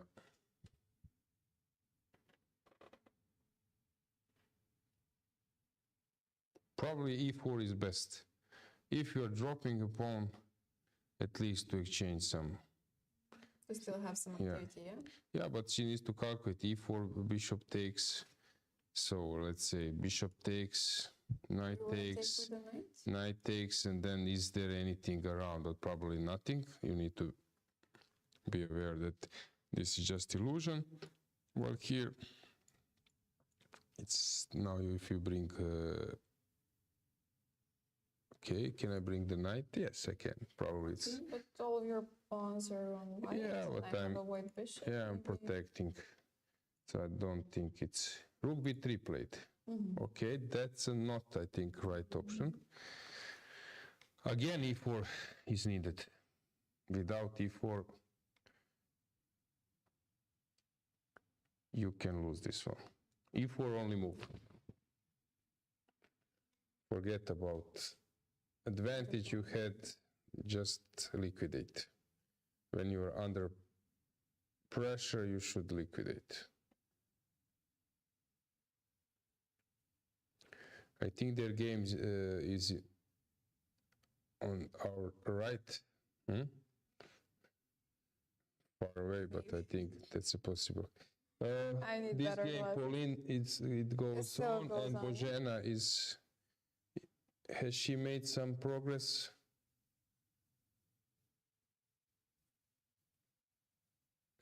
In a queen's endgame? Yeah, she got her pawn to e4. And the other one is still on g6, but seems like she's slowly progressing towards the win. Okay, basically we can maybe announce the standings. So who is having... Well, now we have only two ladies with maximum points, Fatalieva, Yuliia, and Marta Garcia. Since we had only 6 of them prior around the first board. And So that's force pairing, right? Yeah, this is the first pairing, true. Marta will be white. White and Fatalieva will play as black. And then we have a huge group with 3.5. So I wouldn't try to calculate those here. But yeah, huge group led by Claudia Colon, Nai Marva, Marina Brunello, Alicia Slevichka, Anya Shenina, I believe... Bozena will come on 3.5. Feidulaeva. Bozena will come on 3.5. True, Yeah. Sophie Millet as well, Sabrina Vega Gutierrez, Diamante, Mitra from France as well, Bozena, as you've mentioned. And I think that's it. But yeah, for sure some interesting matchups will follow tomorrow. Yep. What happened here while I was Yeah, reading? she didn't play e4. So now she's under heavy pressure. Probably only moves to not to lose instantly. Bishop g2, yes. King h2 only move because you're after king g3 in checkmate. But king h2. Knight g4, okay, what to do? No, At least bishop d5.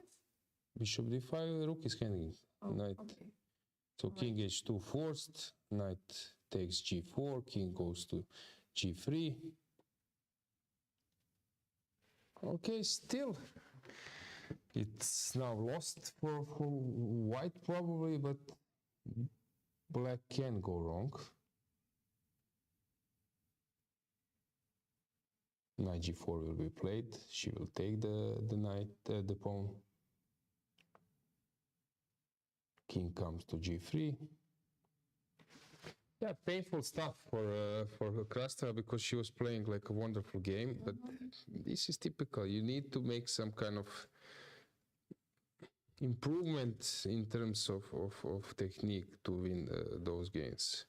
It's not enough that you outplay your opponent. You need to finish them off.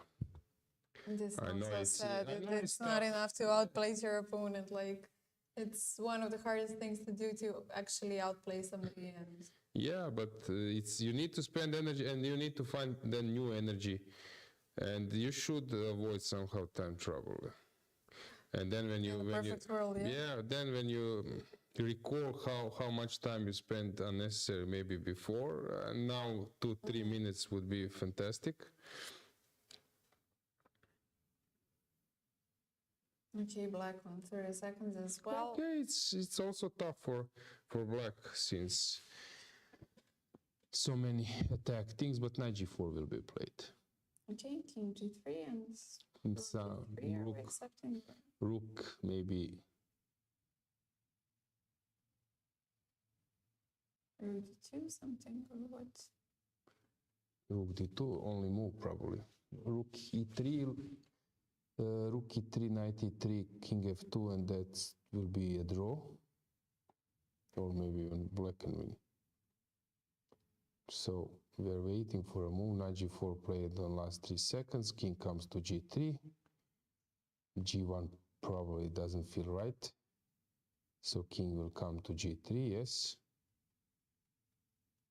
And let's rook see d2. What else? Rook d2 you need to spot. if you want to play for Okay, rook e5 is also another story, but rook d2 is somehow more.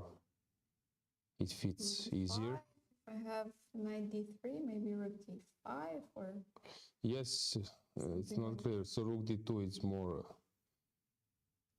Okay, breathtaking taking position, right? Only a few seconds Yeah, left. we will get some delay, but we will get a move soon, and it will be played in the last 2 seconds. I would guess. Okay, so let's see. Where is the move? Come on, give us the move. Also, it's possible that someone runs out of the time. Of course, but it's Please ask our transmission yeah. colleague.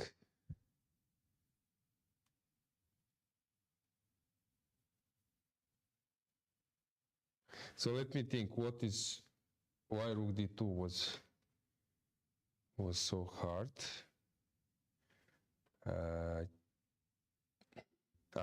Rook d2.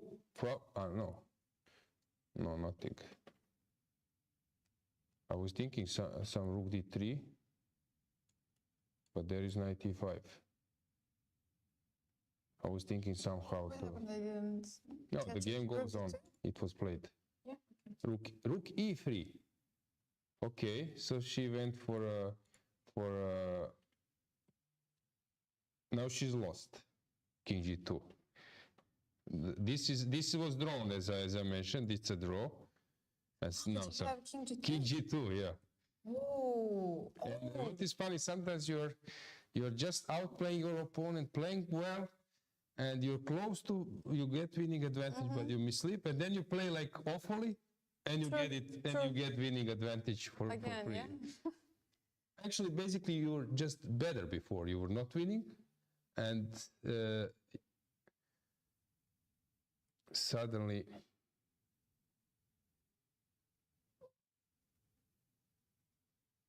Okay, so very good for Okay, for Beloslava. okay, no, white is winning, but you need to show some technique again. Okay, but this brings you your life back. No, of course. Now you were completely lost. Okay, the game goes on. Yeah, it's just winning now. Few precise moves, for example.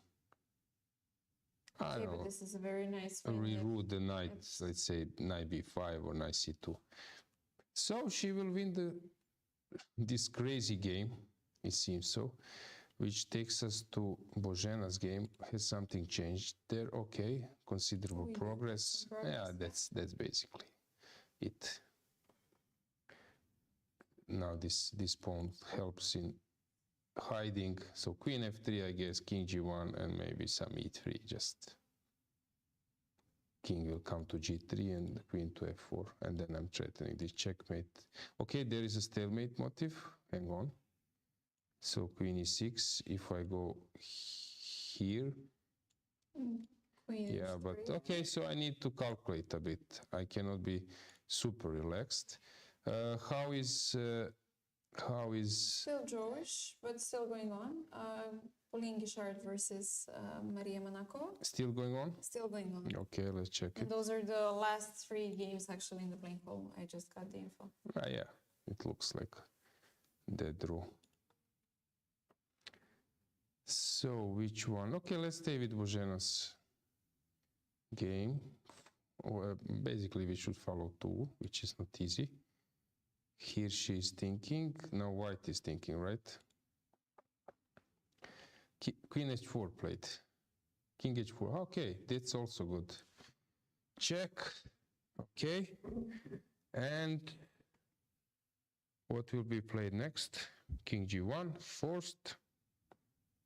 Will we see for a brief this?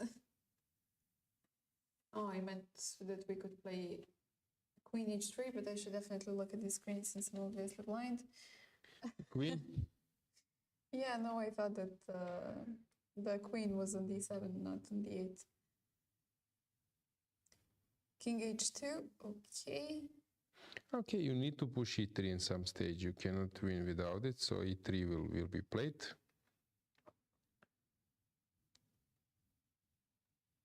Or maybe queen f2 and a3? Also possible. But don't forget about stalemate. Yeah, okay, then Queen g5. I give you all the time this Yeah. motive. Only thing is not to make stalemate now.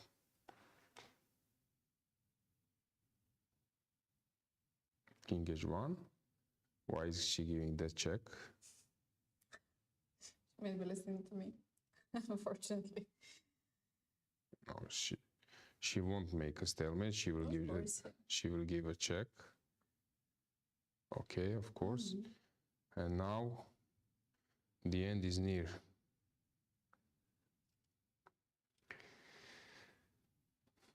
Okay. Okay, building up some time as well.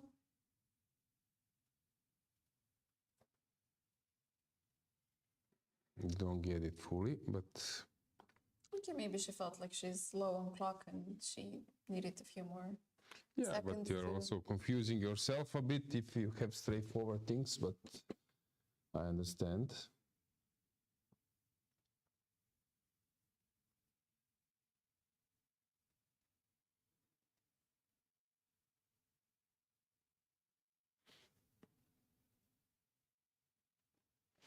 We have some Bulgarian fans in the chat rooting for Beloslava.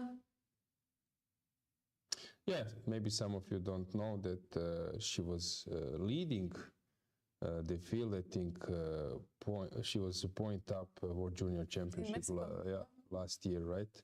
And then she lost the last game and fell to the bronze medal, which of course is also not bad. But when you were leading for It is painful, quite a time, then but still a remarkable result, nevertheless. And guys, we've mentioned this quite a few times, but Beloslava was also a part of the winning team Bulgaria in Budva at the European Team Championship. So defending her national colors here in Rhodes again.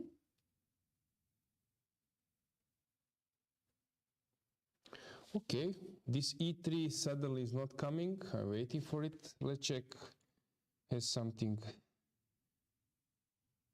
In Beloslav's game? Yeah. Yeah, she does have some progress. Okay, she needs to finish the game. Knight h7. Knight d4, g4 will be played. I guess also black needs to try to do something. But knight goes to g3 then. And king to e6, so basically no fun. No fun for black.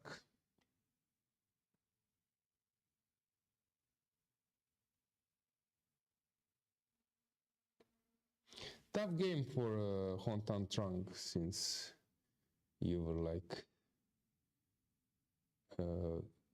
defending, heading for a win, close to a win, and then you will lose it. Guys, I think we can check it. Dragana, I think her career high was more than 2,500. Checking it right away. Yeah. Now she's on 2380, but anyway, she's like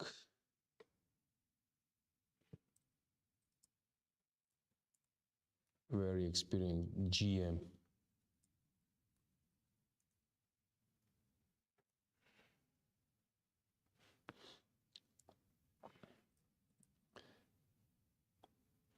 You're missing edge, I think. Yeah, okay. The ID would do Yeah, ID helps usually. better. Okay.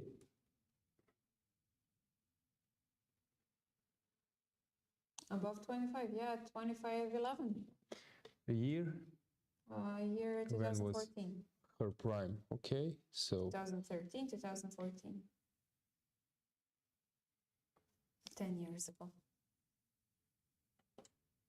long ago, yeah.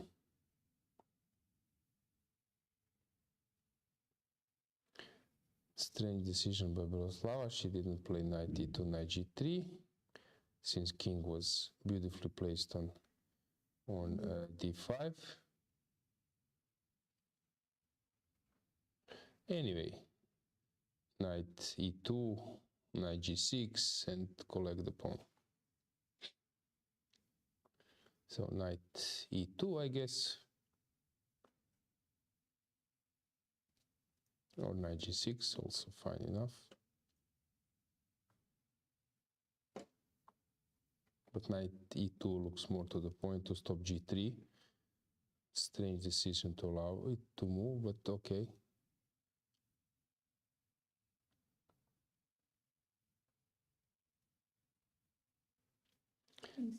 Yeah. Knight e6 and king f4 should just Do the trick. finish the game.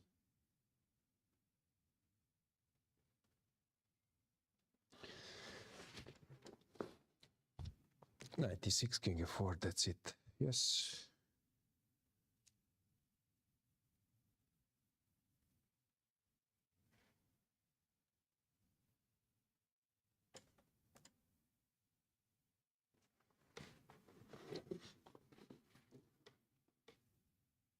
Okay, let's see Brzan's Still no position. e3 on board.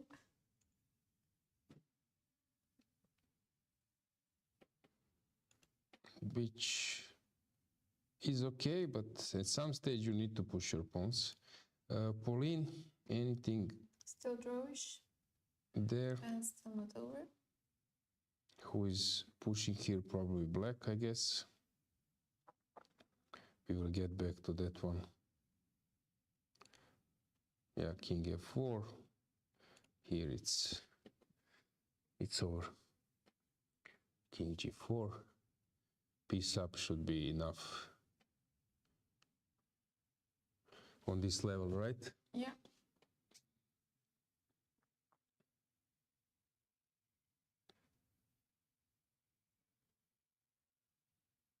Knight d7 coming, which means that f6 is dropping.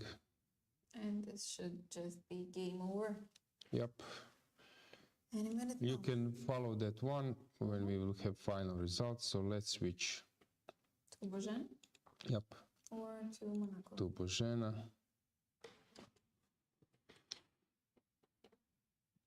King wants to hide on e2. Okay, maybe she wants to push g pawn.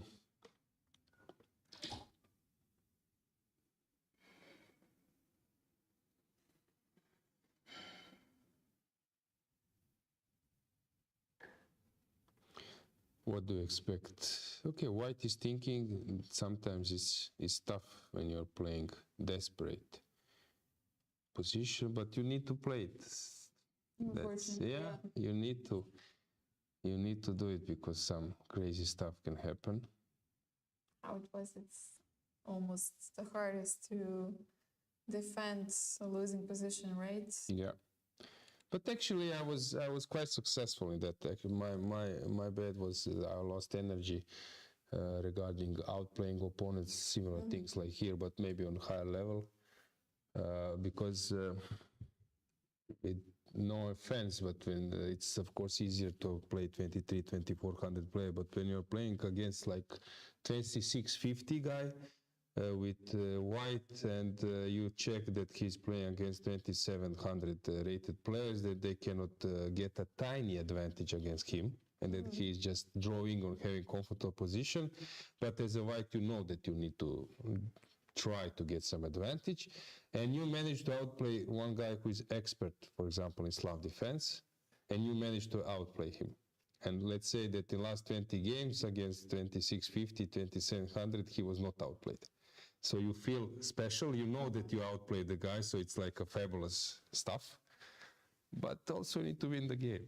Yeah, but as I said, it's not easy to get anything in the opening against those guys. So as I said, it was some kind of huge preparation, long hour preparation, inspiration, inventive play, good play, and now you also need to win, which is also tough. So I was lacking this energy.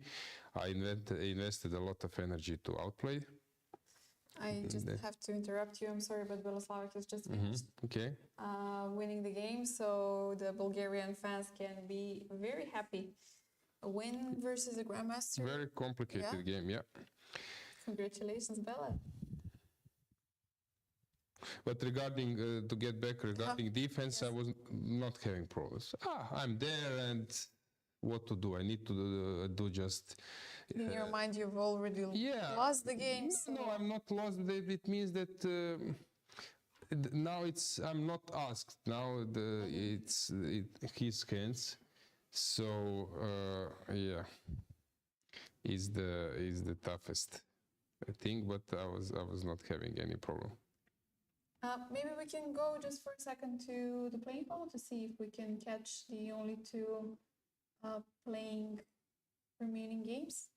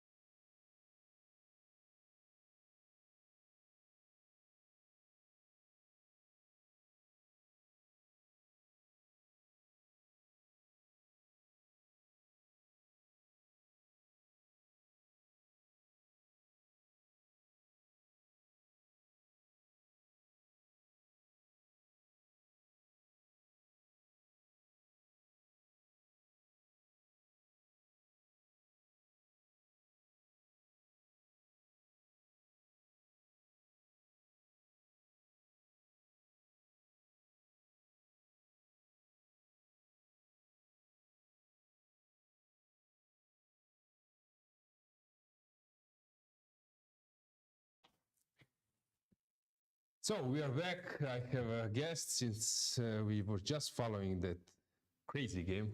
Congratulations, Beloslav. You can tell us more about what you're feeling and everything, inner fight you experienced in the game. No, I was quite lucky, I would say. I didn't expect to win. Yeah, like I was better, then I missed everything that becomes worse. I don't know. Were you Yeah, that was okay. thinking at some stage that you might lose it in the end? Yes, yeah, of course. And it's typical me, so. Okay, let's. Actually, we were praising you a lot regarding your results for junior and Bulgarian team, but let's go to the game. Let's see what happened. You expected this or not? Totally not. Okay. I was surprised, but I think I played this position well. Okay. Any particular moment you want to touch in the opening? Well, I think I played quite normal, right? It's Okay. typical play, I guess. Okay. This was you're familiar with this bishop f4 that you can allow doubling the pawns. Yes. Okay, yes. yeah. Rook e1, easy move or hard move? Well, I just know that it's a typical move. Yeah. I don't know if it's the best. I was also maybe thinking at some point queen d2 or rook b1, maybe. Okay, so let's fast forward. c5 expected or not? Totally not. I think after c5 she can only play for draw. Yeah, it's I'm just better at. yeah, it's and I think you played really well. It's known that you don't need bishops when it's isolated pawn, so it's not a hard decision to allow knight d3. Okay, but you move to connect. Queen d4, good move. So usually it's said that the queen is not a good Block it piece. Right? yeah, blocker, but I thought that this particular position is fine. Okay. So you played this way. I like the way how you maneuvered. Knight on f4. Yeah. Anything? Probably you were quite happy and proud when you exchanged the queens, because then it's... Oh, yes, yes. And I was in time travel, so I was very happy to survive. Yeah. But somehow I gave her this c file, and it's kind of annoying. So obviously I'm better, but I don't know how exactly to progress. It's not so easy. Yeah. Yeah, usually sometimes they play in this type of position, bishop b1, a3, bishop a2, but yeah, it's not... Yes, I thought about... That's why I played bishop b1. Yeah, before. Yeah, yes. yes. Okay, but here she helped you a bit. She gave you some space, and then came this... Yes, we exchanged pieces. Yes. So I was happy. Yes. But here it's not so easy because, yeah, my idea would be to exchange one rook and d1, but it's not so easy. How do you do that? Yeah, there was a famous game, Ivanchuk against Aronian, almost the same when he exchanged one pair of rooks, and then just in the end game, king went out, king h2, g4, king g3, but here you need to exchange the queens. Yeah. Actually, at some stage here, it was not clear, but in this position, it's not so easy. And when you played I this... thought that here, instead of knight f6, she could go rook c2. Yeah. And I was very... Yeah. And it's probably draw. I was calculating some knight takes d5. And then I'm not sure, knight takes f2. Yeah. And it's a mess, I would say. So rook c2, knight d5, knight f2. I don't know why she didn't go for that. Oh well, probably it's... No, it's not so clear. Maybe engines knight will... e7, Yeah. I thought, king f8, Yeah. queen d6. And now there is... Queen d6? Or... Yeah, that was... I didn't have much time, but now I thought queen c5. Yeah, it's not so clear. And it's not clear, yeah. Yeah, check king e8, for example. Yes. Bishop c8. It's a mess. I agree. Yes. I agree. So But she... you have to go for that. Yeah, so she exchanged the queens, which helped you, right? Yeah, here I was surprised. Yep. And now we just... Some technical position. Just a sec, okay. Probably she had to play h5, I think, because the way she allowed me to play g4 and everything. Yeah, you handled this very, very, very good. Yeah, h5 now, right? Or... Yeah. Okay, h5. I would do the same. Yeah. Okay. Now maybe exchanging rooks or. Yeah, I might be- thought about it, but I wanted to keep them for the. Yeah, probably is this rook Not d3 kill was my very good. chances. Yeah. Provoke a4. Yes. Well, actually, instead of rook d3, I thought rook c1. Okay. And how is this position? Because I'm still. With the idea of b3 again, yeah. But there is just rook c5. Sorry. Yeah. So I'm not threatening anything. Not So- knight d4 because yes. knight d3, rook d3, you threaten a knight d4 as well. Yeah. So a4, f4. Okay, it's also everything is reasonable from your side. Probably it's. I don't have to hurry that much, but Yeah. Okay, actually, the way you played was very good. yeah. And now somehow I messed up. I don't know. I thought f5 here was one option. Probably it is. She will play probably knight c4. Yeah, but knight c4 now I take, and oh no, sorry, I cannot take. So now rook. Rook b7, king Yeah, somewhere, king d. I was not sure about this. Yeah, okay, but a4 you can play and you're better. So Yeah, because if she takes later, she drops f6 as well. So I don't know. Yeah. Okay, so you play knight b3, which is everything was okay. Okay, here you have this tough situation where you need to f5 was maybe unnecessary, but anyway, here probably you need to sacrifice the piece. King d8 yeah, I and thought take, about it. and in time trouble, probably is the best option because it's not easy to play this with black. Probably, yeah. Rook g6, h6 coming. It's very tough. It's probably completely winning. It's probably completely winning, and it's regarding time situation. It's the easiest way because with the way you played, you don't want to allow. No, the way I played, I probably Yeah, became worse. before is understandable, but you allow her to come out. Yes, Bishop yes. c6, knight is. So I was first king e2. I would maybe prefer, but okay. I don't know what was your doubt. Well, my idea was to, after check, to go king g3, so protect my g4 pawn. Because if you, But you didn't want to go to g3 immediately. yeah, because if I go to g3 immediately, then my knight is pinned. The d3 pawn is hanging, so she could go, let's say, for knight d6, and I don't have knight c5. That's what. Yeah, okay. But anyway, it's Yeah. I mean, super tough. Now she was thinking, actually at this moment, I think she was thinking either to make a draw immediately or to play for a win. Rook g2 is good move because it starts to, but I think you must play e4. e4, yeah. Yeah, you must liquidate Yes. at least one Yes, piece. I agree. No, the thing is that I missed. There is. Let's go to the game. Okay. Yeah. So the whole line knight before. Oh my, she's winning. Yeah, she's winning completely. That's e4 is. Sorry. E4 is the move you must make, not to lose. Impressive stuff. Okay. She's completely winning now. With different knight e3 is not necessary, but How okay. exactly?